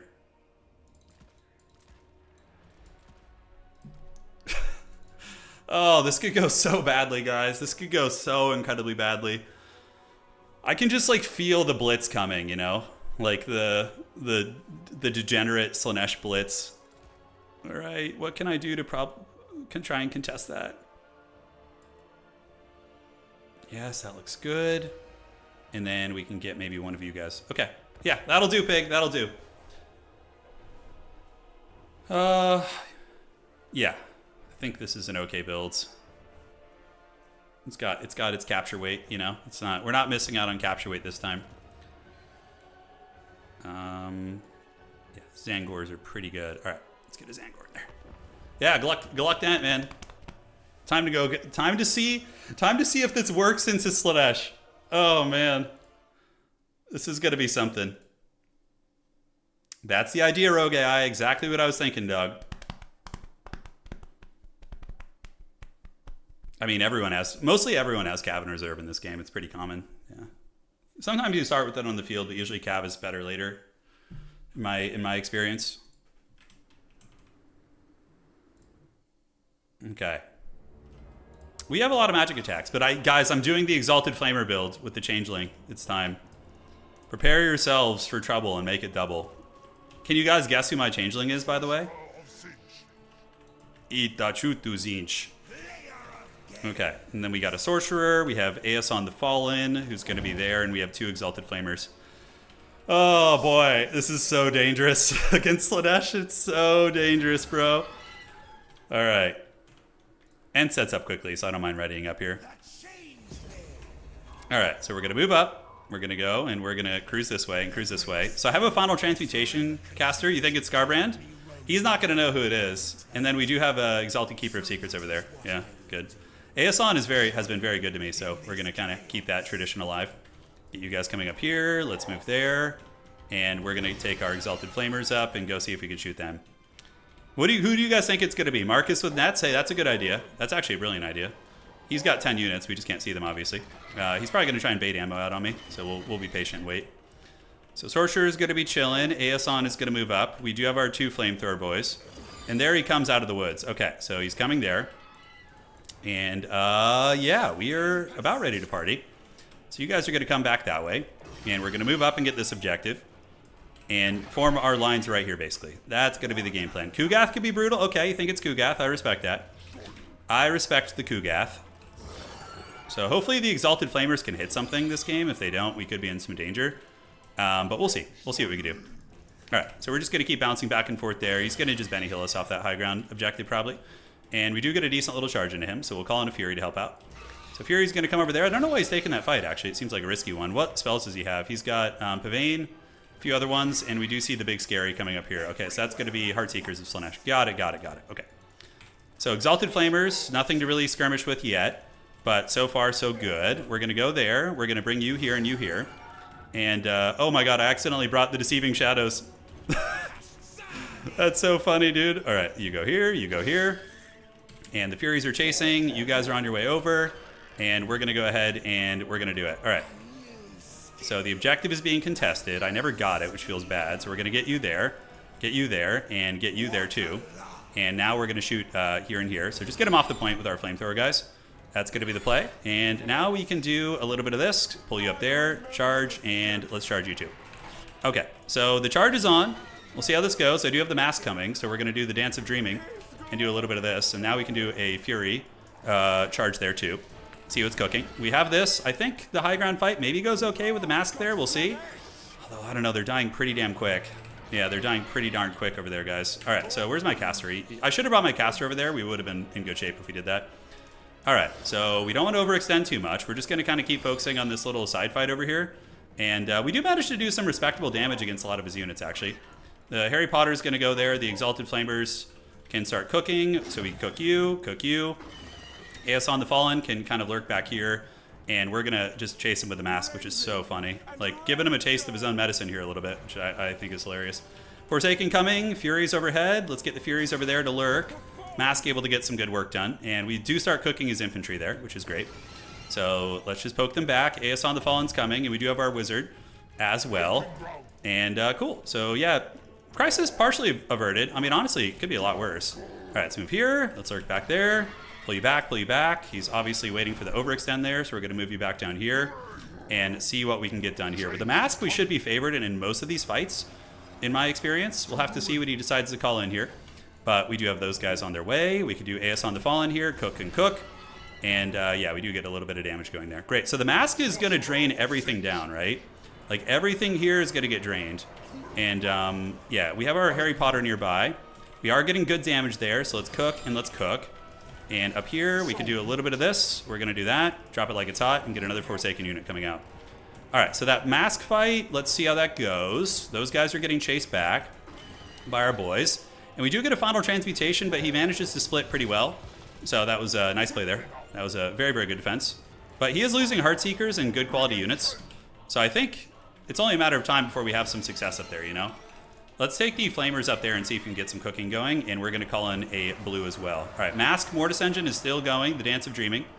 Let's get you in there. And you can go in here to fight. Great. So everybody come in. And hopefully those Forsaken just endure. We do have a little bit of crumbling going down. And Aeson hopefully will anchor that. Let's move you guys here and here. Forsaken are Giga Chatting it. And the mask is getting a little bit low, which is making me nervous. Do I want to do the Vigor punishment thing? Do I have another final transmutation? I do have this Bombard, which is going to be very good. And hopefully the Flamethrowers will be in range here soon. So we're going to get Flamethrower and Flamethrower. We do get the Bombard right there. We're going to try and get back and hope for the best. Yeah, it's a little bit cagey. I wish I had saved my final transmutation. I definitely did that a little bit early, I think, which is too bad, but, you know, it is what it is. So Caster's lurking. Let me get you guys to charge here. Our mask is in the process of dying right now. Aeson is going to stay down here as like an anchor piece. And we'll probably just resummon the mask, honestly. Let's go ahead and do the... yeah, so our character's dead. Makes sense. It was an ambitious attempt bringing the mask here. Okay, so those guys go. We have some blues here. We could do this. So let's pull back and pull back. We want to get our caster back as well, because we don't have a lot of magic left. So you guys come here. And the Forsaken and company are doing all right. We're actually not doing terribly on value, believe it or not. So we're going to get these guys back. We're going to get Aeson and company to go right here. Back and back and back. And hopefully this thing doesn't just get caught and die here. That would be very unfortunate. But Forsaken are coming. Let's get you to do a little bit of a roast on the enemy lord. Our Forsaken there are chilling. We're very behind on points, obviously. But yeah, we get a lot of damage on the enemy lord right there. That's quite good, actually. That is quite good. Okay, so let's go in guard mode, rip the shots, and we're going to keep going here. Our sorcerer does break, but not before we get a lot of HP off that character. So let's continue going after these guys, and we're going to call in Changebringers now. We're going to call them in, see if they can salvage this for us. All right, Forsaken, stay on the enemy lord. Let's just shoot and shoot. Back and back we go, back and back. Aeson grinding over there pretty well. Well, oh my god, wait. Why do I have the mask and reinforcements, by the way? Have you guys noticed that? All right, Changebringers coming in. Probably should have used them a little bit earlier, to be honest. Yeah, probably should have used them a little bit earlier. Furies don't really notice my Changebringers, so maybe I'm going to get some free damage here. Yeah, we get a little bit there. And now we can go ahead and pop the Skull of Catan and do a final transmutation on you. And we need to get our Furies to come in and defend. Yeah, I think the Exalted Flamers are not the way here. It's too hard to guard them against Slaanesh, who's just so fast and so furious. Let's do an army ability on you as well. Try and boink you down. Yeah, I can't guard them. It's too hard to guard them. That was definitely a mistake. But we did okay, all things considered, you know. But it's just I think our Lord choice wasn't good. Wait, the mask is only. Oh my God, that's kind of OP actually. Oh, I didn't notice that. So this game's over, obviously. We'll fight a little bit longer, but yeah, we don't have too many chances. Basically, okay, this is actually an interesting discovery. The Exalted Flamers are not good in this matchup. They're too hard to protect. Like, he's just going to be able to defend them. Yeah, it's all ogre now. But the mask is resummonable at only 1600, and now its name is the Mask of Slaanesh. So we may have discovered a bug, actually. We may have discovered a bug. Okay, let's shoot this guy up on this guy. Let's blast him here. The Changeling gets resummoned as their transformed form, and then at its true cost. Yeah, I just discovered that. That's kind of cheeky. I kind of want to do it. Does it get its items? Yeah. GG, well played. So that build was terrible, but it was an experiment. GG, dog. Exalted Flamers, too risky there. Fun to try. Well played. All right, GG, well played. And let's see what is cooking. Ent is going to advance on. So you can resummon the mask. So we only got 1,000 value, really. We had a Mortis engine on high quality units. I guess it wasn't enough. The Exalted Flamers still did okay. Aeson did fine. I really just needed to keep my army together. That was my big mistake, because I split up. But he would have just alpha struck me either way if I kept my army together. I just didn't have enough to protect it. So in retrospect, yeah, like having like the 2 Flamers is probably fine if you have other things to protect them, but we just straight up didn't. You don't get the... Yeah, okay, got it. I wasn't sure if it was bugged and you get like everything on the resummon, but it was 400 gold cheaper because the mask was 2,000. Yeah, which is pretty nuts. Okay, let's do a little bit of this. And now we're going to go to the brackets and see how it's all looking. Oh, I need to report my score so Ent can do his thing. So that's going to be Slaanesh or Tzeentch. We beat Warriors of Chaos. I think Tzeentch can beat Slaanesh, though, actually. I legit think Tzeentch has tools against him. I just got to figure it out, because I don't really know how to play Tzeentch yet too much. But the Exalted Flamers were so good in so many matchups tonight. That was Tzeentch versus Warriors of Chaos. All right, and that was that. Now Ent will do his thing here. Yeah, I went to Elite for sure. It was fun to try, though. We were just experimenting. Just take Horsemen. Yeah, I know Rogue AI. I know that. I had 3 Horsemen in my original build. I just added them at the last second. All right. So we gotta wait for a game right now. There should be one soon. Ent, you can report your score now, dog. You can get the report going. I still think he would beat me just because he's like a Slaanesh main and very good at it. Aside from that, I'd probably go for like one of the sniping lords. My original build had Kairos in it. I was just gonna blue fire spam and just try and snipe his lord. So we could do Staff of Tomorrow to reduce cooldowns. Life Leeching, you want to keep Arcane Conduit, Gaze of Fate, and Scroll of Destiny. Yeah, so that's what you would bring for your core army. And then get some of this. I think Doom Knights in reserve would be very, very good because they are magic damage, anti-large. So I think even like a double Doom Knight build could be very, very feasible here. All right, and Forsaken were pretty sweet. I think Changebringers you want to bring, but not until you have Air Force secured, which obviously my build was pretty stupid, so I didn't have any Air Force secured at the end there. So you have Lord sniping, you still have issues with Forsaken, so maybe you need to go a little bit better quality infantry like your Unforsaken to fight them, because it's kind of an even fight. I think this Tzeentch Forsaken actually win. One Centaur of Tzeentch in reserve I think is good against like Forsaken in the late game. Kind of hammer them down. I even would maybe index into a 4th Horseman. They're just so good. Magic damage Horsemen against the Hellstriders and Seekers and things like that. It's really, really nice. You could do, if you want to be really cheesy, you could also get an Exalted Hero with Book of Secrets and just roll the dice. You could just straight up do a Book of Secrets character on foot and just have him roll with the main army, and then just like, if you get Buna on like a Heartseeker, you can just win the game, you know? Yeah, so a couple ways to go about it, for sure. All right, let's see if we're ready for the next match, guys. Ent should have reported the score by now. And we are going to see what is up next. Yes. Yes. Oh, man. Old man stretching sounds. I need a jacket. It's actually getting real cold in here, guys. Give me 1 second. I'll be right back. Uno momento, por favor. I will return to you in about 30 seconds. BRB.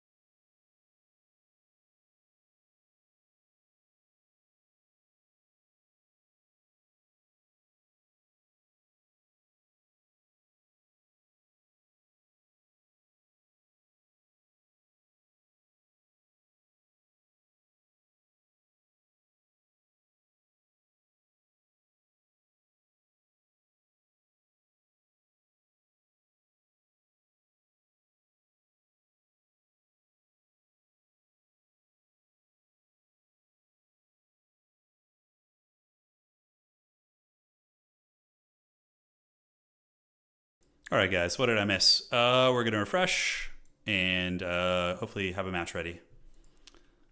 So Darren and Alexander Nuts, if we take a look at the brackets, we have Anticity advancing on, and he's going to be playing either Darren or Alexander Big Nuts. And then on the top side, we have Hlydden and Soben versus Ricochet and Science Cat. So the winner of those games will meet in the grand finals. Yes, yes. Yeah, Book of Secrets is pretty troll. It can win games outright. It can.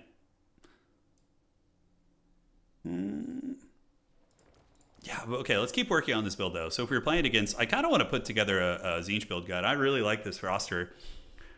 Those Exalted Flamers give you so much agency in the skirmish game because of their far range at 150, and they just, like... They mess up SEs. They mess up, like, Armored Cavalry, Chariots.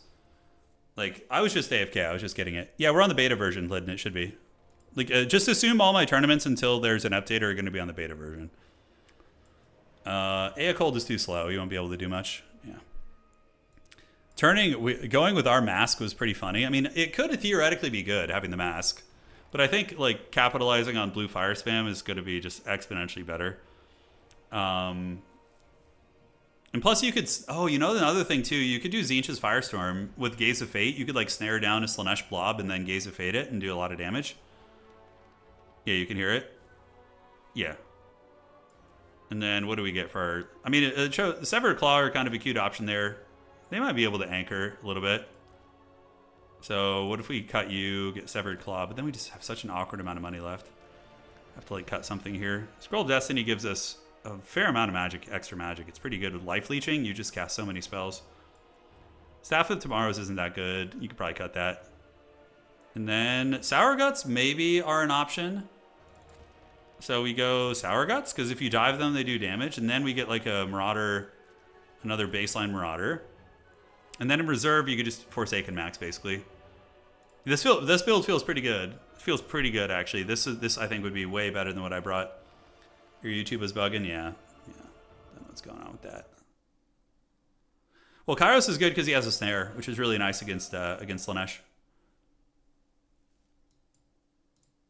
Yeah, the Leisure played. Yeah, I played Manor Lords. Yeah, I played it when it first came out, or the early look or whatever was out first out.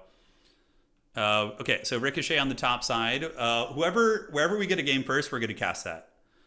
And then, so we got 2 more games basically tonight. Desktop capture. Desktop. Yes. So Death by Ricochet, and then Anticity down here. Did I have life leech on? What do you mean? Yeah, you always want life leeching. It's really good. Every time you cast a spell, you get Winds of Magic. It's like every time you cast a spell, you get 2.5 Winds of Magic. It's super good. No, we already played. He Slaaneshed me pretty good. I got Slaaneshed. I tried something weird and it was too risky against a player of his caliber. I should have just gone meta. He still would have beat me, but it would have been a better game. Let's see. Yeah, but Tzeentch overall tonight, very happy with the faction. They feel good. They feel balanced. Nothing feels like OP. And yeah, just a cool faction, man. I wonder what their win rate is this season. We can go look real quick. So Tzeentch is sitting at a 50% win rate. Hey, look at that. We brought him up to 50% tonight. So before tonight, they were not at 50%. Now Tzeentch is perfectly balanced as all things should be, sitting at 50% win rate. What matchups do they struggle with right now? So Bretonnia and Chaos Dwarves apparently beat them. I could see that. Although Chaos Dwarves, I think Tzeentch has some tricks. I feel like Kislev isn't that bad for Tzeentch, but yeah. Each their own. Slaanesh is obviously usually favored against everybody. Why are we still in this lobby? Okay, so do we have another game yet? Let's check. Let's see what is going to be cooking. Clinton's still playing there. And yeah, no other games. Okay. Bretonnia is a good faction. A little bit hard to play, I would say. But there are... okay, Lydon just finished his game. So we are going to have Death by Ricochet versus Lydon. So I will join his lobby. All right, 1, 2, 3. So Ricochet, go ahead and come join this lobby. Anticity, go ahead and play your game. We'll see you in the finals. Death by Ricochet. Join Lydon's lobby when ready. All right, so we just tagged Ricochet there. And, oh, I don't know who won this, actually. I think, has it been reported yet? All right. Dwarves versus Dark Elves was the matchup we just had. I don't know who won this. Did somebody say Bretonnia? They're around, dude.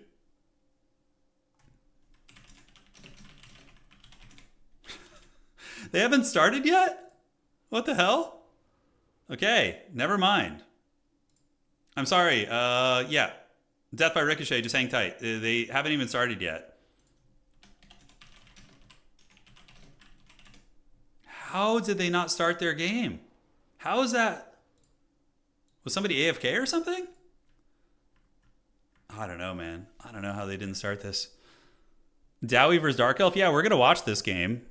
So we do have a match to watch. It's one of the lower bracket games. I don't know how they didn't start yet. But you get the Dowie.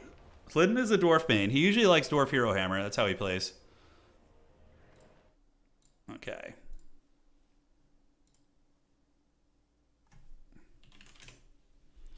Okay, so one of them just was on the wrong build, basically. Yeah, one of them was on the wrong build. All right, guys, fasten your seatbelts and get ready to game. We got the Dwarves versus the Dark Elves here on the Eastern Isle Colony. It's going to be fun. The masses are still waiting for a Bretonian stream. Oh, God, it's so not my style. I'll do it, though. I'll do it someday. We'll suffer for our sins. It's probably better than Nurgle, to be honest. Just bring a couple... bring 5 field trebuchets. Call it a day. All right, guys. Welcome to our tournament match. It is going to be Sobhan versus Lydon. We have a Bleak Sword front line, backed up by double Medusa, which is really good against dwarves. These things wreck infantry with their laser beam eyes. It's a matter of micro, though. If you can keep them away from Dwarven Slayers or keep them hidden behind the pillars here, it's very similar to what I was doing earlier with the Exalted Flamers. Just park them here and shoot out sideways, and it's really, really good. All right. So, guys, aside from that, a couple Dark Shards for armor piercing. We do have a Sorceress of Dark Magic who has Chill Wind and Bladestorm, both of which are viable spells. Chillstorm mainly just to slow down Slayers, I would imagine. And Malice Darkblade, a good AP assassin kind of character, brawler. I don't hate it. At the armies for the Dowie and Lydon, it's going to be Blasting Charges and Vanguard. Pretty nice because it gives dwarves a little bit of Vanguard utility with which they can move up and do some work. In the back, we have Quarrelers, and then some Iron Drakes. Interesting. So Iron Drakes against Dark Elves aren't bad. They can definitely kill all the infantry, like Bleak Swords, Dread Spears, Witch Elves, Sisters of Slaughter. Like, all of them suffer against Iron Drake. And then, last but not least, we have double Organ Gun in the back with a very strange deployment. See how he's got him in a box? I think he's doing that so that Malachi will buff them. And yeah, I mean, organ guns will kill anything they shoot. They're pretty damn strong if left undeterred. But what I'm worried about for the dwarves is the Medusa counter pushing. So like while the middle is being contested, the Medusas can hide here in the shadows away from the line of sight of the cannons or the organ guns, and then they can just farm the dwarven infantry. Although there are some Quarrelers and Master Engineers, both of whom do have long range shooting and can put some hurt down on top of the Bloodrack Medusas. Yep, sounds good, sounds good. And moving up, the Dowie Engineers going to get their long rifles and start shooting at the Medusa. You're going to see the first bullet coming in. Old Deadeye will get him. And the Medusa does not get hit. Looks like she's able to dodge that bullet. She just pulled the Matrix right there. Elsewhere, the dwarves moving up. Organ guns are postured and ready to go. And here comes the Druki. They advance on, and so it begins. Dark Shards, Dark Shields, kind of the same thing. They're going to be setting up here. Meanwhile, Bleak Swords and Old Malice Beamblade are on standby. And now you can see what Medusas can do against infantry. This is very reminiscent of what we did in our earlier games in the tournament, as they rip some fat shots and really drag down those miners with blasting charges. 4,700 HP. Not fun for those guys. And the Dwarven cannons, they do get a bit of a range buff. Not cannons, but the artillery from Malachi. So they're at 330 range. So just out of range. Probably should move them up ever so slightly. Not too far, but like right here would be the way. Although to be fair, the dwarves already have the objective, so I suppose they're just going to wait for the Dark Elves to come to them. Master Engineers, a little bit of a very soft counter against the Medusas. In theory, 180 range against 125. They hit hard. They could just kind of pick off Medusa over the course of a very long game. All right, guys, here comes the hordes of Dwarf Warriors and the Organ Guns trying to get in range of the Medusas. They're moving ever so slowly to try and get there. On this side, we do see the Dwarven Engineer just picking off Dark Shards one at a time, which is super haggard. He's just sitting here with his long rifle like, come and get it. And yeah, he's picking off a couple models here and there. He does have the line of sight. There's another shot, and one shot, one kill. I mean, after 85 more shots, maybe he will take that unit down. Now, the Organ Guns are now singing a little bit, able to reach the Medusas, forcing them back. And the Dwarves are very comfortable sitting on their 2 points. On the backside being called in, it is going to be 2 Dark Shards, so that is definitely just preparing for the push. Dark Shards are excellent against Dwarves. They can definitely push you down with the Silver Shields, Armor Piercing, and these ones do have Shield Breaker too, which is relevant against Dwarf Warriors and things like that. So Medusas haven't been able to find a home yet. The Organ Gun's keeping them at bay. Malice Meanblade, don't know what he's going to be doing. Probably using him to try and take out the Master Engineers would be the correct play, because they, of course, are characters, and he's a pretty good assassin / duelist.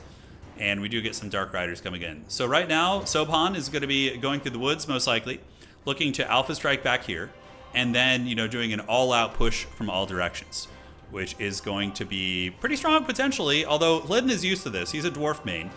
So right now, we do have the miners waiting in the trees, and they are going to be getting absolutely encircled and paying the iron price.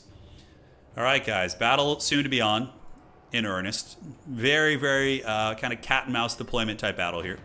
Organ Gun shooting and shooting into the trees. Oh, they shoot through the trees actually. And did they make contact? It looks like one of the bullets maybe made contact there. Nothing too crazy. Probably better just to save ammo. Malachi, of course, has some nice buffs for those guys. And the Engineers, did he bring restock on anything? No, Flash Bomb and Flash Bomb. Okay. Now, here comes the flank. One Dark Rider unit. They're like, oh god, a bunch of short, hairy dudes in the woods. And they do encounter the Dwarven blockade, but with a little bit of micro, Sobhan should be able to run through this opening and get back there. But there are Slayers guarding the Organ Guns too. So the battle's on in full effect. The Dark Elves are advancing. Medusa is shooting into the Hammerers back here. And we do see a lot of firepower being exchanged on both sides, as the Dark Shards really going to give these guys a horrible time. They're going to have a very bad time here, as we do see the Miners with Blasting Charges getting shaken and stirred. Flamethrowers coming down from the other side. So the Flamethrowers roast into the Bleak Sword. So both sides giving it to one another. Medusa's getting a huge shot into the Iron Drakes there, while the other Iron Drakes are in reserve. A second Medusa shot has hit. Big damage into the Iron Drakes right there, guys. Big damage. Meanwhile, on the backside, the short, hairy dudes guarding the forest very valiantly, and it looks like they are going to be able to keep at least some of those Dark Riders at bay. The Dark Shard slow push is doing work, man. Sobhan is looking pretty good here. Shooting into the miners, forcing the Dwarvish infantry back. Malice Meanblade has gotten into melee here. Is attacking. Oh, he's on foot. Oh, I didn't notice that. Okay, so Malice is actually on foot. eating some shots here, and of course using the blood price to give him some ward save. Now remember, Malice does have his demonic form. Harpies are really good against Slayers, by the way. If you use Crows of Cain against Slayers, it's an incredibly cost-efficient trade, because Slayers are not very good against infantry-sized units. On the back, Dark Shards ripping it up. Probably going to fold up these miners in a second, and the Dark Elves, it's only a matter of time before they get on this objective. The Dwarves are going to have to reaccrue their value with the Organ Guns in the back, which is going to be hard. A lot of pressure coming in, and Slayer Pirates as well. So the Dark Riders do get on top of the Organ Guns, but those Organ Guns are being guarded by Slayers. So we have some giant, hairy dudes here with mohawks, just ready to go, chopping up those Dark Riders. And the Crows of Cain should just be sent on top of the Organ Guns, for sure. They take a long time to kill, and it'll buy a lot of time. Malice, though, getting cooked before he can go demon form. Oh, no! What a throw! Oh, no! Malice getting incinerated before he can go, and that's going to cook him, ladies and gentlemen. And Malice Meme Blade, he didn't even get to transform. Zarkan, very, very sad. Ouch, ouch, ouch. What a potential throw right there, because the battle's going pretty well for the Dark Elves aside from that. Like, the value's really close. All of Flidden's value is tied up in basically taking down Malice. Crows of Cain land on top of the Iron Drakes. Not a bad choice, trying to shut down some of the shooting here.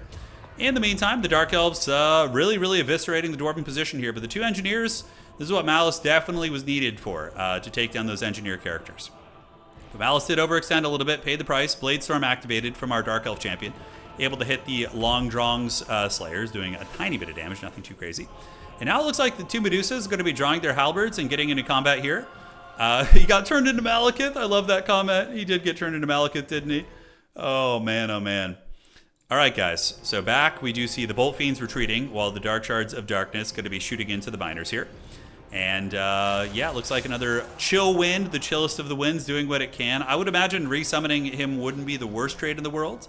But the Dwarves are now in a dominant position. The dive in the back kind of failed. Although Crows of Cain and Dark Riders coming in, this could be a swing back if he can get both of these. But there are going to be some chaff units coming in. But if he can take down both of these Organ Guns, that would be massive.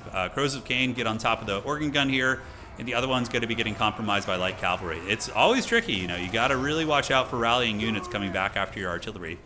As one Organ Gun is on the brink of breaking, the other one on the brink of breaking as well. A couple Slayers coming back in. And Dark Shards are fanning out. Good positioning from Sopan. He's got them in a little RTS concave here.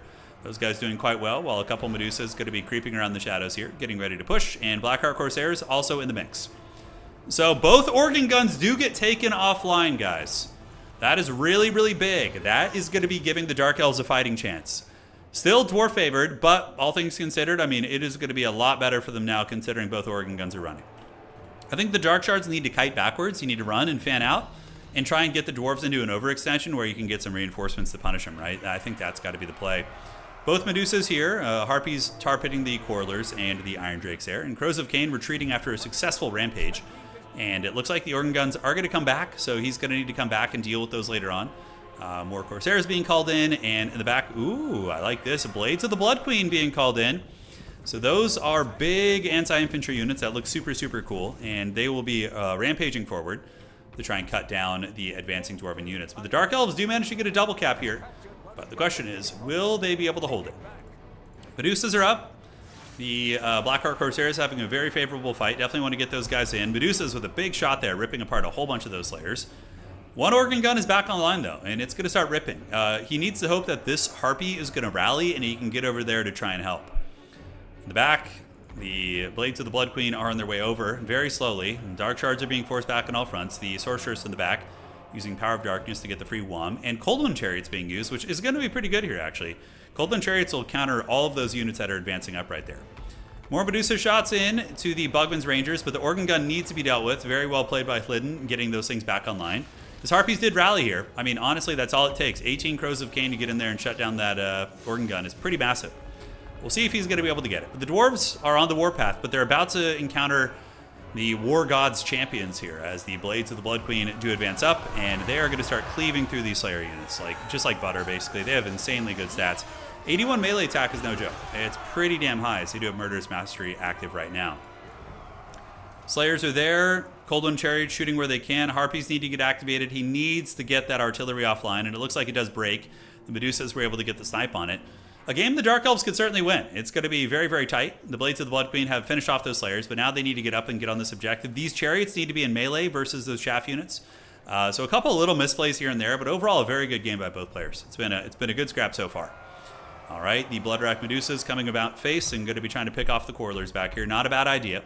Meanwhile, Blackheart Corsairs up trading very well, and Bleak Swords attacking into the miners with blasting charges.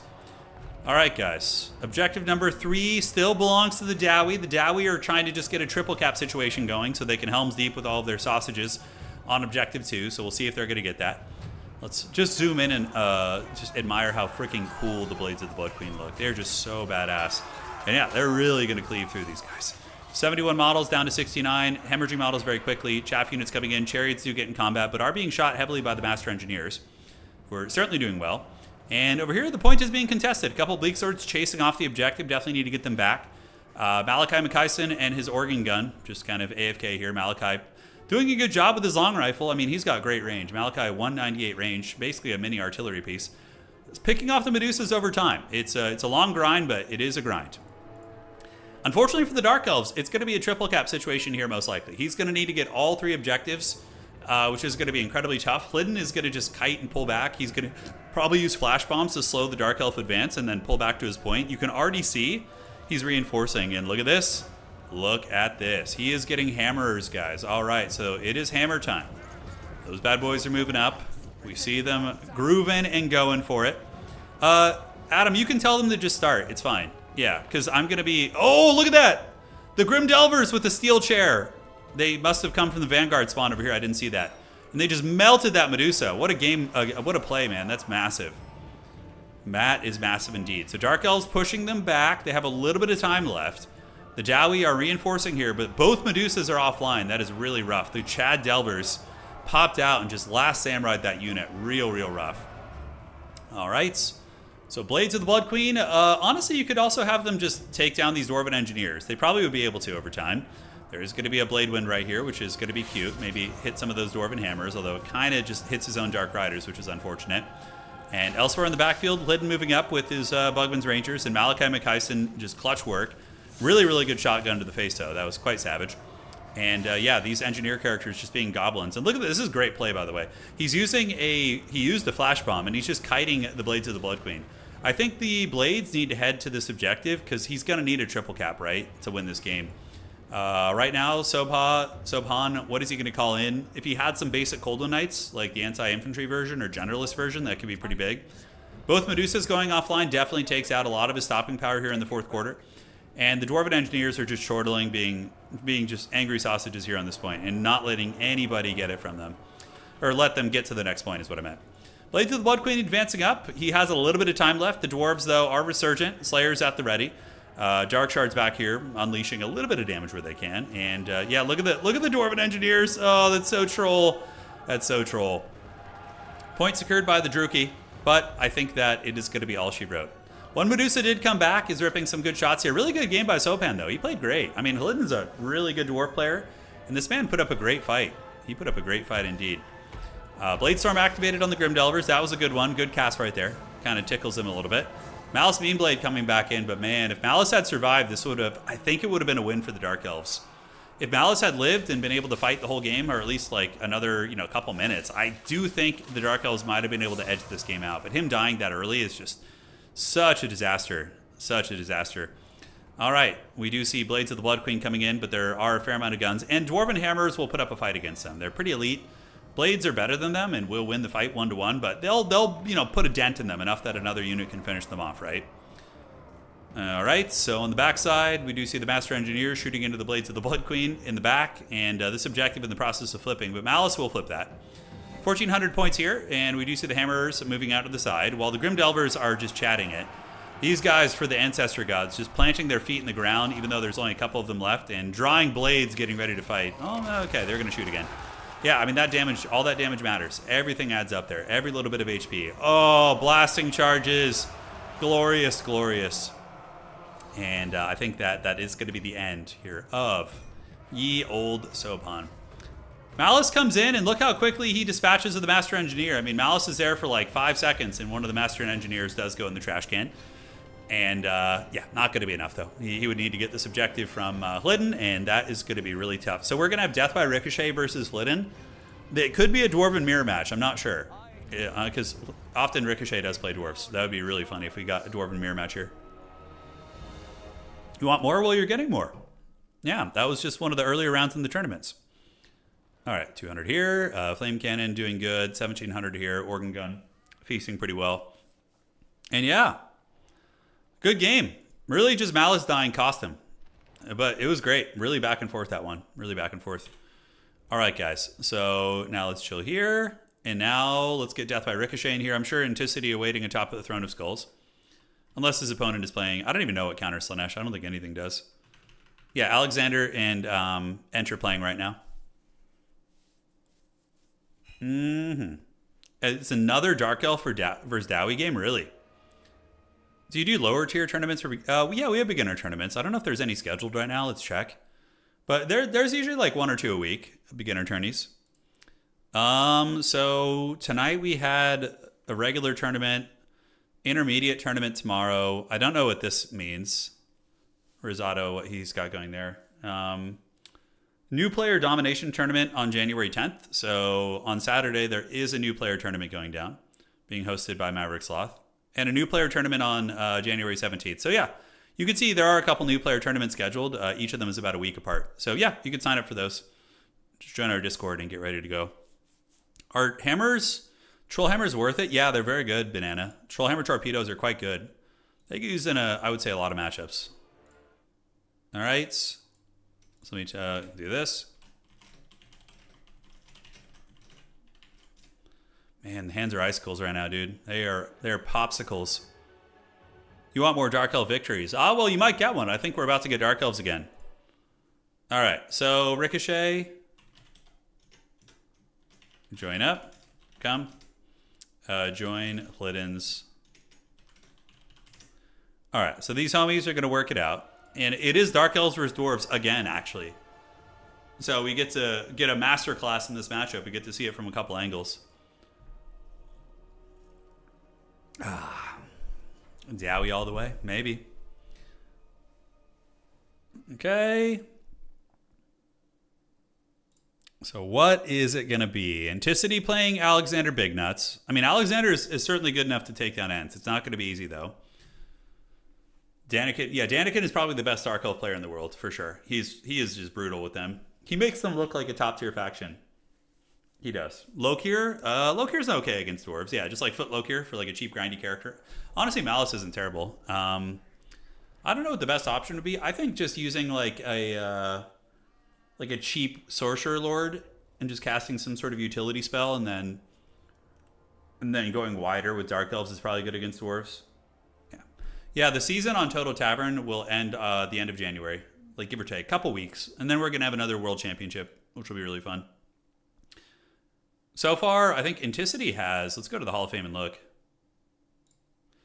So let's see how many champ level wins Ent has. So that's 1. And then he started down here. That's 2 and 3. And then Daniken won that one. So I think Ent has 3 right now. Yeah, so the CA official championship, and then we had the 2 Tavern championships. So I think Ent is at 3. The record is 5. Currently, Houseplant has the most major event wins in Warhammer 3, so Houseplant still has the status of the all-time, but Ent is rapidly chasing that. Unless I missed something. Yeah, because we had the CA official events, which are major events also. Charix won 1 in December, and then Anticity won the other one. Yeah, and then Ent has won 2 season championships too. He's closing in on it. I don't know who else has that many. Solus Sora actually has 3. Yeah, because he came in like a wrecking ball. He won the 6th CA official championship, and then he won 2 seasons back to back, and then just disappeared into the night. But Solus Sora, I think, probably could have taken the title if he kept playing. That guy was really good, man. Houseplant doesn't play anymore. Yeah, he doesn't play anymore, to my knowledge. Lokir Fellheart. Yeah, and Witch Elves and Shades. I love it. It's fun. This map is better for Dwarves, though. It's very open. You can just park your artillery up on the hill and feast. I don't know what happened to him, Pope. Yeah, he disappeared. Maybe he still plays in the Korean community. I'm not sure. I don't actually know what the Korean community looks like anymore.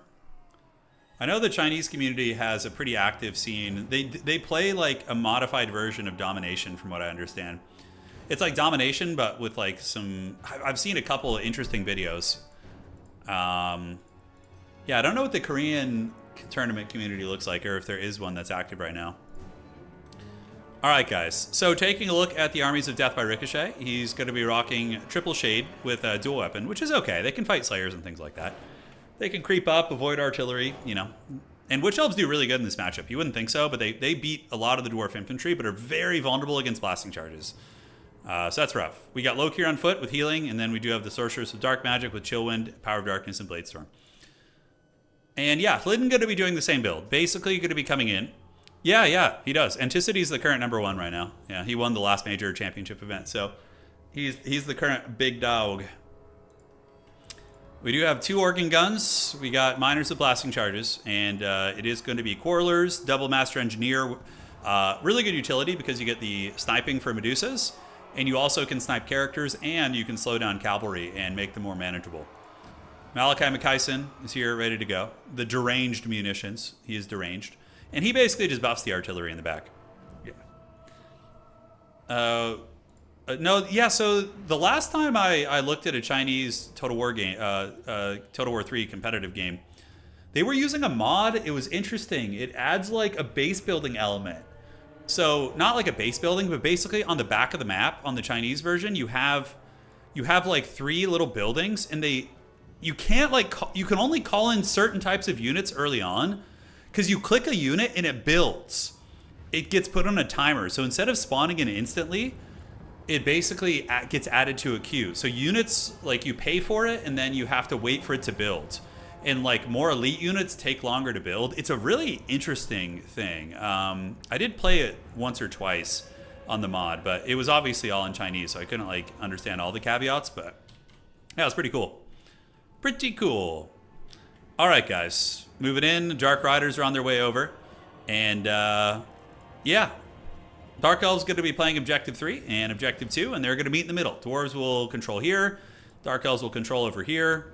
And that is going to be all she wrote. Now, we're going to see the Shades maybe getting ready to creep around. And we'll have to see.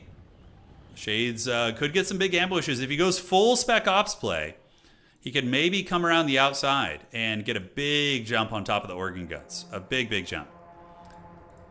Dark Riders, of course. There's a lot of open field to work with over here. Like, this space is very, very good for trying to get some cav to maneuver around the dwarves. And we're going to be seeing who is going to be getting the old middle here. The winner of this is going to go to the grand finals to play either Anticity or Alexander Bignuts. We're going to see who it's going to be. And here comes the Shades. The Shades will get karate chopped by the organ guns. The organ guns need to be moved up a little bit. So yeah, park it like right here so they can cover both objectives. And then you're going to be in good shape. But we do get Lokir Footheart. Oh, Lokir Footheart. That's pretty good. Witch Elves waiting in the wings. Witch Elves are really, like I said, decent. But blasting charges and archers, and there's so many things that really give them a bad time. Master Engineers coming up. Those bad boys going to be popping their shots from downtown. Look at the beards on those guys, dude. I wish I could grow a beard like that. My beard sucks so bad. They're so lackluster. I mean, as they've gotten older, they've gotten a little bit better, but it's still like it's a shame to the ancestors, to say the least. All right, so the Shades, are they going to start shooting at these guys? Honestly, I don't think you show your hand yet. Wait with the Shades a little bit longer. Organ guns, just waiting at the ready up on the hill to rip some fat shots. While we do see Dark Riders moving around by Ricochet. Now, Ricochet is a dwarf main also. This man mains dwarves, so he knows how they work. And now the Shades are going to be unleashing onto the Dwarven characters here and getting a little bit of damage, but the Dwarves will react and start dodging. It's pretty hard to kill small SE characters with archer units. Guns are much better at it. Power of Darkness activated here, and we do see Lokir Fellheart taking some damage. I don't know why. Did he get Power of Darkness, maybe? Just to try and be effective there. But the Druchii do get the objective now, so now it's on the Dwarves to advance. Now, what you would want to do if you're the Dark Elf player is when the Organ Guns advance up, you pull back a little bit and try and force the Dwarves further forward, right? That's got to be your play. Sisters of Slaughter are very rarely used. People usually just use Witch Elves.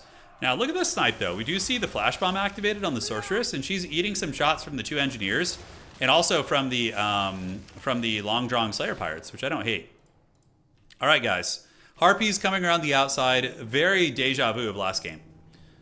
Very deja vu. But the Harpies are the way to do it. Harpies are going to be really good because Slayers don't kill them super quickly. So I don't hate that at all. All right, Sorceress gets back, but does take a lot of damage in the process, so going to have to be careful overcasting. Right now, these Shades should be annihilating these Slayer Pirates. It's a colossal mistake from Ricochet to not be doing that. This is like a free 900 gold unit. Free. But I don't know why the Shades aren't shooting. I guess he's just too focused elsewhere. So he finally does it. Why are his Shades not shooting? Shoot your damn Shades! That's such free real estate! Oh, there he goes, finally. Okay, so now he's going to be shooting. Now right here, Harpies sitting overhead. Going to be attacking into the organ guns most likely. And we do see more and more Harpies coming in here and here. But why is he not attacking in? There he goes, finally. Slayers will take them down, but it's going to take a minute. So potentially going to see one organ gun maybe getting taken offline. We do see some cav lurking in the back as well. But these Harpies are low leadership. They're also being shot by some crossbows too. Now, Witch Elves going to be doing in burn through the witches. And yeah, totally Rob Zombie Dracula here. But they're going to be charging in. And if they can close the distance and not get roasted by those flamethrowers, it's going to feel pretty good. Bleak Sword's moving into fight. We do see the Shades moving up. Long John Slayer Pirates did lose a lot of HP right there. And to the back, Harpies maybe going to get one organ gun offline. Maybe even a second one with the third Harpy coming in as well. Very, very good stuff. So the battle rages on here. The flamethrowers are annihilating the Dark Elf Infantry. Dear God in heaven. Those Witch Elves just got Shadow Realmed by some blasting charges. Absolute scorched earth. And yeah, they're not going to have a good time here. They pop the Witch's Brew, which is going to rampage them. But yeah, scary stuff. Now, Shades are parked in. They're putting their feet down. They're getting some good value. Dark Elves do have a triple cap right now, or a double cap, excuse me. Harpy's able to take down one organ gun, so one organ gun is offline. The other one is being harried by the Harpies. And yeah, this is clever. Harpies are infantry sized if you look at their tooltip, guys, which means that Slayers do not get their bonus for large versus them. So they become much less efficient. Yes, they can still kill them, but it takes a long time. All right, guys, the witches are being burned through, and we do see them setting up, and god damn, that is a lot of damage. In the meantime, though, Shades are returning the favor a little bit. The Shades are shooting in, and there's a big cab charge coming in here. Lokir Chadhart is also getting a flank. So Lokir may be going to move in and fight this Dwarf Lord, this Master Engineer. We will see how that goes. But yes, it does continue, ladies and gentlemen. Value is coming back for the Dark Elves. Taking down both organ guns is incredibly massive. So now the Dwarven Artillery Corps is basically straight up just offline. I think this one is, yeah, they got 2 models left, so they're not really going to do anything. So this is now where the Dark Elves might be able to win this game because all the Shades are now just shooting free. There's no organ guns to punish them. Lokir Chadhart is healing and deep in the enemy lines. Harpy's tied up on Bugman's Rangers, and yeah, all the Shades are just happy to shoot. We got 1, we got 2, 3, and 4. All of them basically just huge armor-piercing monsters. And the flamethrowers are going offline. And now we do see Death by Ricochet starting to take over the game. Although, you can never underestimate the Dwarves. You might think they're down and out, but they're not. But look at this. Grimdelvers tried to ambush, but were caught in the woods by some bare-naked ladies here. So the Witch Elves getting in and eviscerating a unit. That's really, really bad for Lydon. And he does call in a couple of miners with blasting charges to try and help, but losing a big 950 gold gun unit is pretty disastrous. All right, folks, looking very Dark Elf favored now as they're starting to get more and more picks. We see units coming in, the Bolt Fiends, Bleak Swords. Murderous Prowess is now activated, so the whole Dark Elf army is going to be on steroids for a minute and a half. Leadership, Vigor, Armor Piercing, Melee Attack, Charge Bonus. What more do you want in a unit? All right, Long John Slayer Pirates on the brink of probably dying to the Shades. Remember, these are Shades with dual weapons, so they do have an anti-infantry bonus, and they're perfect at fighting a unit like Slayers, and these Slayer units will be eviscerated. More Dark Shards at the back, and now the Dwarves are actually being pushed all the way back to their other objective as the Dark Elves emerge victorious over here. The Witch Elves do get hit by a blasting charge, but like honestly, miners are so terrible in combat that these Witch Elves might be able to win the 2v1 over here. We'll have to see. Well, the armor might save them, but yeah, all in due time. All right, guys. Dark Riders getting around the back, and the Shades are slowly moving up, pushing back the Dwarven formations. Bleak Sword's looking good, and Lokir Chadhart, doing exactly what Mal's Darkblade wanted to do last game. Taking down these Master Engineer characters and getting in there while the Witch Elves do surge forward, pressing into the Dwarven lines and getting ready to counter some of the Slayers. And as long as he keeps slow pushing up with his Shades, he's fine. And he can also pull an Anticity and wait in his opponent's backfield. Although he's a little AFK here, he definitely should charge those Bugman's Rangers if he can. Bolt Fiends coming up, and yeah, they're going to massively outtrade the Dwarven Quarrelers. Quarrelers do have shields themselves, but they don't have the same punching power to get through the silver shields of the Bolt Fiends. So they are going to get folded. Looking on the backside, how are those ladies doing? They're doing pretty good. And we do see both Dwarven miner units getting folded up by the 69 models. Slanesh bless this ravaged game. But they themselves are going to be sitting at about 1100 here. The Harpies are ripping and tearing right there. And here comes the Shades. 1, 2, 3, and 4. They are going to be moving up and cruising up. Big shots right there. And Miners of Blasting Charges going to be surging forward as well. Lokir Felhart, a duelist character, by the way, is going to be much stronger in a duel than Malachi. Malachi is not a duelist. He will lose that fight. Even in his current health state, he would probably lose it. We do see some Dwarf Warriors being called in, but yeah, it's got to just be GG. Ricochet is going to close this game out here pretty soon. Lydon might not tap out. You know, he's the type of player who tends to grind to the bitter end. And, you know, it's a Dwarven thing. They tend to play that way. Yeah, Switch Elves and Harpies cleaning up the split push from the Dwarves. And now the Dwarves are being just put into, they're putting into the old cage at the corner here. Into naughty jail, air jail if you're a Chihuahua. The Entic Alexander game is pretty insane, not going to lie. Yeah, well, tell one of them, tell Alexander to send me the replay, man. Tell him to send me the old replay. Bolt Fiends get tied up in melee, a bit of a blunder by the Dark Elves. Definitely no reason to be in melee with a Dark Shard unit against the very slow Dwarvish units. Lokir Felhart does get punished a little bit. The Engineers and Malachi able to snipe him. Honestly, hiding behind this rock wouldn't be a terrible idea. But Lokir might get picked off, and dude, just as we say the Dwarves are out of the game, I'm telling you, they're such a troll faction. The Dwarves, you think you have them, but they just keep coming back. They're just, it's like that meme from The Simpsons with Moe when he's in the bar and they just like pick him up and he just like appears behind you. It's like, that should be a meme with like a Dwarf Warrior. Like you pick them up, throw them in the trash, and then like 10 of them appear behind you, you know? Now, if Dark Elves can get it to a triple cap situation, they'll have a pretty high chance of winning, but if they don't, they could still lose this game. Shades moving up. Lokir Felhart did not die, which is very, very big. A couple Dwarven Hammers in the mix. So Dwarven Hammers will be able to hammer time a lot of these units, but the Shades will be able to pick them off and do some great damage. Back here, we do see Bugman's Rangers with the deranged munitions sitting on 30 missile strength. Very strong, and the Shades should retreat now. Retreat back, force the Dwarves to extend up, and then punish them. You know, that's how you do it. Witch Elves are spawn camping here, which I really like. It's actually a really good idea. As soon as they spawn something out, you could like pin them down. Lokir, you just want to hide in the trees, probably. He does heal in combat, so there's a chance that homie could heal a little bit. But yeah, the Dwarves are resurgent, guys. Making me eat my words. We do see 1030 points. If the Dwarves get this objective soon, going to be dodgy, but there's a Medusa in now. Medusa is a great choice here. That thing is going to be able to melt a lot of Dwarf infantry. Bladestorm activated, going to tickle the pick a little bit, and a Chill Wind to slow down the Dwarven advance as well. A lot of Dark Rider opportunities. Like, all these range units should basically be dead to that one Dark Rider unit with proper micro. So, I mean, the Dark Elves should win this game, but they could still throw, is essentially what we're going to be saying for now. So, Dwarf Warriors do come in. Shades and Medusas are unleashing some fat shots here. Bleak Sword's coming in, just sacrificial cap weight to get up and fight the Dwarvish infantry. Now the capture weight is going to the Dwarves. Shades with dual weapons can fight here, and on this side, we do see an objective flipping. Dark Riders are coming. And yeah, if you were able to flip this objective, it'd be pretty much GG for the Dwarves. If that Dark Rider can come in, clear off those miners, and get that, it's going to be very, very big. So the Kara Zankor hasn't heard any bell whatsoever. Lokir Felhart hiding in the trees, and we do see the Shades dual weapons gathering it up. Bleak Swords at the ready, General, and Dark Riders charging into the Slayers and Hammers, just sacrificial lambs, basically. Now, this is 8 capture weight here. We have 3 capture weight coming in here, plus 5. So if the Master Engineer and the Slayer can get there in time... Ooh, I don't know if he's going to, though, guys. If we look at the ring of the objective, the Slayer... Oh, it's going to be so close! Oh, man, if that gets ninja'd... Oh, my God, he gets there just in time. That keeps him in the game, ladies and gentlemen. So now it is a triple cap situation, for sure.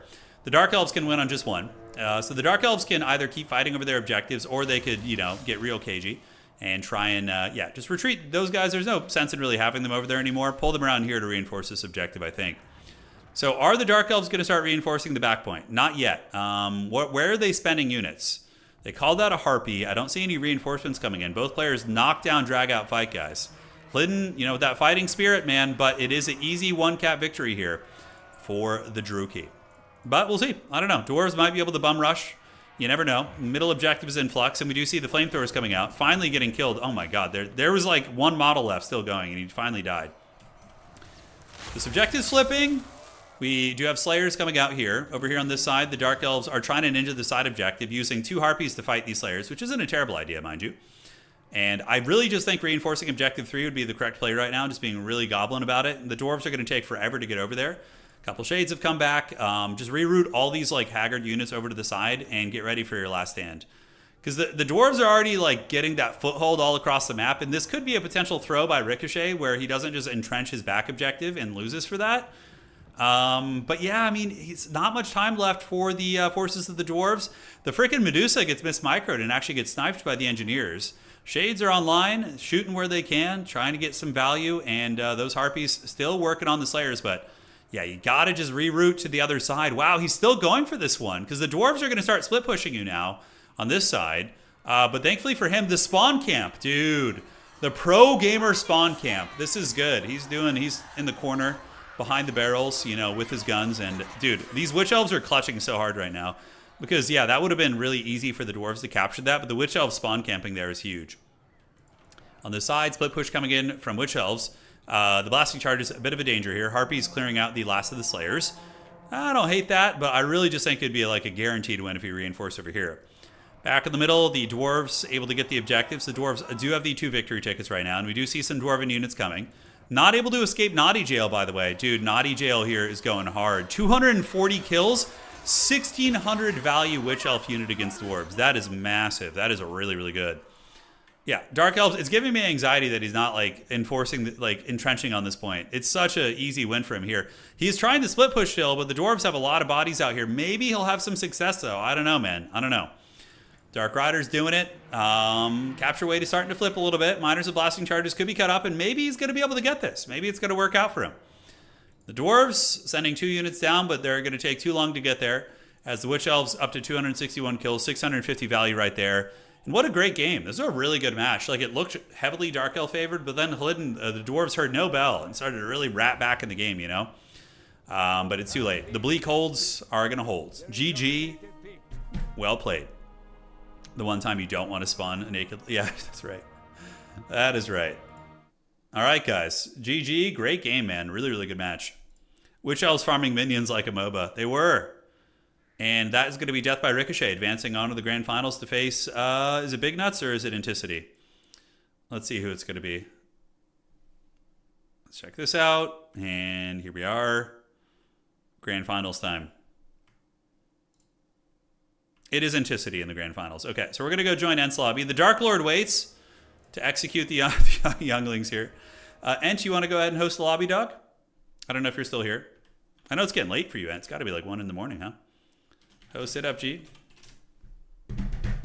Inticity, karate chopping all who lie in his way. He just felt like coming in with Slaanesh tonight and bullying everybody. I actually was going to restrict the OP factions tonight. That's probably what did us in. I forgot to restrict Norska, Slaanesh, and Warriors. Although Warriors, we were able to beat Warriors, so that is nice. All right, Ench is up. And doing the Daniken training strat of staying up late. Dude, Daniken is a Terminator, dude. He stays up. That man stays up. He's like playing at like 6 a.m. his time. Like, the wife and I accidentally stayed up till 5 a.m. last night, and I just felt so terrible waking up today. I felt like I got run over, dude. You can't do that anymore. I mean, I got enough sleep, for sure. I got at least 7 hours of sleep after that, but it's pain. So this matchup is incredibly Slaanesh favored, but apparently Daniken has figured out a couple ways to win, but it is not Daniken playing. It is Death by Ricochet. So we're going to see if he, too, can emulate Daniken's success. Come suffer against Slaanesh. That's what I messaged him. I was like, come suffer against Slaanesh. It is time. All right. So Slaanesh versus Dark Elves. Inticity, for the love of the gods, please change your banner so it doesn't look like the Dark Elf banner. Let's go with bright pink. You know, if we could. And they'll work out their maps now. And this is the Grand Finals. So guys, welcome one, welcome all. If you guys are enjoying the Total War competitive action, please do drop a like on the stream. It helps out quite a bit. Keeps the old engine going. We'll pump those rookie numbers up. The worst faction I still think is Nurgle. I think Nurgle is probably the worst faction of the game. Now, the fact that Nurgle can still do well and get to the semifinals and, you know, potentially win games is a testament to how decently multiplayer is balanced, considering we have like 24 factions. But I would still say they're the worst faction. Yeah. It's really difficult to play them. Really, really difficult. All right, so the banner is part of his evil scheme, and it looks like they have compromised here. Inticity is ready. Oh god, this one's going to be over quick one way or the other. It's battle for Itza. Slaanesh going to be right on his face here. How much is Stormvermin buff? It helped a lot, actually, Daxiath. Yeah, the Stormvermin buff was really good for Skaven. Really, really good. I think Grand Cathay is better than Nurgle, for sure. Grand Cathay can do like SE builds. They have a lot of mobility. Crowmen are amazing. Artillery's good. Yeah. Nurgle has never really been OP ever. Like at any point in Warhammer 3, I don't think Nurgle has ever been OP. Despite getting a DLC. Or 2, technically. Maybe when Festus was OP, that was like when Nurgle was OP. When Festus was overtuned, I think that was the only time Nurgle was really strong. Yeah, James, that's basically it. But that's not to say Nurgle can't win games. Like, you know, we had Max get to the semifinals. I got to the grand finals like 3 weeks ago with Nurgle. It's possible, but usually you're just such an uphill battle every game. Yeah, it's hard to really, really impose your will on people with Nurgle. Okay. And report your score from previous round. Also. Thank you. Alrighty, guys. It is time. The dreaded Inticity all in. I fall asleep for 3 hours and this is what I wake up. Oh no, the sleepers have arrived. Well, hey man, I hope you can get back to sleep. Sorry you don't enjoy the Total War stuff. Yeah, it is weird, man. I gotta say, I've had a lot of people tell me that they go to sleep, they don't know anything who I am, where they are, they don't know what planet they're on. And then they just wake up on the stream. I don't know what it is, but yeah, hope you get some rest, dog. On Total Tavern, are the tournament times adjusted for local time zones? Yeah, they are. Yeah, so when you go on the website, it'll be adjusted for your time zone, correct? The sleepers have awakened. The YouTube sleeper meta is here. All right, do we have anybody hanging out on YouTube who just like woke up, doesn't know what planet they're on? They don't know who I am. They don't know why they're here. They don't know why the tide goes in and out at night. You know, do we have anybody in that ballpark? Or I'm genuinely curious. Yeah, because it's been happening more lately. It's been happening more. All righty. So let's do a little bit of this. Some Co3 tomorrow? Maybe. We'll see. I don't know what we're going to do tomorrow. I want to stream earlier in the day tomorrow. I've just been such a night owl, man. Stay up till like 4 a.m. freaking painting miniatures. It's bad. It's bad. Morning. What's up, Captain? Welcome. I'm certainly zombie brain. It's okay, Alexander. You're great, man. I heard you put up a great fight. The big nuts is strong. I swear it's me who was watching some 40k lore before sleep. Yeah, I just woke up and no clue how I got here. Yeah. It's trippy, man. Well, for anybody who's just arriving here, I woke up and I don't know why I'm here. Does that count? Yeah, no, it counts. You woke up and you don't know how you've come to exist watching an old man named Turin play Warhammer. Dread Saurian, I've known you for years. I'm a sleeper, one among thousands. I bring you a message. Are you doing some Lovecraftian? Oh, dude, the Lovecraft references. Man, where's my wife? She could translate all that for me. Hell yeah. YouTube AI shares my love for mayonnaise. I don't know, man. AI creeps me out a little bit, you know? It does creep me out. The AI took our jobs. It's wild, man. Have you guys seen that? I mean, this is old news, but you remember when they developed that AI in StarCraft that could just like crush pro players and stuff? Lovecraft, I barely know her, yeah. I'm the one who's actually sleeping. Oh, don't say that. That's like that Shutter Island when he's like he's the one actually in the facility. Yeah. Oh, dude, it's rough. All right, guys. Well, welcome to this battle. We have a battle between the Dark Elves here, and they're going to be facing off against Slaanesh. Now, the build from Ricochet is good. It's very similar to Daniken's playstyle, which is mass Corsair handbows. So essentially what he does is he gets a battle line of these Corsair handbows, and he kites the Slaanesh army and then counterpunches them in the fourth quarter. That is the plan. We got a Sorceress of Dark Magic with what appears to be Doombolt, just for Lord sniping, and Malice Darkblade, who's a good fighter. I mean, can go fisticuffs with a lot of the Slaaneshi Lords. Now, one thing you always want to do against Slaanesh is not get enveloped and surrounded like I did in my earlier game, like a complete idiot. Basically, you want to take a corner and then push out against them like this. It requires a lot of patience, but that is for sure how you want to play it.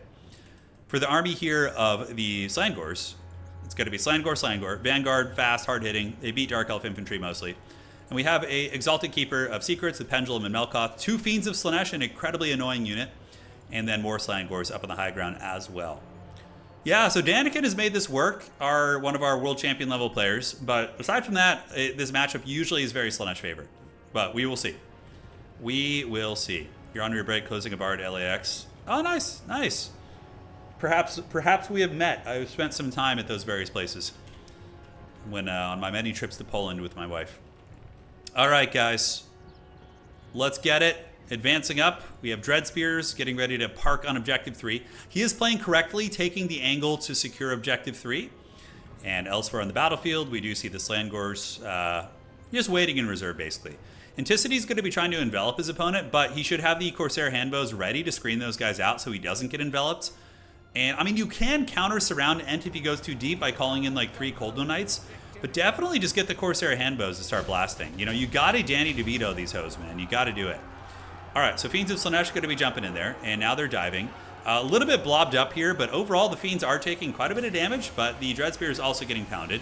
Doombolt activated from the Sorcerer, and the Dark Elf handbows are melting some of the Fiend units. So at the end of the day, I would say the Dark Elf's actually coming out a little bit ahead in that trade. Fiends of Slaanesh are very expensive units, and taking that kind of damage on them is pretty rough. Ent's going to be throwing in his Exalted Keeper of Secrets, eating a lot of damage there as well. It is late for our mighty Canadian champion. For him, it's got to be, I think, like 1 in the morning. Yeah, something like that. Now, we do have the Pleasure Seekers, or as I like to call them, the Boob Snakes. The Boob Snakes are pretty nasty. They hit incredibly hard, but are glass cannons. If they get focused by magic and or archers, they can die really quickly. So on the back, we do see some Blackguard being called out. I don't hate that choice, giving you a little bit of a elite anti-large. And the Dread Spear is going to be eating it. Now, every time your opponent does something like this to you, you need to counter-punish them if you have these Corsairs. They should be moving up and shooting these guys. Granted, the Spears are poking back, maybe doing a little bit of damage, but overall, it's going to be a bad trade for them. So I think that Ricochet is being a little bit overly cautious here. I think he could have moved up and got his handbows ready to punish, force Anticity in, counter-punch him. You guys get the idea. Now, we do have some Black Guard of Nagaron back here, and Corsairs coming in. But where is his Corsair skirmish? He really needs to be skirmishing with these Corsairs, man. The positioning of those guys kind of awkward. You know, like this is all like real estate that you could be farming. Boob Snakes getting ready to come around the back. Ent is going to be doing his classic full surround here. We do see a overcasted Doombolt, really, really good on the Exalted Keeper of Secrets. And the Blackguard going to be coming in. Man, Ricochet needs to get his bows over here, dude. He needs it. If you're watching this back, Ricochet, you're playing great, very solid. You're in the grand finals here. You've done awesome. But you got to get these guys over here to help out, man. Now, the Blackguard will do well enough in that skirmish. The Boob Snakes are waiting around in the wing, so here they are. They're just waiting with full erections to get ready to charge in here and delete a unit. The Handbow's just being... He's letting Anticity farm him, basically. The Blackguard are going to put up an okay fight and grind down some of the units. Malice Darkblade's going to come back here. And yeah, he's got 2,000 supply, or 2,000 value against 1,400, but 1,000 in the bank. Could call out some Cold Knights maybe to reinforce. The Blackguard are going to get about 300-400 value in their life. But he's being very, very cautious with these handbows, man. I really don't like it. I understand he's playing a world champion level player and he's very afraid of what's happening here, but you gotta take chances. You gotta go for it. Because if he just sits here, it's not gonna work out. He needs to have fought back there. His initial skirmishing was so good. I mean, look at the damage he did against those fiends. Another Doombolt's going to be activated right here. That is going to chew up that Exalted Keeper of Secrets. 6,000 HP. Going to be going down to about 5,500, give or take, if it hits. We'll see if it does. And, wow, even... Holy shit, that is a lot of damage. Never mind. 4,600. Jeez Louise. All right. Still a winnable game for Dark Elves. Still a winnable game, but it's going to be hard. He has to go for more picks. Like right here, his handbows should be moving up with spear support and trying to poke those Pleasure Seekers. Like nothing should be for free. Nothing should be for free. All right, guys. Elsewhere, we do have the Exalted Keeper of Secrets going to be lurking around here. And, yep, going to be heading up to the high ground while we do have 3 units of Furies of Slaanesh hanging out. Dread Spears, very, very dreaded, going to be moving forward. And now he's finally moving out. But is it too little too late? He has gotten his Lord very, very low. The Exalted Keeper of Secrets, the Doombolt tech is really good. Now that Doombolt is fixed and unbanned, that gives you a lot of tools against Slaanesh monsters. That is for sure. Yeah, Anticity is very much like a mountain lion stalking his prey. I would say that's an incredibly apt analogy of how he plays. We do see these supplies being spent, but where do they get spent? Did he call in some Vanguard Dark Riders? It looks like it. Okay, so now he's moving over to the middle. And this is where Slaanesh gets a full erection. They're basically going to surround you. And he's going to get his whole army surrounded. Oh my god. Oh my god. I can see the writing on the wall right now. I can see the writing on the wall. He's going to grab the 2 objectives. Anticity is going to come and get a full surround here. And it is time. It is time. The Lord is in the bushes. Overcasted Doombolt is very, very good there. I think Doomfire Warlocks can be decent in this matchup too. You can spam out the lesser Doombolts and get some good work. He can't yield the side point, or else the whole point of his movement is basically going to be wrecked. And Tzeentch is going to move in here in a second. It's going to come. Doombolt was just it wasn't bugged, it was just very overtuned. It was like broken, it was OP. But they fixed it, to my knowledge, so. Alright, Slangor's coming in, and Bringers of Beguilement, so the greater demons of Slaanesh, well, greater infantry demons are here. They got their ponytails, and they're ready to go. And Malice is here, and the Dark Elves just have their Helm's Deep box, and they're just like, come at me, bro. I am laying my glove down, and let us do glorious battle. Dark Riders need a countercharge here. They missed their charge, but the handbows are doing great damage against the demons there. And Tzeentch is going to be sounding the Horn of War, and here comes Gotham's Reckoning. You ready? The Hellbroni, are they braced? They actually held that charge really well and didn't take much damage at all. So here comes the party. You need to overcast the Doombolt on top of the Exalted Keeper of Secrets. Over here on the sides, the handbow shooting in, and the Slaaneshi units now diving in on every front. Some of the fights aren't going terribly, and we are going to be seeing the Doombolt coming down, and that's going to nail that Slaanesh Lord again. Malice Darkblade coming in. Fiends of Slaanesh are disintegrated. But on this side, it's going to be absolute slaughter. The Bringers of Beguilement are going to be charging in and really ripping apart these spear units, although there are some cab units coming in to help them out. Bringers of Beguilement are a really grindy infantry unit. And yep, countercharge coming in from those guys. Malice Darkblade taking down the Fiends, and Anticity's Lord in a little bit of danger. But overall, some okay fights for the Druchii. Now, the Dark Elves are going to be calling in some Corsairs on the high ground to try and go grab that objective. A little bit risky, honestly. Probably should reinforce this fight. But Slaanesh is getting some breakthroughs right here. You can see the line of infantry broken. Malice Darkblade going for the Lord Snipe, though. That would be big. That would be one way to kind of get your little rat claws back in a game. Sitting at 22 leadership. Where's the Doombolt? The Doombolt is going to be needed to get the kill. Oh, man. Anticity's Lord just barely weasels away right there. And does he still have his Sorceress? I don't know if he does. Pendulum going down from the big greater demon. And now the demon moves in, and it's healing because there's units nearby that are running, which is very, very good. But I think that the Sorceress of the Dark Elves is still alive. Narcissism activated. So Anticity using Narcissism to lock down the Sorceress, so she's not able to get closer to the Greater Demon to snipe it with Doombolt. Very, very good stuff. Corsairs fighting it out. Value trading's pretty even here in this game, and we do see some Black Arcs looking to threaten Objective 1. Objective 2 belongs to the Dark Elves still as well, and here comes the Doombolt. Okay, is it going to happen? The Doombolt's coming, and looking very fabulous, but I don't know if that's going to be enough to save you from the Doombolt. Just doom, and down goes the Greater Demon. Anticity losing his Lord. So the Slaaneshi Lord has paid the troll toll, and Malice Darkblade has gone demon form, guys. He's gone full anime mode. Reaper of Souls activated on the middle. We do see Blackheart Corsairs coming in. High ground objective is going to be taken by the Dark Elves as well. And the Slaanesh army is leaderless, but they still have so much on the field, it's going to be really tough for the Dark Elves to muster enough to push through all that. We do see some Harganeth Executioners coming in. They'll get wrecked by Fiends, though, so overall probably not going to be super good. And Malice is getting annihilated by Bringers of Beguilement and Pleasure Snakes. That's basically 1,800 gold plus 1,500. That's like 3,000 or 4,000 gold worth of units attacking Malice right now. So understandably, it's going to do a lot of damage. Harganeth on their way in. Corsairs do flip the high ground objective here in about 10 seconds. And is there going to be a comeback option for Ricochet? I don't think so, because even though he did get a lot of damage on the Slaanesh Lord, the rest of the army is still pretty functional in the field. Malice getting punched in the dick here by the Fiends, the Bringers of Beguilement, as well as the Pleasure Seekers here. So going to be a very, very tough fight for him. You can see he's having a bad old time. So there he goes, getting chewed up, nice and good luck. And high ground objective, Corsairs have it. And we have several infantry units coming out. Hellstriders and Slaanesh getting chewed up, but Malice dying is basically going to seal the game. Anticity is very far ahead on value now. And if Malice is able to maybe get away, but he's on the brink of death, guys. He needs some milk. He's going to be popping something here. It looks like Bloodstorm is activated, Narcissism on him. Bloodstorm does give him Ward Save, but the Pleasure Snakes getting a full surround there is going to be very, very hard to deal with. All right, guys. Corsairs heading down here, but probably going to be all she wrote. But honestly, a really, really good game. A nice attempt by Ricochet. I think with slightly cleaner play with some of the early games, like this whole exchange back here where he didn't engage and just let those units die, I think that was probably... I mean, I still think Tzeentch would have had the advantage, but that would have maybe made the game a little bit closer. But yeah, great game and great tournament overall. We had a lot of fun learning Tzeentch today together.